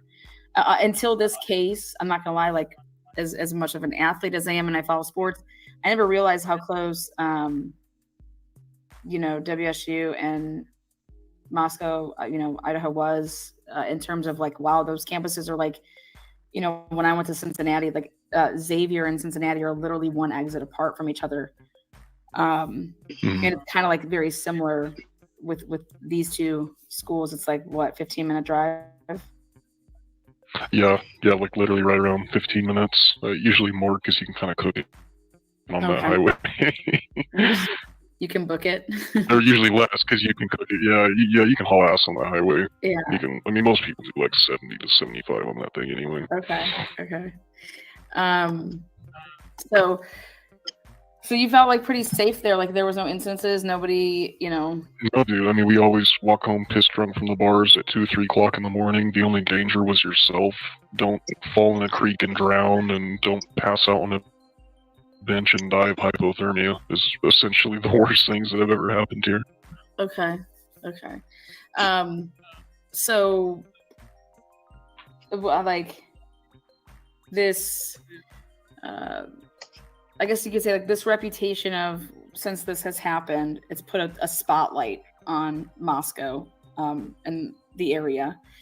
Has it, since this has happened, have you looked at, are there things about it that like you didn't know before and that you know now? Or do you think that that's like rumorville versus, how do you feel about when your city's being spotlighted? Are they getting it right or are they getting it wrong? Yeah, that's what was like weird for a while. Like I know a lot of us did this. It wasn't just me, but like when we first heard and we're trying to figure out like what happened, who it was, and stuff like that. Like we stayed glued to our phones and sending articles back and forth to each other and stuff like that. But like after a couple weeks, we it all just started to be like a bunch of like nonsense and rumors and people like saying this and that about the college or about the kids, and like we just stopped like looking at it. And like I remember like seeing a bunch of just like crazy things about like all these different types, like just the craziest allegations that you think of. And and I don't know. I mean, like we all just especially whenever they caught Brian too. Like when they caught the guy too, we were all like, oh, okay, we are fine. You know what I mean? And like just kind of try to push back into normal. Yeah. And I don't know. I mean, we just kind of, and then it was like the trial came out, and then we kind of talked about the trial a little bit, but never really stuck back into the details just because of all like the weird misinformation and the repeated stories and stuff. And like Steve Gonsalves Sr. was everywhere, and it was just kind of like enough is enough. I mean, we already kind of live here. We have to, we're subjected to the reporters being on campus and knocking on all the doors and everything. And I mean, heck, just driving onto campus every single day was just depressing because every single entrance was covered in flowers, and it was just basically a big memorial. Every entrance was just a memorial to all 4 students, and it was just. What's up, Grizz and I don't know. Cherry? I mean, even I at one point just kind of wanted it to be over, wanted it to be done. then, I told you, Lana, why I reached back out, kind of specifically, because when, when a couple of things happened, it just got me kind of curious, and then that's when I started to look back into some things, and then I started seeing things that connected, and I don't know, it was just kind of weird, like, the more stuff I found, it just all kind of connected itself. Not that it meant anything, but just that it was there, and I just ran across you, and I ran across Daniel. You guys are the only two that I've really watched or know about in this space. I don't really know of anybody more, besides, like, the couple he shared the video with, and then, yeah, I mean, that's pretty much kind of it. Yeah. So, nobody talks about it. Nobody, hey, did you see this? Did you see that? That hasn't happened in months now. No, it's just kind of dead. Yeah. Okay, so we're gonna. Now, when I had talked to you earlier, I said, "Hey, anything that you don't ever feel comfortable, answering, you just say, Lana, pass." You know what I mean? Like, I don't. Yeah. I just want you to feel, however it is that, whatever makes you feel comfortable, not comfortable. You know yourself, and I respect. So if I ask a question and you're just like, "Hey, I just don't feel comfortable answering that," just say so, and we're moving on, buddy. So, so I guess we're always taught to, when a police officer says something to you, it's, hey, a police is telling you this, right? It's like the truth. You know what I mean? Law enforcement, for you guys that were in like the Greek life, like anything that would be told to us, like even by like our parents, you know what I mean? Like anybody that's in like that role of being, authoritative, and they would never lie to us, right? Yeah. So let's start. I want to start on like when you woke up on November 13th, which was, a Sunday. So like on November 12th, there was a football game that day, right? Yeah, I didn't go to that football game because we partied super hard the night before Friday. We had a huge party, so I did not feel like going out or drinking really hard or anything Saturday. Okay. A lot of us stayed in. Like, if you were to go out, would you like have a normal place that you would like tailgate? Like, how does that normally work, like for game days? Yeah, so for other people, I don't know, but for frats and sororities, I think they might. But for frats specifically, we do. We have spots that we go tailgate, and so they're designated areas that like our alumni or we go out there into like the parking spots, and we'll set up like tents and bring out speakers and grills and have like pretty big events and hundreds of, it's basically like a big old block party with all of Greek Row, but like condensed down. And yeah, you just kind of like drink, play music, play some long games, have a good time. No one really watches the football games up here. You just go to the games. I get that. I understand that. That's how kind of we were with Cincinnati. They are when we were there, our men's team, our football team was like, they were just starting to get decent. We could go just walk in there. There'd be like a couple hundred people. I mean, now it's obviously like sold out and whatever. But we remember back in the days when we would just be able to stroll in there and be like, yeah, whatever. We're gonna go watch a blowout. Like, so times have changed for us as far as representing Cincinnati. So when you said that you guys had that bigger party on Friday night, was that King area, like the houses over there where the girls live, that 1122 King, are those houses over there like known for like, hey, that's fraternity and sorority people? The entire road is not just King, but Taylor Ave right there in front of it too. Basically every single apartment, house, whatever you want to call it, anything over there, that's the campus line. So that's like the closest place you can live to campus without being on campus. And that's all Greek life students, basically. Okay, so it's like, so it's not just the king and the queen, like you're saying. No, like half the whites, if at least, are all Greek life students. The browns behind it are all Greek life too. Okay. Yeah. I'll go ahead and pause it. He's just kind of getting into it, ATS, and definitely want to promote that link again too, because amazing production on here as well. And I can see kids wanting to just forget it and move on, sadly. It's traumatic, you know? You know what I mean? It's got to be tough, and some people, that's how they deal with things, is they just put it away and try and forget about it, you know? Yeah, just getting into it. It's going to be a little bit of a late night. We're going to do probably, I'm thinking Emma Bailey, a whole episode with the Emma Bailey stuff tomorrow night, everybody.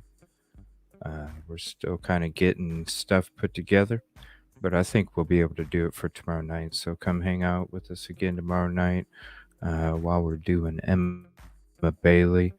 And if you haven't hit the like yet, please do. Appreciate it. This is very interesting call. Really cool that she used a voice changer. That's awesome. That's something that I think all of us should have. You know what I'm saying? I think that's a good tool that all of us creators should probably invest in, because I never even thought about it. And what a great idea, you know, not only the, you know, default icon, but, you know, also because it's got to be tough. Now, you know, people are going to, hey, you got to show your, I get it. But this is the thing. We don't work at Nelly. We're not an attorney. We're not involved in this case. We're not in the inner circle of everything. We don't know all the facts. But what we can do is respect and appreciate everybody's opinion, even if we don't agree. But we all have to be respectful. So we need to be respectful no matter what. Basically, just like a mini Greek community over there. Okay. And then Kib Kitty, you doing okay? I know it's getting late out there. What's up, Butterfly? How are you doing this evening? Uh-oh, I think she might have...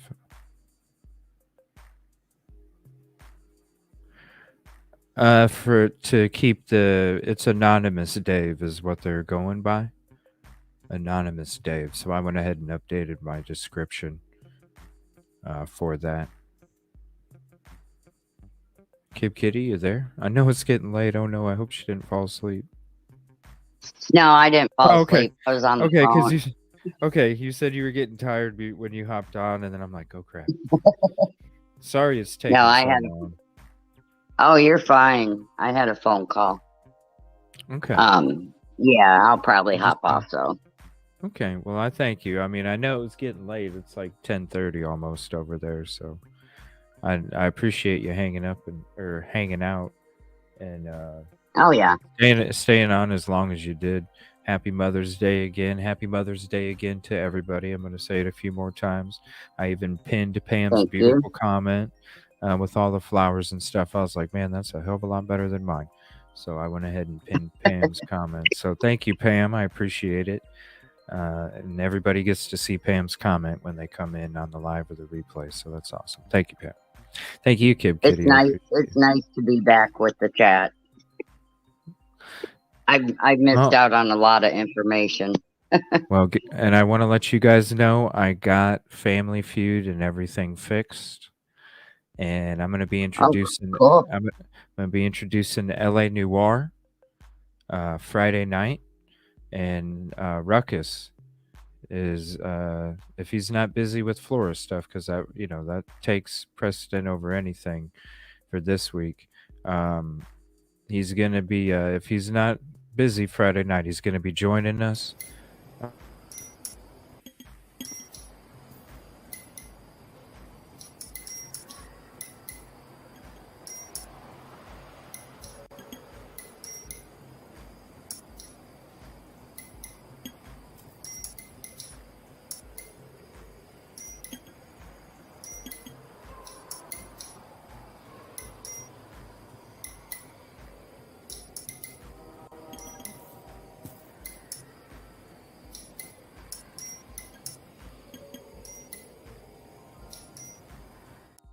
You up there with us too, since we always ask you questions when it comes to LE and guns and such.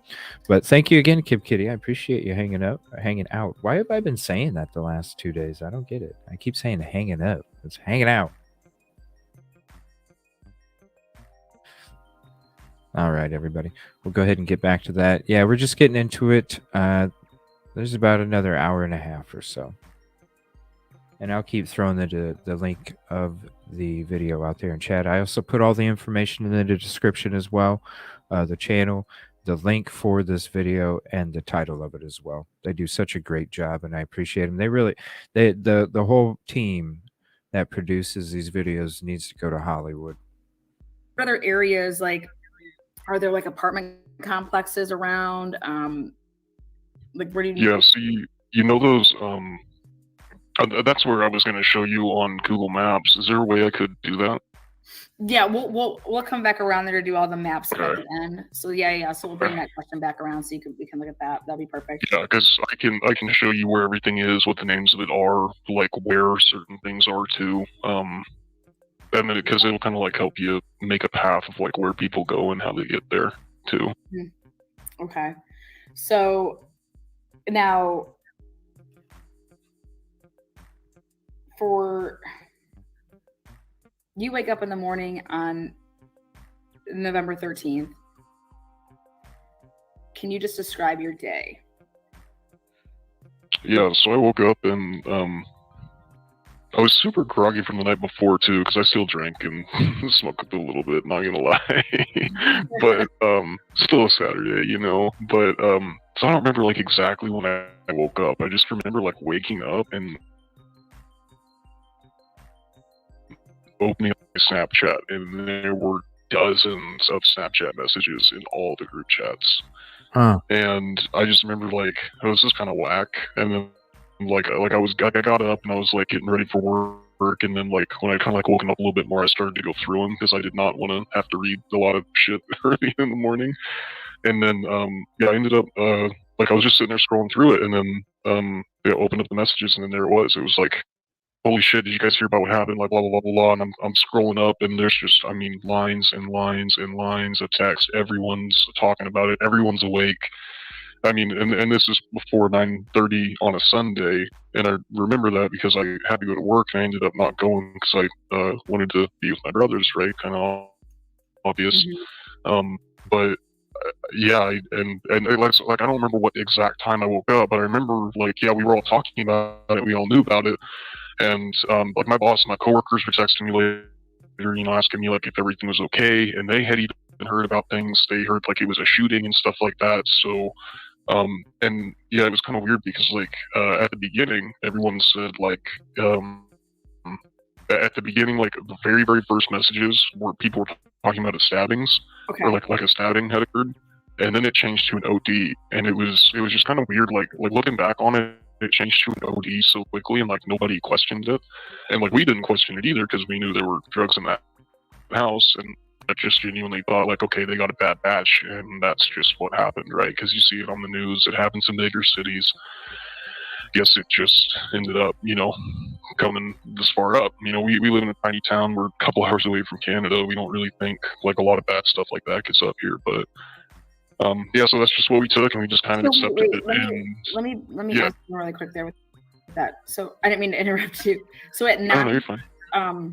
So you said you had to go to work, and you said you had to be to work at 9:30. So this would have happened before, like you got to work. Yeah, no, this was definitely and it was like a I don't know 5-10 minute drive to work, and like I had to like get ready too. So you're talking like well before 9 o'clock in the morning at least.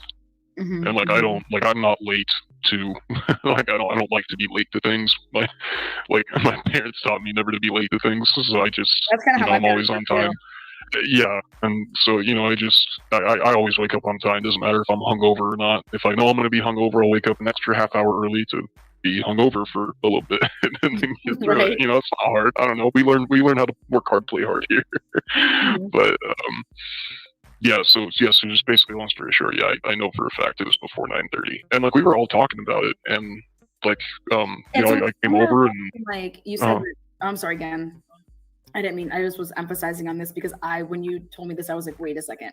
So they initially said like it was stabbings, and then they said, wait, no, it's what do you call it? It's OD. Yeah, Something got a bad batch.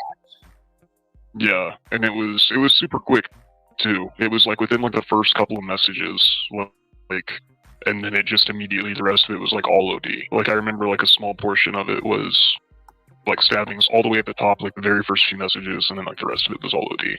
Because I was like, oh, okay, well if everyone's talking about an OD, it's got to be an OD, right? So, and like I said before, it didn't surprise us. We just kind of figured, you know, that's what happened. They pulled a short straw with the Bad Batch, and Yeah, like you were like, oh yeah, like if they're partying over there, because like that's what they party over there. Yeah. So like, yeah. Then they would have. Oh man, if they all were doing the same product, then that could easily be the case that they would, could have OD'd. 100%. I mean, we were talking about like, holy crap, that could have been us. Saw Like, that it wasn't like it was outside of the scope of believing. Like, oh my god, what do you mean? Like, no, like we know they totally do drugs. surprised by that. Yeah. No, not at all. Like but I told Daniel this too. We used to buy from Dana. They said everybody was stabbed, and then it went to no, everybody OD'd. Yeah, well, it wasn't like, because like that's the thing, right? It's King Street. It's like they rent them out by like the rooms at that place, and so like different people live there at different times. So we didn't know who exactly had what happened to them, but we just knew something had happened. Okay. And so it was like we heard that they got stabbed, and it's like, was it all of them? No, we heard it was a few of them, and then it was like, oh, it changed to an OD, and it was like 3 of the girls, and then it was like only the girls. We didn't even hear about we didn't even hear about Ethan. I apologize, I swallowed a little bit of hair. We didn't even hear about Ethan until like way later in the day too. It was only the girl. I mean, but that was who we were hearing stuff from too. Was the girls. So. Okay. And then so like this was all going through Snapchat. Right? Mm-hmm. Yeah. And then so it was like did like people say that they were like, did that come from a roommate that was a surviving roommate, or was it like we all had connections to almost all the girls in that house, so it was like a collective, like all of us heard like something something that was in like, so when you said it was like a group, yeah, like when you said it was like a group message or a group chat, it would be like if you have multiple people in like a messenger type thing, right?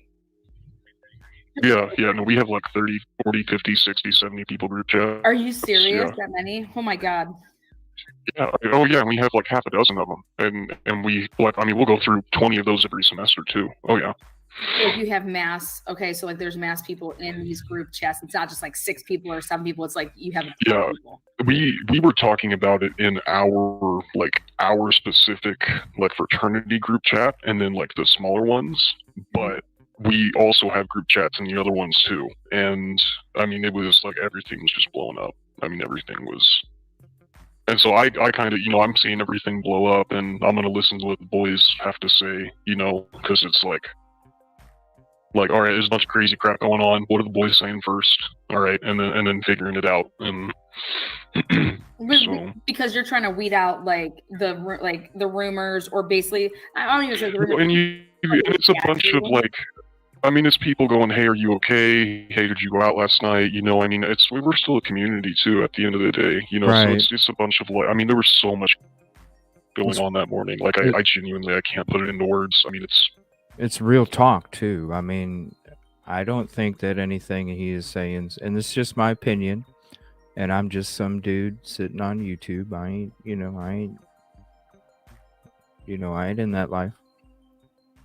But I can definitely understand and see how this person doesn't say anything out of the ordinary, or that wouldn't or couldn't exist. I mean, we're all 20-year-old kids. We don't know how to navigate that. Yeah, so it's chaos. It was just chaos, really. So like these, so there had been, like you said, since there was just so many people in that, therefore, if they were asked by like authorities to be like, as far as like communicating, so like, I just from like an investigative standpoint, holy crap, I got to look through all these like, because like their Facebook was, there's a search form for that and everything. So when you get all this, the returns back, you're like, oh my god, look at all these group chats, right? you see all these group chats, and you're like, oh my god, there's all these names in here. But it wasn't the Facebook type of thing; it was Snapchat, right? Yeah, we only use Snapchat. I don't think anybody uses Facebook for really anything. What about like anymore. Instagram? Like, do you guys like message people like on Instagram? Like, No, Instagram's old news too now. so it's like, yeah, I think it's on Snapchat, Yeah, no, it is. Everything's on Snap. and that way people think like, oh yeah, then it disappears and it goes away, but that's not the case. And Like, we all like- know that too. We just like living in, I guess, our own worlds. I don't know. Yeah. It makes you feel safer, I guess. Yeah, is, like like, you're a just better way to thinking put that it. like, Mhm. yeah, I just sent like a picture and then boop, it's gone. You know what I mean? That's what you think. Yeah, exactly. So wow, so like you get blown up with all these messages, and then did people, and you don't have to answer this, I'm only asking because I'm just as like, were people saying it happened over there at that house? Like, were people not like, Yeah, no, we knew like it was at the King Street. Like it was at the 6 Man at King Street. We knew something happened at that place. okay, so like the people go We there? knew it was the Rabbi's house. We knew it was something that happened with the girls. And it might, like, they could have mentioned it, like they could have mentioned Ethan too at the time, but they like I mean, you know what happened to the girls? Mainly, it's the girls' house. We know the girls. You know, I mean, our kind of channel, I guess, is more through them. Okay. Okay. But we didn't hear of if anybody was like outside or Yeah, like that's what I'm nothing saying. Does specific. anybody It like was go? So it's just like people just trying to get the word out, like not necessarily like go over there and help type of thing. It was yeah, well, and like I mean, it happens. You like, I mean, honestly, like what we all did, you just take your phone and bust into your, you know, the room down the hall. Holy shit, did you guys just hear about this? And then you sit down and you're glued to your phones for the next 4 hours. Is essentially like what we all did. You know, I mean, there was like 10, 15 of us sitting just silently in the room, just, you know. I mean, a lot of like us upperclassmen, we knew the girls, you know, like we've partied with them. A lot of us have had classes with them. Worked on projects one-on-one. You know, I mean, we're a small community too. You see them at the bars, you see them at another party. You say, hey, what's up, Maddie? How you doing? Hey, how you been? You know, like you just, it's what you do. You know, it's like one of the perks of being in a small town, I guess. and being in the Greek life, like that's the whole thing, right? Yeah, no, like it's being a part of that. Yeah, you know. So like, when did you, when you heard that 911 wasn't called until like 11:50, 8 a.m. Ooh, great Did question. anybody ever say like, wait, what do you mean 911 wasn't called until 11:58 a.m.? Great We question. all knew like at this time. Exactly, ATS. Not really, because information about the call didn't come out until like way later. Like I'm telling you right now, ATS ain't about that bullshit either. Shit, I was so quick to knocking the troll out of here earlier, ATS. Nobody even knew. Half the people didn't even know who the hell it was. We're about that. I remember like we didn't know like why everyone was freaking out about it, because like we had already heard about like who had allegedly found them and who had allegedly made the phone call. And I've forgotten that. I'm pretty positive it was Bethany's who we heard back at the time, or it was at least her phone. But there was also some rumors going around about like that the unconscious person phone call was made about one of the roommates that found them. I don't know like all the validity into that. It might be something worth like looking into. And I'd have to go ask the one kid who I was talking to, whose girlfriend is in that sorority, and that's basically where we were getting all of the direct information from. And so I can relay like a refreshed version of that story too, because Yeah. I mean we were all I mean they canceled class and everything, and it's just, I mean, for a lot of us, we've never had like anybody die, and like the friends that you were partying with, we saw them Friday night. We were partying out with them Friday night. They stopped by our place, and it's just weird to think like you'll never see that person ever again. And, yeah.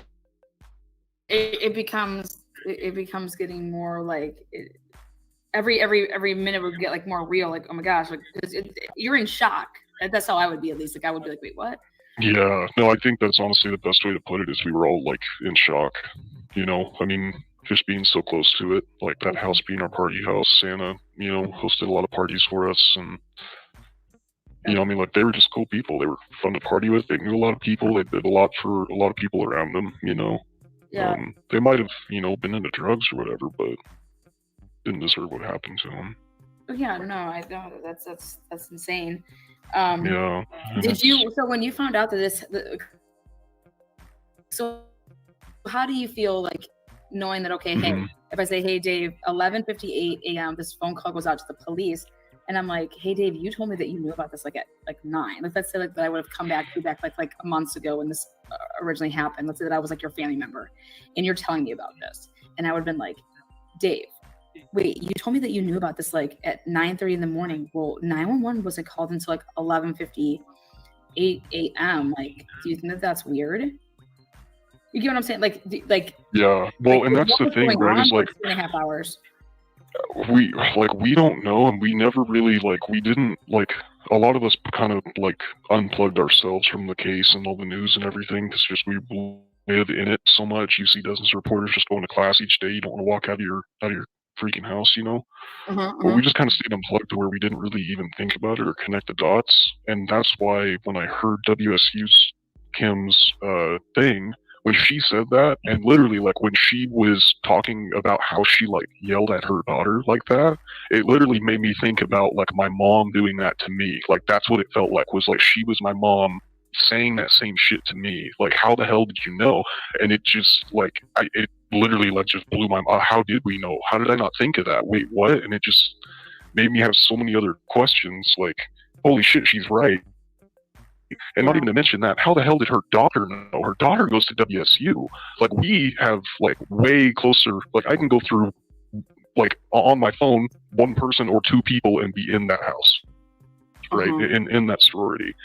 I've got girls on my phone that are in the sorority. I've got people that know other people in that sorority, upper and lower classmen. How did that girl find out? And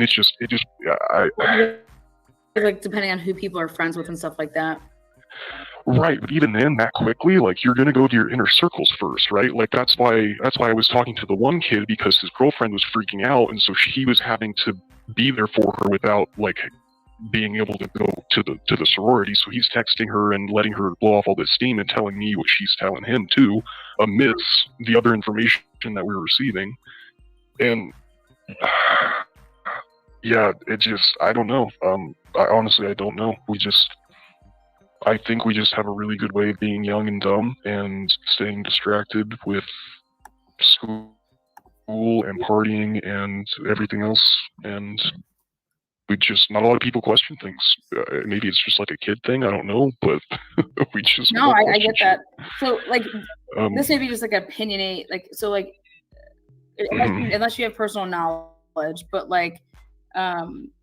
for 911 not to be called for 2.5 hours, let's just say, but everybody else is messaging each other, that would mean that somebody had to message to get this thing going. It had to be from the inner circle of whoever was in that house to have possibly told everybody to get that going. You get what I'm trying to say? 100%. Yeah. 100%. I agree. And that's where I'm asking the same questions is what did those girls do? But what did they do? How did we all know before the cops even got freaking called? I just didn't think connect the dot. It didn't, I don't know, man. I mean, yeah. It just.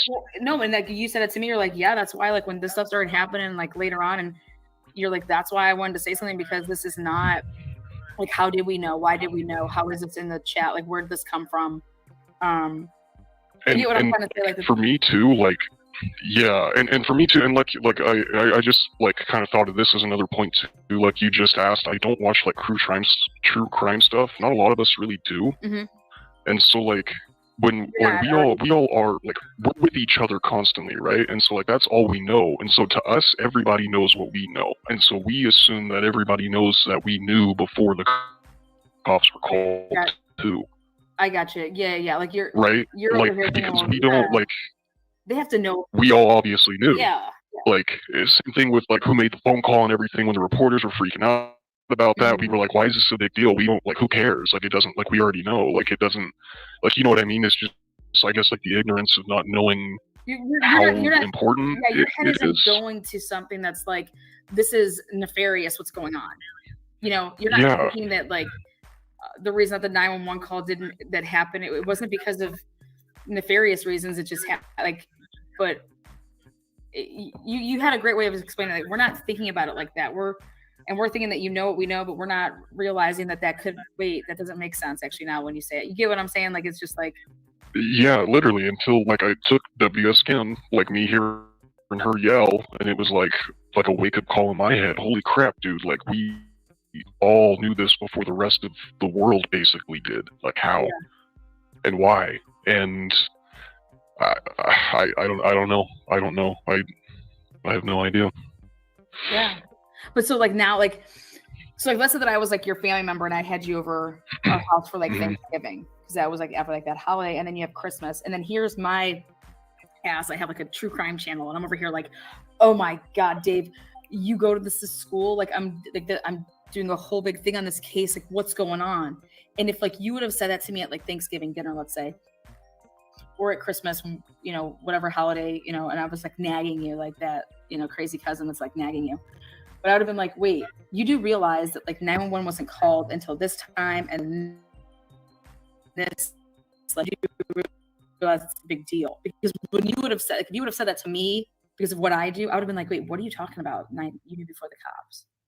Or I would have Even my mom would have been the same way too. Yeah, like, if I, like, it literally sounds exactly like what my mom would say. And I maybe I just didn't tell her that whenever we talked about it. I don't remember, but well, because yeah, unless you were watching the press conferences, unless you watch those pressers, like, glued to your TV, you know, and you watch those pressers, as far as, like, this is when 911 was called, and I mean, maybe there's more to that whole 911 issue. Maybe there's a different phone call that nobody knows about. But yeah, maybe they truly do know something we don't, you know.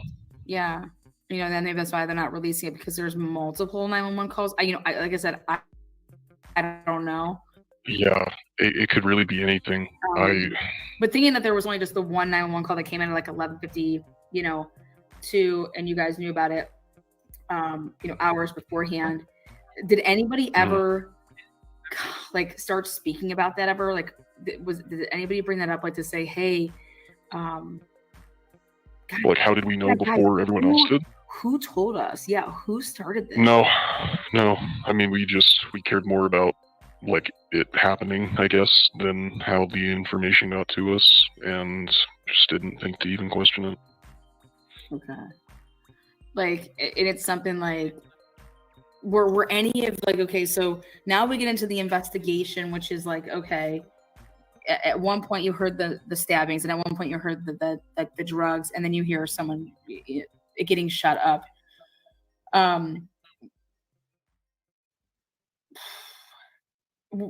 Was anybody, like, saying things like, oh my gosh, because there was a period of time, like 7 weeks, there's nobody that's arrested, right?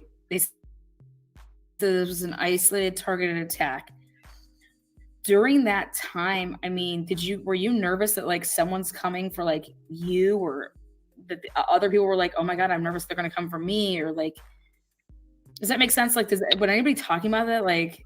Yeah, a lot of people were. There were a lot of girls that, like, I walked home from work, because where I worked, there were other businesses that were attached to it, and, like, we all closed at the same time, and so I would walk girls, like, back to their car and stuff, and I had a talk with a girl that went to Wazoo that was freaking out about it, and I remember, like, it took me, like, quite a while just to, like, kind of convince her, like, you know, you live with your boyfriend, you know, he's got his baseball bat, you don't even fit the bill, like, you go to a different college, you're not even in a sorority, like, but I mean, like, whenever, you know, we were talking about it, like, back in the frat house, we didn't know if we had, like, an actual, like, fucking Ted Bundy on our hands or not, you know? Yeah, like, is this somebody that's just gonna go around and were the cops coming to you guys? Figure out where he has an opportunity? No, we never got, cops never talked to any of us, not the 3 that got the MIP, not like didn't come up and knock, didn't check our trash, didn't nothing. You never talked one time to a police officer. No, they never came to us. You know, okay, Yeah. you know anybody that you don't have to say their name. You don't have to say their name at all. But I'm saying, do you really know some people that were like questioned by the police? About this, no. So nobody ever came to you and were like, Yeah, nobody no, ever came to you and was like, nothing about the murders, nothing about nothing. Mm-mm. So they said they performed 500 interviews. Who were they? Wouldn't any of us? No idea. I mean, they could have. Like, I mean, Sigma Chi has 50, 80 guys in there, somewhere in there, give or take, probably a couple dozen that live out of house. But Okay. I have no idea. I genuinely don't. I mean, they were telling. Like, I remember, like, the police chief was like, we were interviewing every person and going down every lead, and Yeah. I mean, whatever that means, right? But Mhm. like, if they couldn't walk up a hill or talk to the three kids that were literally in the same place around the same time again, how much? I don't know. You know, I'm not a cop, but that just doesn't. You would think, especially in like a small town too. This was just one thing I was kind of thinking about. That's a little weird. Like, everyone knows something, and Yeah. people see things. Like, why would you not just go talk to everybody that you can? And especially when, like, Well, especially when you're the government telling gives you $1 million, there's 50 FBI agents that live on campus at the university as freaking housing. Like, I mean, they're right down the road, you know? Like, Yeah, it's so easy just like, I don't know. like It's knocking on the door. Like they didn't come and ask like where like ask you guys for like cameras, or they probably already know that nobody has cameras because the fraternities don't have cameras, or you know. But if like I mean, all sororities do, you know? the sororities have And cameras. yeah, So I mean, they- they're not. I Yeah, just- they're not going out of their way to do anything extra, I guess. I don't. So you just know, you're like, hey, I wasn't asked any questions, and nobody that I've ever talked to has been asked any questions. Or if they have, they're lying to me. That, you know what I mean? Like they're saying that they're not, basically. I mean, there's no reason for anybody to lie. I mean, none of us are like in deep with. Yeah, that's what I'm like, saying. Whatever Like, happened. Yeah, so I mean, I mean, none of us have been talked to. yeah. The three students that had the MIP, I know them too, and I asked one of the kids. I was like, hey, whatever happened to that? Did they ever like come back and talk to you? Did they come visit the house or anything? It's like, no, never. And I was like, and they like They never questioned you the were- kids that were in the No. band field camp. Yeah, Or no, with the camera? nope. Wow. Do you think that that's? I mean, okay, so like I get it. Like I got you probably by like 20 years or something like that. I mean, I like to look at that, like I like to think that I'm young. But I could be like probably your mom.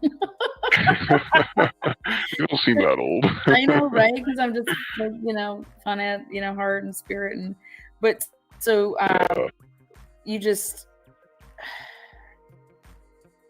I'm telling you right now, they told us that 500 people were interviewed. Okay, 500. Who was being interviewed? If like it wasn't like this area, like who's being interviewed? I don't know. I mean, we don't have 500 door dashers. We don't have 500 security guards. We don't have 500 grub trucks. I have no idea. I have no idea. Now, like, and not to get too personal, but like, when you hear, like, were your parents like, oh my gosh, did you know these people? Like, what's going on? Like, why would anybody kill these people? Like, were people starting to discuss motives at any point? Like, what they were into, like why the cops are saying this is targeted? Who would want to kill? Like, when you hear targeted, what do you think of? Is a 22 Targeted, like, I mean, Yeah, and like- that's like what a lot of us thought, like at the beginning, is like, if it's targeted, then there was like a reason, right? This wasn't random. This wasn't just some psychopath going, you're the one that's gonna die today by my hand, right? Yeah, This was right, like that's what I somebody would that think. planned and That's right. calculated and chose this person for a reason, and well, like, we don't know why. I mean, like, in one way or another, all of us know all of them, and we couldn't put a finger on any answer that felt right? Yeah, like so you're over here just like when you hear targeted, you're like thinking this is an isolated, that's what they said, this is an isolated targeted attack. And that was kind of like the response that like Steve Goncalves gave, which was like targeted, like what do you mean, like targeted who? When you're saying targeted, repeat it for me so I can hear it one more time. Like if you're obviously you're your age, I'm my age, when someone says to you this is an isolated targeted attack, what do you think? Like like somebody did something to deserve it. Like it's like a sniper in like a Marine Corps sniper in Afghanistan going after, an Al-Qaeda general or something, It's like this person did something bad and they're deserving of what the action is, right? And there's like reason or justification behind it is like how I would think of it. Yeah. So like they're like it was like a mission. It was like could you say it would be like a hit? Like if it was a target? I mean, I'm just trying to like use words like and that's like when you start to, and that's like again why I was saying like just a bunch of shit just doesn't make sense, because when you start thinking about it, like a target attack sounds more closer to a hit than a random Ted Bundy type thing, I guess. I don't, because like how else or why else would it be targeted? It doesn't. Yeah, like what targeted? Like very interesting. Because that's going to be my next question. Is when people would, and that's what like go ahead. Sorry. Definitely gonna listen. I was just gonna say like, and that's kind of like with the university. Like our whole vibe was like, are women like are women targeted? Are sorority women targeted? Like who is the target? What is the target? What did they do? Right? Like we didn't know if it was just all sorority women. If it was like, I had a couple girls that I was really close to that I started walking to and from classes, back from parties. I mean, a lot of us started doing a lot of stuff like that. No girl walked anywhere without, having a guy with them. And like, because we didn't know, like, is he just gonna pick somebody and say that's the target because they fit a bill? What's the bill they fit? Like, we don't. Didn't even have to be a guy. It could have been. Yeah, like these are supposed to be in the middle of the night sleeping. Like when you heard everybody was sleeping in their beds, is that what I mean? Stabbed to death? Like, do people have a bunch of we didn't see, and that's what I'm saying. There was people like questioning that I said that in another episode. Yes, that's what the coroner stated at first. Coroner said shit 3 different ways, all in succession. Like we watched it, we saw the videos, we saw the statements. Then we heard what the dad said later on. Kaylee's dad said about what he heard from the coroner. Like, it was all different. So yes, the coroner did state at one point that they were all in their beds asleep. If they were awake or not, we just heard that, just like something happened. And I love saying this, check the tape. Oh, like this whole gag, like somebody was gagged and bound. Like, what were they talking about with that? That's what I was saying like earlier. Like whenever we just started hearing a bunch of crazy shit coming out, and we just kind of all started to unplug from it. That's about like that time, like within like that first month after it all happened. Because we knew we were like, okay, no one's gonna like, no way, right? Like that's not like that's like, there's a little part of you where the bias comes in, and you're like, nobody's gonna tie and gag somebody here, right? Not in our town. Yeah. But then it's and that, I don't know. I mean, I don't know if that's been proven or not, but that. Oh no, they said that was like a rumor. They were putting that to rest. Oh, okay. I'm just saying, like, did you hear like more like the, where I was just trying to see where that kind of came from. There was a lot of that just started coming out. Like there were some people that saw stuff on like 4chan or Reddit or Instagram. Like some people posted some of the weird shit on Instagram, and like some of the like, oh yeah, I was following this account that posted this thing that they saw on 4chan that said this. Like, and it was like at that point we just all were like, you know what? It's not even. We don't. They. Like they say they have a lead, they have a car, then they got the guy, and you just had more reasons to not pay attention to it. Yeah. I guess. So like when you guys were given the option to like go to class or go take stuff online, like did people like really opt like out? Like oh yeah, no, like half the university, like half the in-person kids I would say did. So like I mean I definitely did. question. Did you take classes like, and like again, you do not have to answer this. You could say, I don't feel comfortable because I don't want people to know who I am and stuff like that. Did you take them up on that offer to like take classes like Zoom or whatever? Oh, so many of us did. Yeah. Almost, I can't think of, I'm pretty sure every guy in my fraternity did, for all the classes that were able to be offered. I'm pretty sure we all did in some form or fashion. I mean, even if it was just one of us, like, taking a break from, like, this one class, we all did what we could to kind of take a step back, breathe a little bit. It was everyone, yeah. And then there were a large portion of students And that I'm just, like, sure left that on break. totally affected Moscow University, University of Idaho, the businesses around there, the local businesses that depend. You got to think about it. Students are damn near half the population of that town. They depend on that student money for the grub trucks, the local bars, the local eateries, the local gyms, the local grocery stores, the local everything.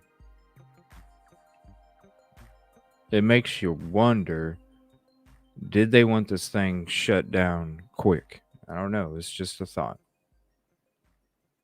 Even come back and went like fully online. A Yeah. lot withdrew, and they were, and the university was, I mean, it was pretty dope. They really did the best to like accommodate everything.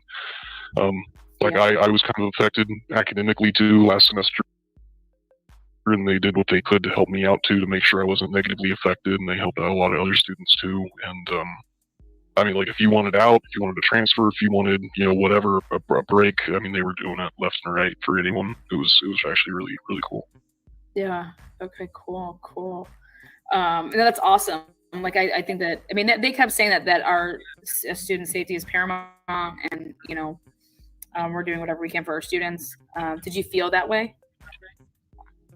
Oh, 100%. I mean, you immediately felt you couldn't drive more than 2 or 3 minutes without seeing another cop, state trooper, you know, ISP, and even there were a lot of undercover cops driving around too. And then the university also hired a private security company too, and they have been up here every single hour of every single day since that's happened, and they have not left. They constantly do patrols. They also have a service here on campus, 24/7.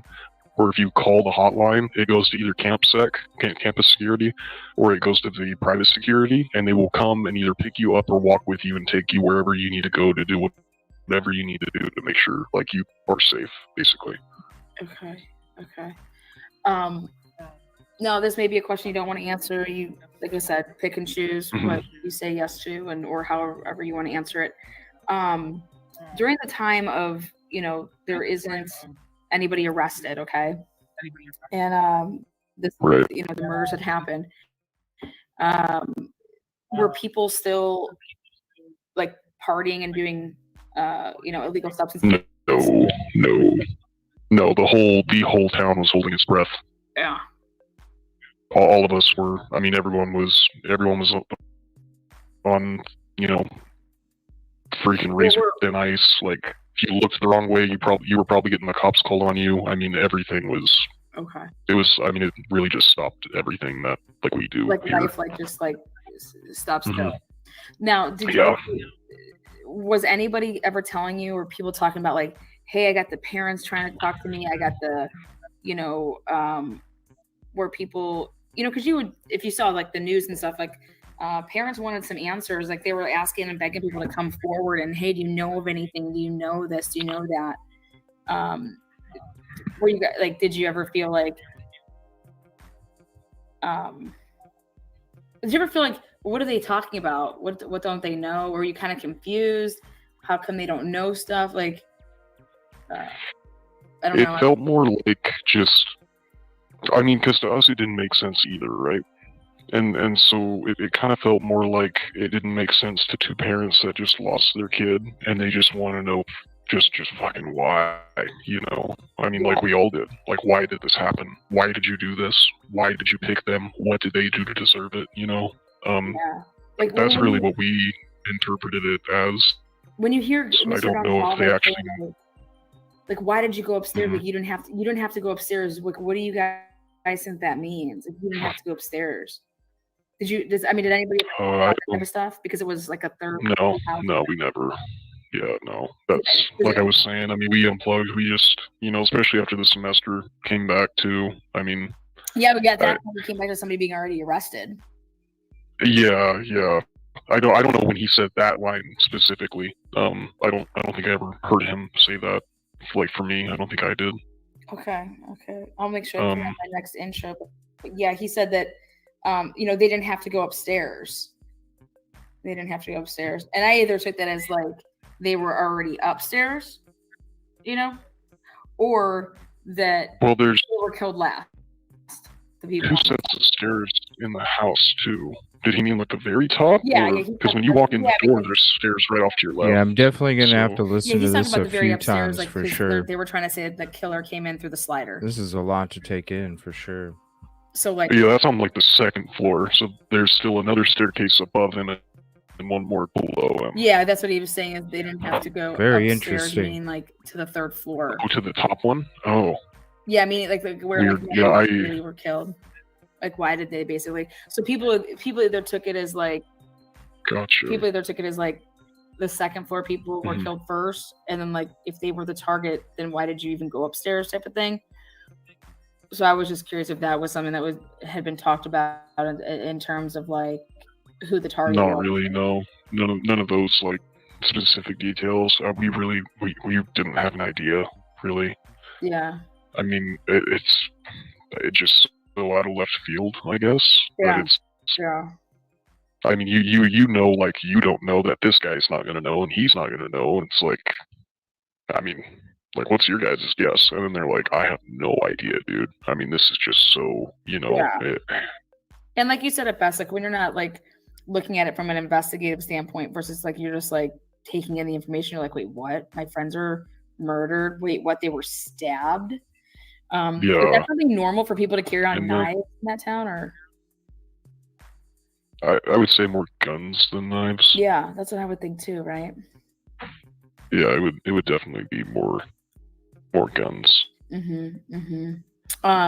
Now, again, you don't have to. I just want to keep reminding you. You just don't have to answer anything you don't want to. Now there is all this talk about drugs, so we're gonna like get the white elephant and put it in the room here. I tell people that, hey, when I was in college, people were doing drugs. I was an athlete. It really wasn't around me to like be even like offered, it just wasn't. We would get drug tested. Right. Like I just tell people it wasn't my cup of tea. Like I could lose my scholarship to do anything like that. What's up, I don't Tech know. Death Hippie? How you doing tonight? But as far as thanks for hopping to in. compare Moscow, Idaho with like drugs versus like another campus, like did you feel people were like, oh, if you want to party, you go to Moscow, or do you feel like the drugs were like people? They're really on any campus. Yeah, that's just where you look. Yeah. If you want to party, And you're gonna it's find a like- way to party, right? It's not like an ASU or something kind of big and crazy like that, where pretty much any party you would walk into would have it. But it's like any other smaller college. If you know where to look, you can easily find it. Heck, even you'll stumble across it a couple times on accident too. Yeah. Just I mean, it happens. You crack a door open. Oh, hey, did not realize that was happening, and there's just a mirror out, and But so was it like if you wanted to party, was it like? Did you know that Emma Bailey and D person, or do people know who those people are, or? You don't have to answer it. You can just say. I mean, like in general, yeah. But again, it's like if you know type thing. Like if like, had you ever seen that person walking around? Those two people, have you ever seen them? Like, do they? Yes. Yeah. So like are they known through the community? If you know them, then you know them. Okay, like you know what they're about. Yes. I mean, it is a small If you don't know them, then they're just cool people that happen to be where you're at. It's a small community, yeah, so yeah. I mean. Are there? Okay, so remember we were talking about this. I want to talk about the what is it? The slang, because I was like dude, Dave, you gotta help me out here, man. Like, I need Thank you, to up my ATS. slang terms for drugs. Okay, I appreciate you. because I don't know them. What would be like a slang term for like what do people say for like coke, like cocaine? Like what do they say? Yeah, I texted Daniel this too, because we were texting back and forth, and he told me that you were looking at like some Venmo records. Yeah, and, we're trying to look I like told Venmo. him, yeah, I was like, well, most of the time, I mean, we do, it's in cash, so that way it's not like tracked, of course. But I was like, if you see like anything related to like skiing, like hitting the slopes, like a skiing emoji, Okay. powder, like hitting the pow, whatever, I mean that type of stuff. That's Yeah. slang for, yeah. I got you. What Yeah, about like and what then- about this, like zip tie game? Like, was it like people would just like zip tie themselves and like they would like do a drinking game? Yes, What? that's specific to Greek life. What? It's called Champagne and Shackles. What? Okay, so I yeah, can yeah. neither confirm nor deny that event occurs at this campus. Feel Huh. free to Google that if you would like to know more about it. Champagne It's and called shackles. Champagne and Shackles. Allegedly, yes. Allegedly. Okay, cool. Because Champagne and I just like I need to make sure that my game's tight for when I come to town. Make sure like win or lose, we always booze, right? Huh. Amen. Interesting. Yeah. See, that's it. Win or lose, we always I have booze. to look that up. But see, I like to win. So like, I mean, I feel like it's a better party. You know? And then Xanax is a Allegedly. big one. If you like know Xanax, yeah. So like I'm sure you've seen like the ones that like the rappers and stuff use. They're like the flat rectangular bars with the squares cut in them, like 4 of them, right? Okay. Those are called ladders. They're ATS. like bars. Okay, ladders or bars. So if I said like I want a ladder. Yeah, that's basically. Yeah, can I get a ladder? Can I get like a bar and a bus, right? Or like What's a 2 bus? ladders and a bus. You're crazy. So a bus is a round Xanax. It's a round one. Oh, so I would say like I want ladders and bars. Come over for a big, like wouldn't that put you to sleep, Xanax? Like I just would it be okay It can, but if you do what is it called? It's like a speedball. It's like a hippie speedball, yeah, Okay, something like yeah. that. Yeah, no, it's like a hippie speedball where you do like a bunch of downers and then a bunch of uppers. And Oh you my just god! Like, what does it do to you? Oh, dude, no, it's. I try to not hang out whenever that type of shit happens. So people are like, let me give you so you're just like I don't know, like I feel like over there, like, dude, I'm just gonna get. I'm good over here. I'm just doing my shots. I'm playing flip cup. I'm playing beer pong. Yeah, or it's like, oh, you guys have fun. I'm gonna go to this party instead, or I'm gonna head Okay. out with the boys to the bars, or I just say usually end up trying to. Okay, I mean, so in like order stuff to, like, is fun in until order it's to, like not, my opinion. So like in order to do this, though, like you need somebody to like bring you your like. So like this is like in pill form. Yeah. Okay, so when you just hit people up that like get prescription Xanax, or do you have to like you get? I don't know how they get it. I don't know if it's prescription or not. It wouldn't surprise me if it isn't. But yeah, basically just hit up hit up the people that you know and be like, hey, do you guys have any of this or this? Exactly. And they're like, yeah, I've got that, or no, but I have this. And you're That's well put, ATS. Thank you. That's well put. like, all right, that'll work. And then they drive over, they stop by, may or may not hang out for a little bit. Depending on how well you know them, they might, hang out, give you your stuff, dip out to go sell to someone else, and come back and still, chill out for a little bit. Okay. But yeah, we never really had to go anywhere to get anything. It always came to us. So like so you're just not like getting in a car. I mean, like if we're gonna go hunt this down, it's just like Yeah, no. Are these again? Like you may not feel comfortable like talking about this or whatever, but is like what's the drug of choice over there? I guess you could say like where you're like on campus. Like are people like let's party tonight? Like they like prepare ahead of time. Like hey, you need to get in contact with so and so because we're gonna, you know, if I want to party on like a Saturday, do I just hit that person up like an hour before I want to party, or do I talk to them like, you know, during the week? Like it's like. I mean, it kind of depends, I guess. Like, if you know you're gonna have like a big party this weekend and you want an 8-ball, you'd probably let them know a couple days in advance. But it would not be uncommon to buy at like 8 or 9 o'clock, and then we use everything by like 11 or midnight, and then we buy again, you know? Okay. And then keep going until like 4 a.m. and then may or may not buy again, depending on if they're still like driving around and whatnot. Okay, so like these people drive around though. So if they're like in your area and you like hit them up and they're like, okay, yeah, I'm in town, so like I'm over here. I mean, they could be drive like sometimes it's, you know, they're sometimes they could drive over, sometimes it's right next door, sometimes it's, you know, hey, we're gonna go to the bars at, you know, 11 o'clock, you can meet us there. It just really depends. I mean, that's kind of the thing too, is like the dealers here, they're more friends than dealers, which is kind of like, it makes a lot of people not take it seriously, right? Because like when you hang out and like you're friends with your dealer, you trust their product, and like they are not their product, you know. They're not trying to kill themselves, like they're not lacing it with fentanyl.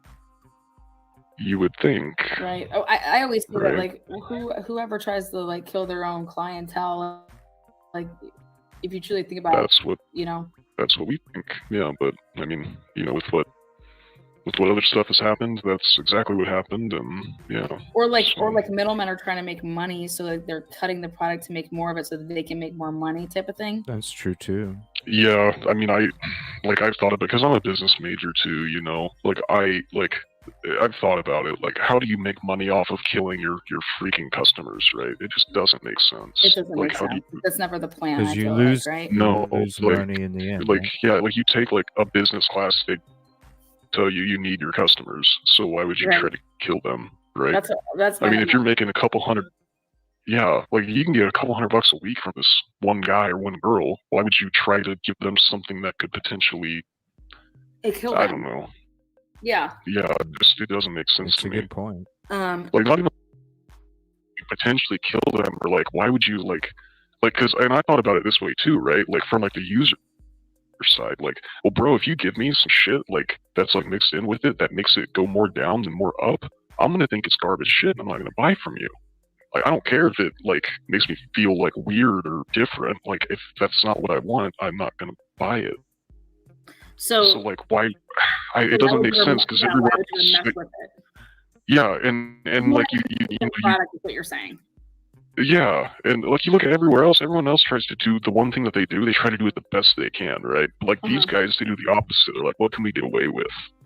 And I don't know. It doesn't make sense to me. So, like, do you think that is going on then on campuses over there? Like, people are trying to, like, do you think that it was just accident? Like, people aren't doing this on purpose, right? Cutting it up here? No, I don't think it's being cut up here on purpose, and I'm inclined to believe it isn't. I think it's a couple hands before it gets to us. Okay. And I can, off camera, And I can tell you how I know that too. Okay, privately. Okay. So Yeah. when we go look at this house then here at 1122 King, Whoa, no wonder he wanted to hide his voice and his name and be anonymous. Wow. And we all know this. Bautismo tells you every once in a while. This is all speculation, everybody. We all know that. We all know if that. is it true that people in that house have sold products? Yes. Yeah, 100%. And you've bought from them, or other people have, or you guys like throw down 100%. together? Yep. Yep. All the above. Oh. All the above. So like you would just like know to go there to get like product? Well, like I said, I mean, they're your friends too. So you go over there after you get done with your homework, and you know it's a Thursday afternoon, but you want to have a couple drinks, and you maybe get a little fucked up, but not too fucked up. And so you're just gonna go, hang out with these girls, and maybe do a little bit, and drink a little bit, and play a couple beer games, be back by like midnight, right? Not a not normal. Yeah, weekday it's like, night, or yeah, right? even if you go somewhere like in an afternoon and you start day drinking, I call it, like, start happy hour at like Right. 3 or 4, and you're done by like 9. Yeah, I mean that's essential. And then on the weekends, if it was Freaking going to get eyelashes. obliterated, yeah, It go was over, getting just tangled up. obliterated. Yeah, oh yeah, 100%. And they would stay up with you. Mm-hmm. And they would sit with you, and then like It wasn't not all 3, of course. I'm not talking about like those 3 specifically, but the other ones that were affiliated. Yeah, 100%. They were troopers, party hard. who like, so you mean like the Emma Baileys of the world? Yeah, so you remember how I told you how there were like 2 houses over there and how it kind of connected with the other? And as far as we're planning, tomorrow night's going to be Emma Bailey, tomorrow night's episode. But if we can't get everything together, it'll be on Tuesday night. Stuff that you saw? Yeah. Most of, I guess, our experience was at the other house, not at this house that everything happened at. So like right. like a house that's over there. Oh shit. Yes, a different house that's near there, because everyone, like I was saying, it's a Greek life community, so people change bounce around. houses, Yeah, like, hey, the Pi-Phis are leaving this house, they're giving it to the Delts, and they're offering it to us too. Do you guys want to try to take it? And like that's literally how all of that goes all the time, every semester, every year. Okay. You mean like So it's always been over there, just not that specific house, if that makes sense. Yeah. So I guess then it would just be like it was Well, like, you always know where everyone's at, right? You know that house is the Delt house, that house is Sigma Chi, this house is, Beta, this house is Pi Phi, this house is Tri-Delt. And, like, you always know where they are. So, like, what people live in that house, too. And so you're like, oh, that's that Pi Phi out of house where, ABC girls live. Then, it's just kind of like, you know what I mean? You just put it together and right? Yeah. Well, I guess that would kind of like, well, the 1122 King House though ends up that this year they merge, or were these girls still in? That's weird. No. That's the weird thing is that it's like that house. They mixed them all up, so it's like a mixed bag of like all the different types of girls from different. I mean, like even if they're in the same sororities, they didn't do the same things either, which is like that's what kind of like puzzled me a little bit. But yeah, you got some when you kind of get to the end too, and that's the other thing too, is like when you kind of get like this happens too, like when like seniors and stuff start graduating, it's kind of tough to like find people to take over leases, so you don't have to pay for that room that nobody's living in. And so you kind of make like weird compromises to live with different people just to make sure your rent gets paid, that you don't have to move back into your sorority, because like you can't even vape on the sorority's property, you can't like step on the grass, or they have a bunch of stupid just rules like that, And a lot of the girls, they're kind of, like judgmental, or they want you to fit a picture or something, and it's just easier for them to escape it and get out of it and be their own person. Mm-hmm. So, did you know all those girls to still be in the sororities, or were they kicked out or anything? I know Maddie was still a Pi Phi. She was just an out-of-house Pi Phi, so she was still technically a member, but just wasn't like living there. Mm-hmm.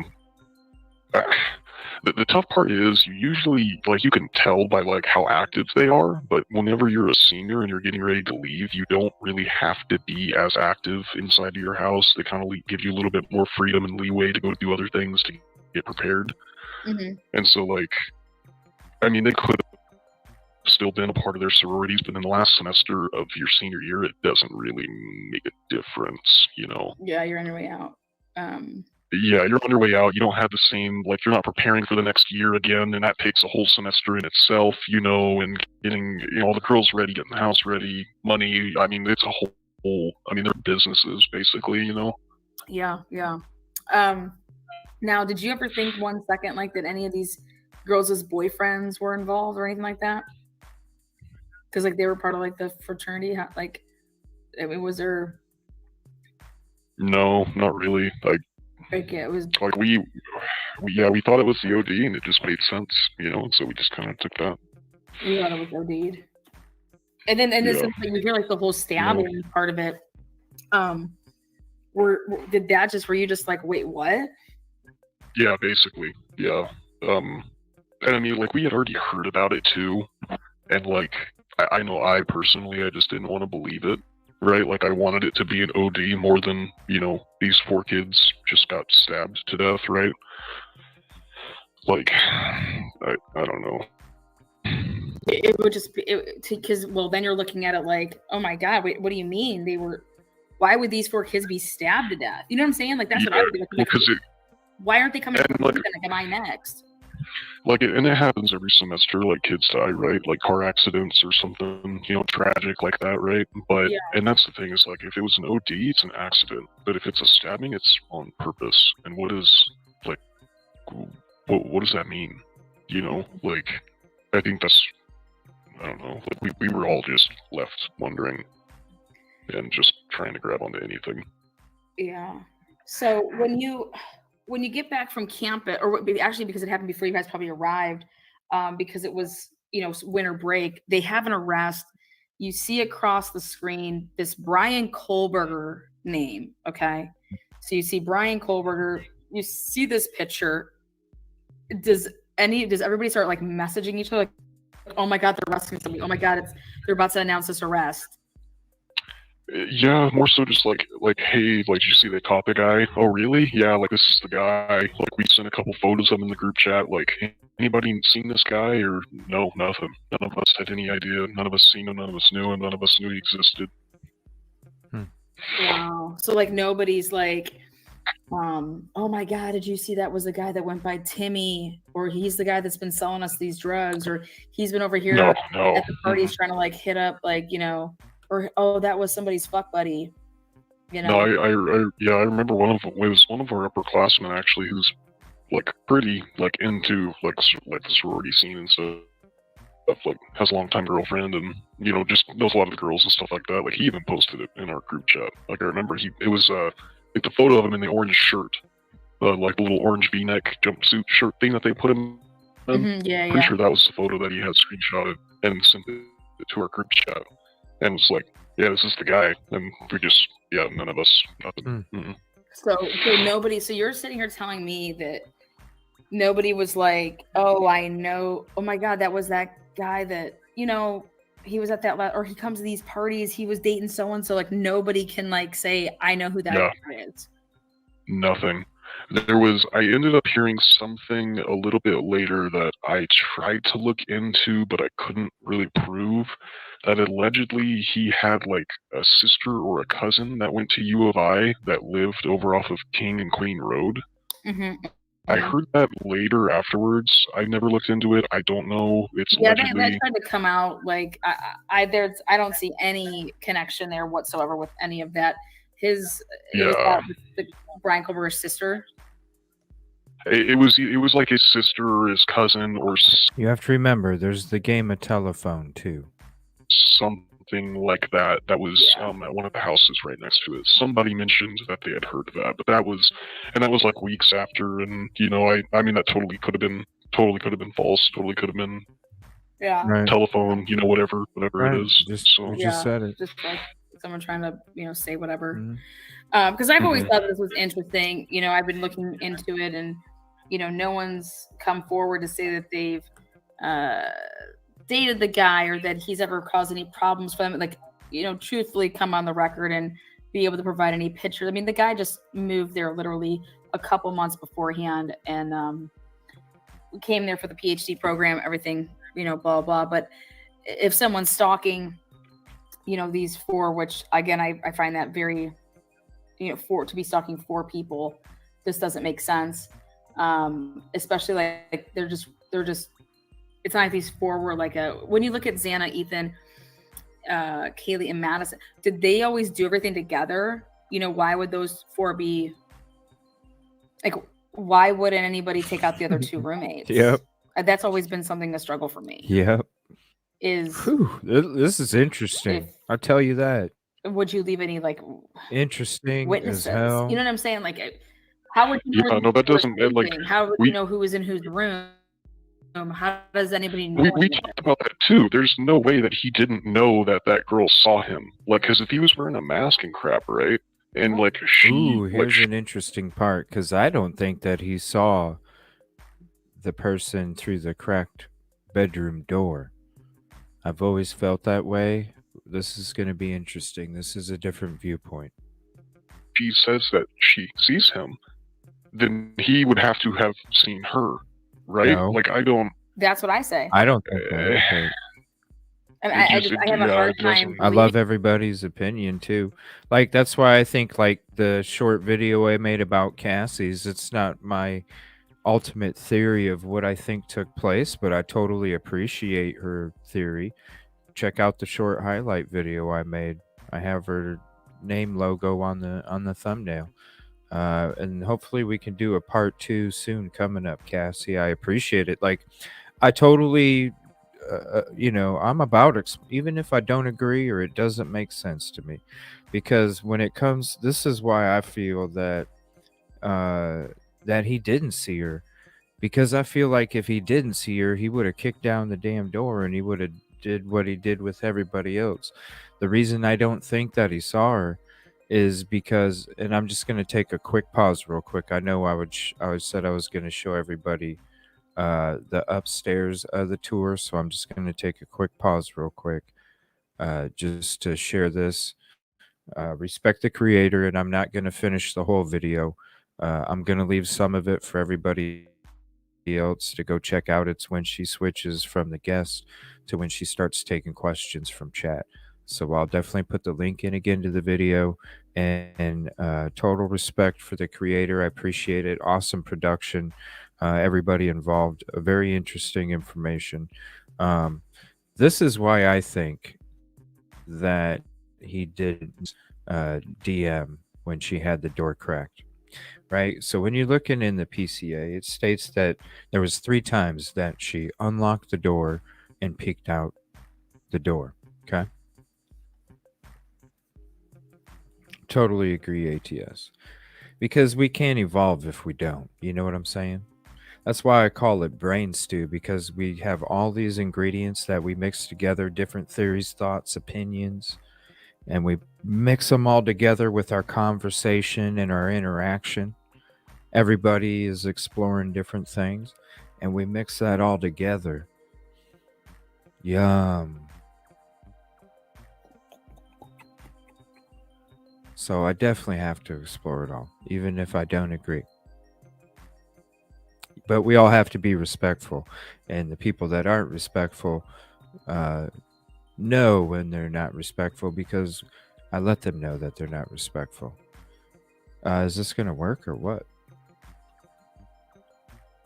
Let me hit refresh. I don't know, maybe it's down.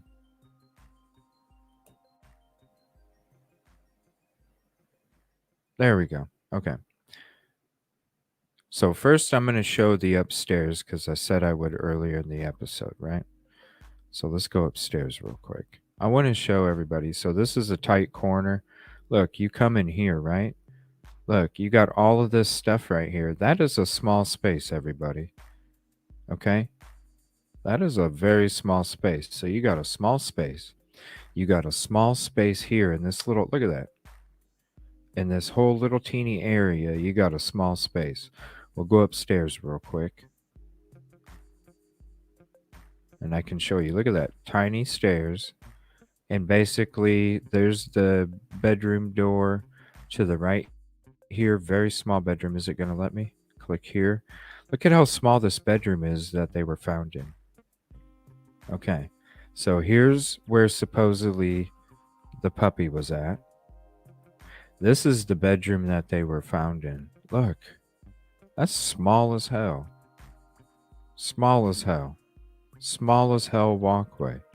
I just wanted to share that. I told people I would do it, so there's that. Now, this is why I think that he really might not have seen her, because I look at it like this. You're partying late tonight. I didn't think that this interview was going to take that long, honestly, because I thought interview hour and a half, right? And it started shortly before I went live, and I want to respect the creators, so I waited until the video was done, and then we went ahead and started watching it.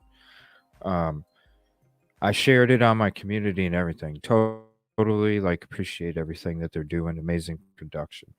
I didn't realize it was going to be this long, so it kind of threw the show off into a different course. So I apologize with it being so long. I even got on early tonight to try and make sure that I could be done with like 3.5 hours. And so, yeah, you saw how that goes. So I apologize. Thank you for hanging out.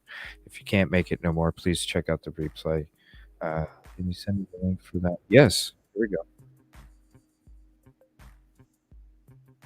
And let's see here. Yeah. Let me see here. Let me send it to you in a Facebook message too.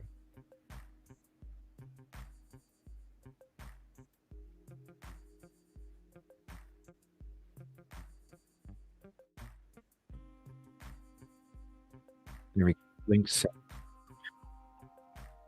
I want to say a shout out to Valerie. She hopped in my channel way back in like mid-November. And now it didn't look like this in mid-November. This thing has been updated on the fly. Like total update on the fly. If you go back to the middle of November episodes, she came in. She called the Corner Club. She called the Moose Lounge on air. And she even gave us the link to this tour. So I always want to shout out to her, even from way back in the middle of November. I was just, and she just hopped in and said, "Hey, CJ," and just totally blew me away with her thoughts, theories, and opinions. Seriously, go back and just go through the November episodes when it was the Concept podcast. And I'm telling you, I put her name in the description. What a great episode. Seriously, go check it out if you're bored and I'm off on a night or something. Definitely go back and check it out. Okay, so this is why I think that he didn't see her, right? So he's coming in the door. We already know that there's no curtains on that sliding glass door, okay? So there is a light outside. You can see the light coming through the door. I want to point that out, okay? So as he comes in, it doesn't matter if you think he went upstairs first or you think he went to the second bedroom first. This door was locked. This door was shut. This door was locked. So if what I'm saying, in my opinion, if he was chilling out in these trees 5 to 10 feet behind, waiting for the DoorDash delivery to happen, after it took place, started walking from the hill back up there through, chilling in the trees, I can see inside the property, because there's no curtains on the sliding glass door, I noticed 4 people walking around, because DM is supposedly in this bedroom, already door shut and locked. So when the person comes in, the door's shut and locked, they already see the door shut and locked. I'm going to assume that a student is still out for the night.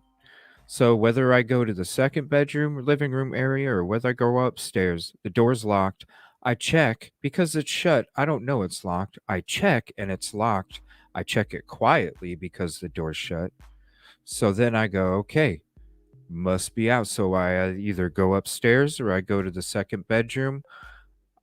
2 people. I already have sweat and I already have blood. I could potentially have sweat and blood in my eyes. Then I go to the other part of the house, whether it's the upstairs or the second bedroom. Then that crime takes place. That's even more blood and sweat on you. Now, are you not going to have more blood and sweat on your hands and arms? Yes, you will. How are you going to wipe the blood and sweat off your face when you have it all over your hands and your arms?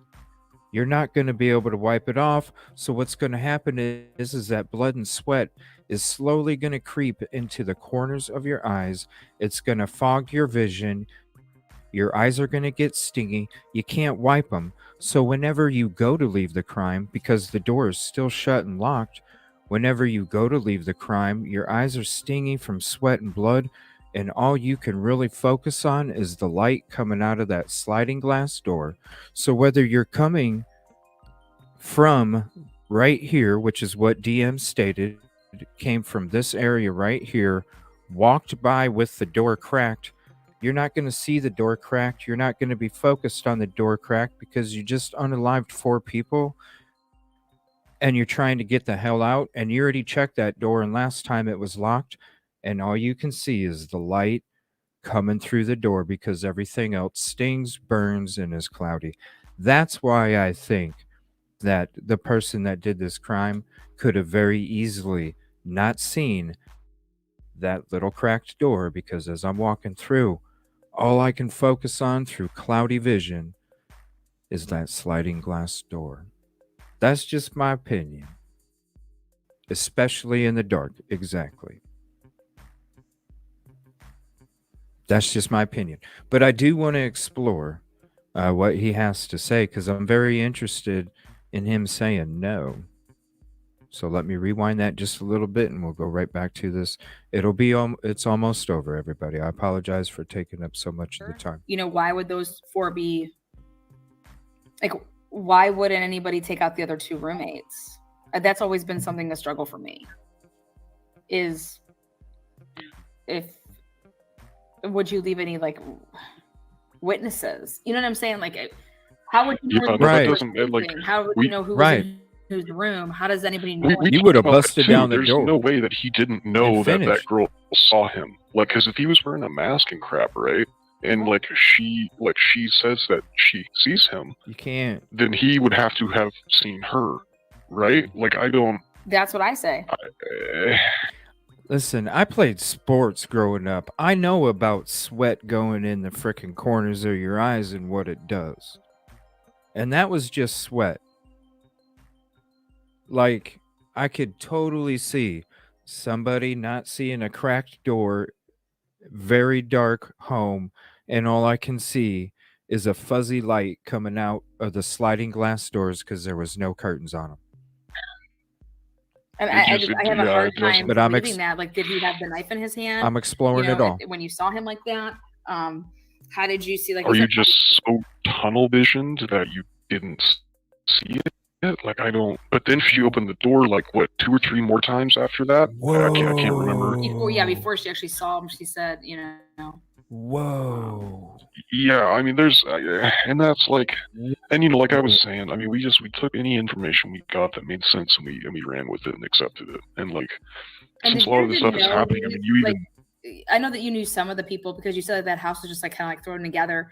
So like, did you guys even know Dylan or Bethany because they were like a lot younger? Yeah. Props to truth and transparency. Okay. For keeping your cool. So like, did you know? Yeah, I didn't directly know them because they are a bit younger than me, and like I kind of tend to stay with the older crowd, But no, like a lot of like the younger guys that I know were friends with them, have them on Snapchat, went over there to go party, stuff like that. I'll put the PCA in the chat. So is it weird? Is it that they didn't like that Dylan and Bethany didn't live in a sorority house versus because that was their sophomore year? Like, why didn't they live in the? Isn't it more like customary to live in like your sorority house your sophomore year? Yeah, it's supposed to be. Traditionally, it's 2 years, 8 semesters, or 4 semesters. So. But there's a ton of different things that you can do to, like, you can petition to get out early. You can say, hey, it's my depression and my anxiety. I need to get out. I had this family event, blah, blah, blah. You can do that type of stuff, go in front of a panel or a board, and they'll vote on it and things like that.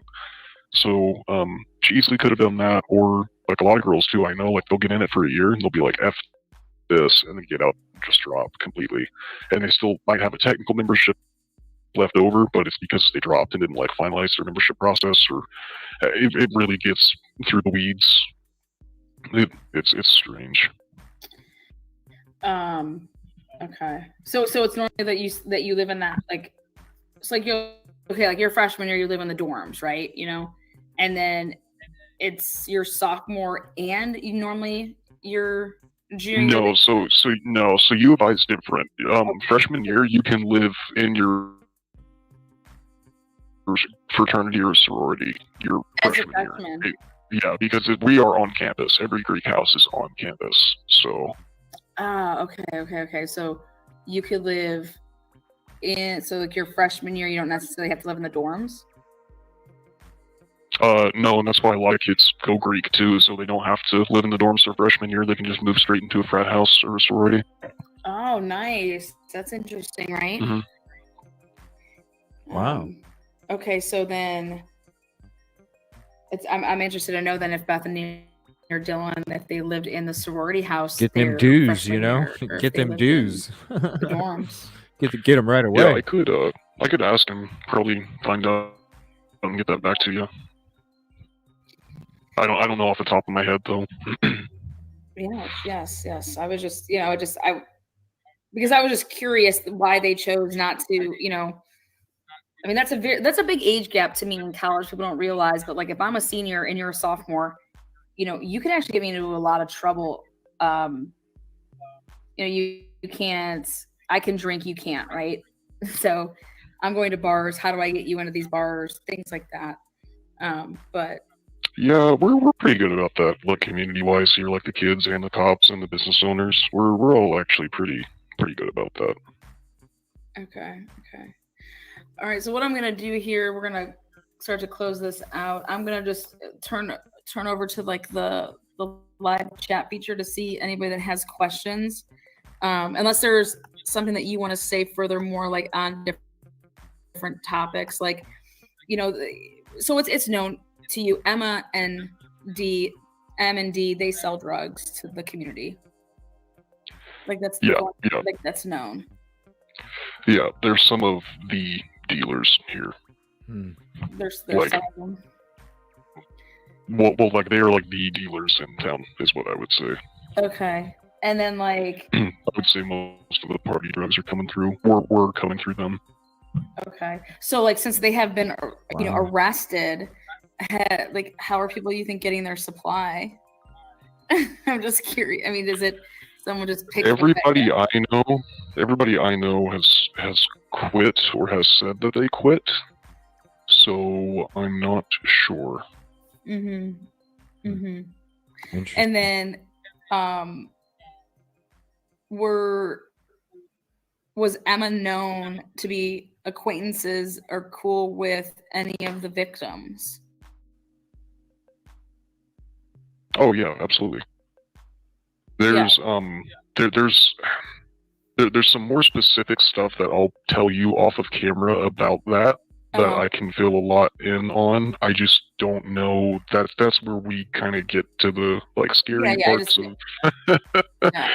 So I what I want to do is give you that and then let you help me understand what I should or shouldn't say and that type of stuff.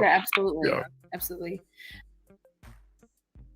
Is anybody in the house is being like, hey, those are drug dealers? Would you ever say that? Would you ever be like, oh, those people are drug dealers?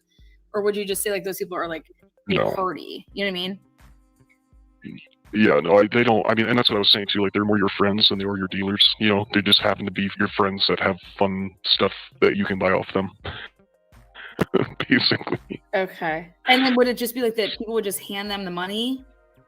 And then, yeah, or like shoot them a Venmo or something. Okay. You get what I'm trying to say? Because I know exactly what you're saying there. Like, it's not like, hey, I'm going to come shake you down. Like, it's not like people are hitting them up for like, I guess you could say, would you think that house had like all this like drugs in it that somebody would be like, hey, we need to hit this house up. This house is loaded with, we can just like ransack it.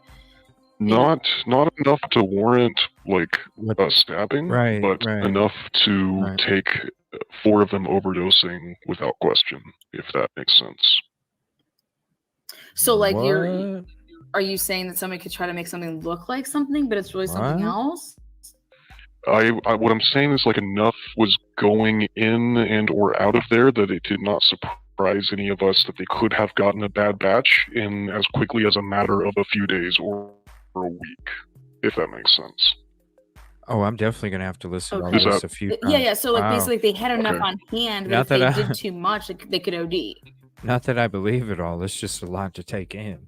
Like, that's a lot. I'm definitely gonna have to listen to this a few times, get other people's thoughts and opinions as well.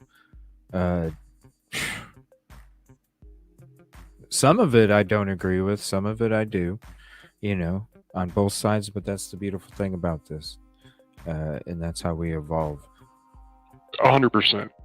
Yeah, like we totally saw that as plausible. Like they maybe bought an 8-ball or something like that, Whoa. and that was laced with fent, and that's what got them. Right? Definitely, totally, like 100%. We like, yep, I see that happening. Right? Okay, so like, what does like an 8-ball go for in like Moscow? Holy shit. Most of my friends are too broke to be able to afford that. So we usually just buy bags, and a bag is anywhere from 80 to 120. 80 to Yeah, I'll just mute that for a second. Jeez.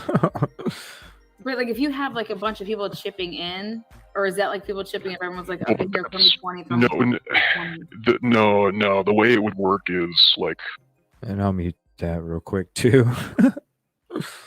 If you want to hear what they say, go to the timestamp of 1:50:36, and I'll put the link to the video in there. Man, what a conversation!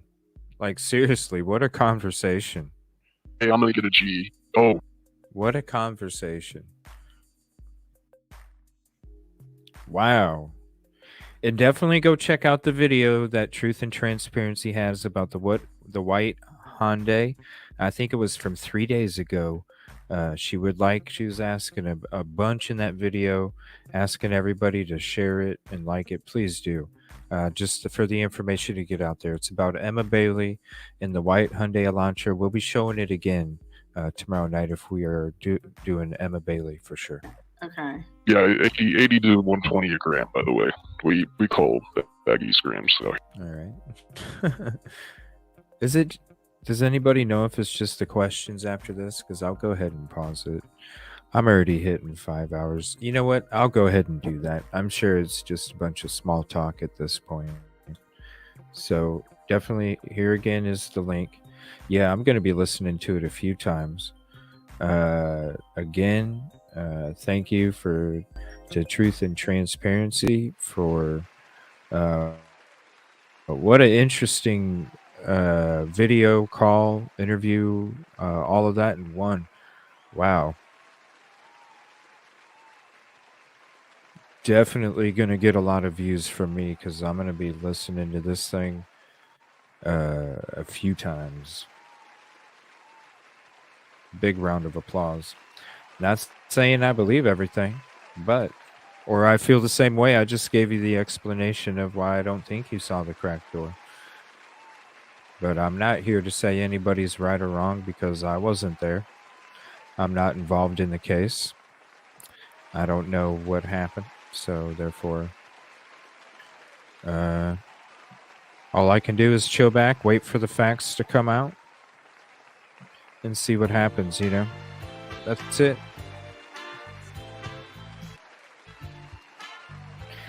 Thank you so much, everybody. Sorry these last episodes have been long as hell, but I appreciate your company, your thoughts, your opinions, your comments in the videos, your support, your appreciation. I appreciate you. I support you. I'm so glad to be able to do all the support I've been able to do the last couple weekends because it means everything to me to do that as well. Thank you so much, everybody. I appreciate you. I will see you tomorrow night, 6:30 p.m. Central. Might push it back to 6:45 p.m. Central in case, because of these different hours now. But I'm going to try my best to make 6:30 Central. So I'll see you tomorrow night. Fingers crossed, we'll be talking about Emma Bailey. But if not, we'll be talking about it Tuesday night, and we'll have something else special for you tomorrow. Good night, everybody. Thank you so much. Hope you have a peaceful and positive evening. I can't wait to see you tomorrow.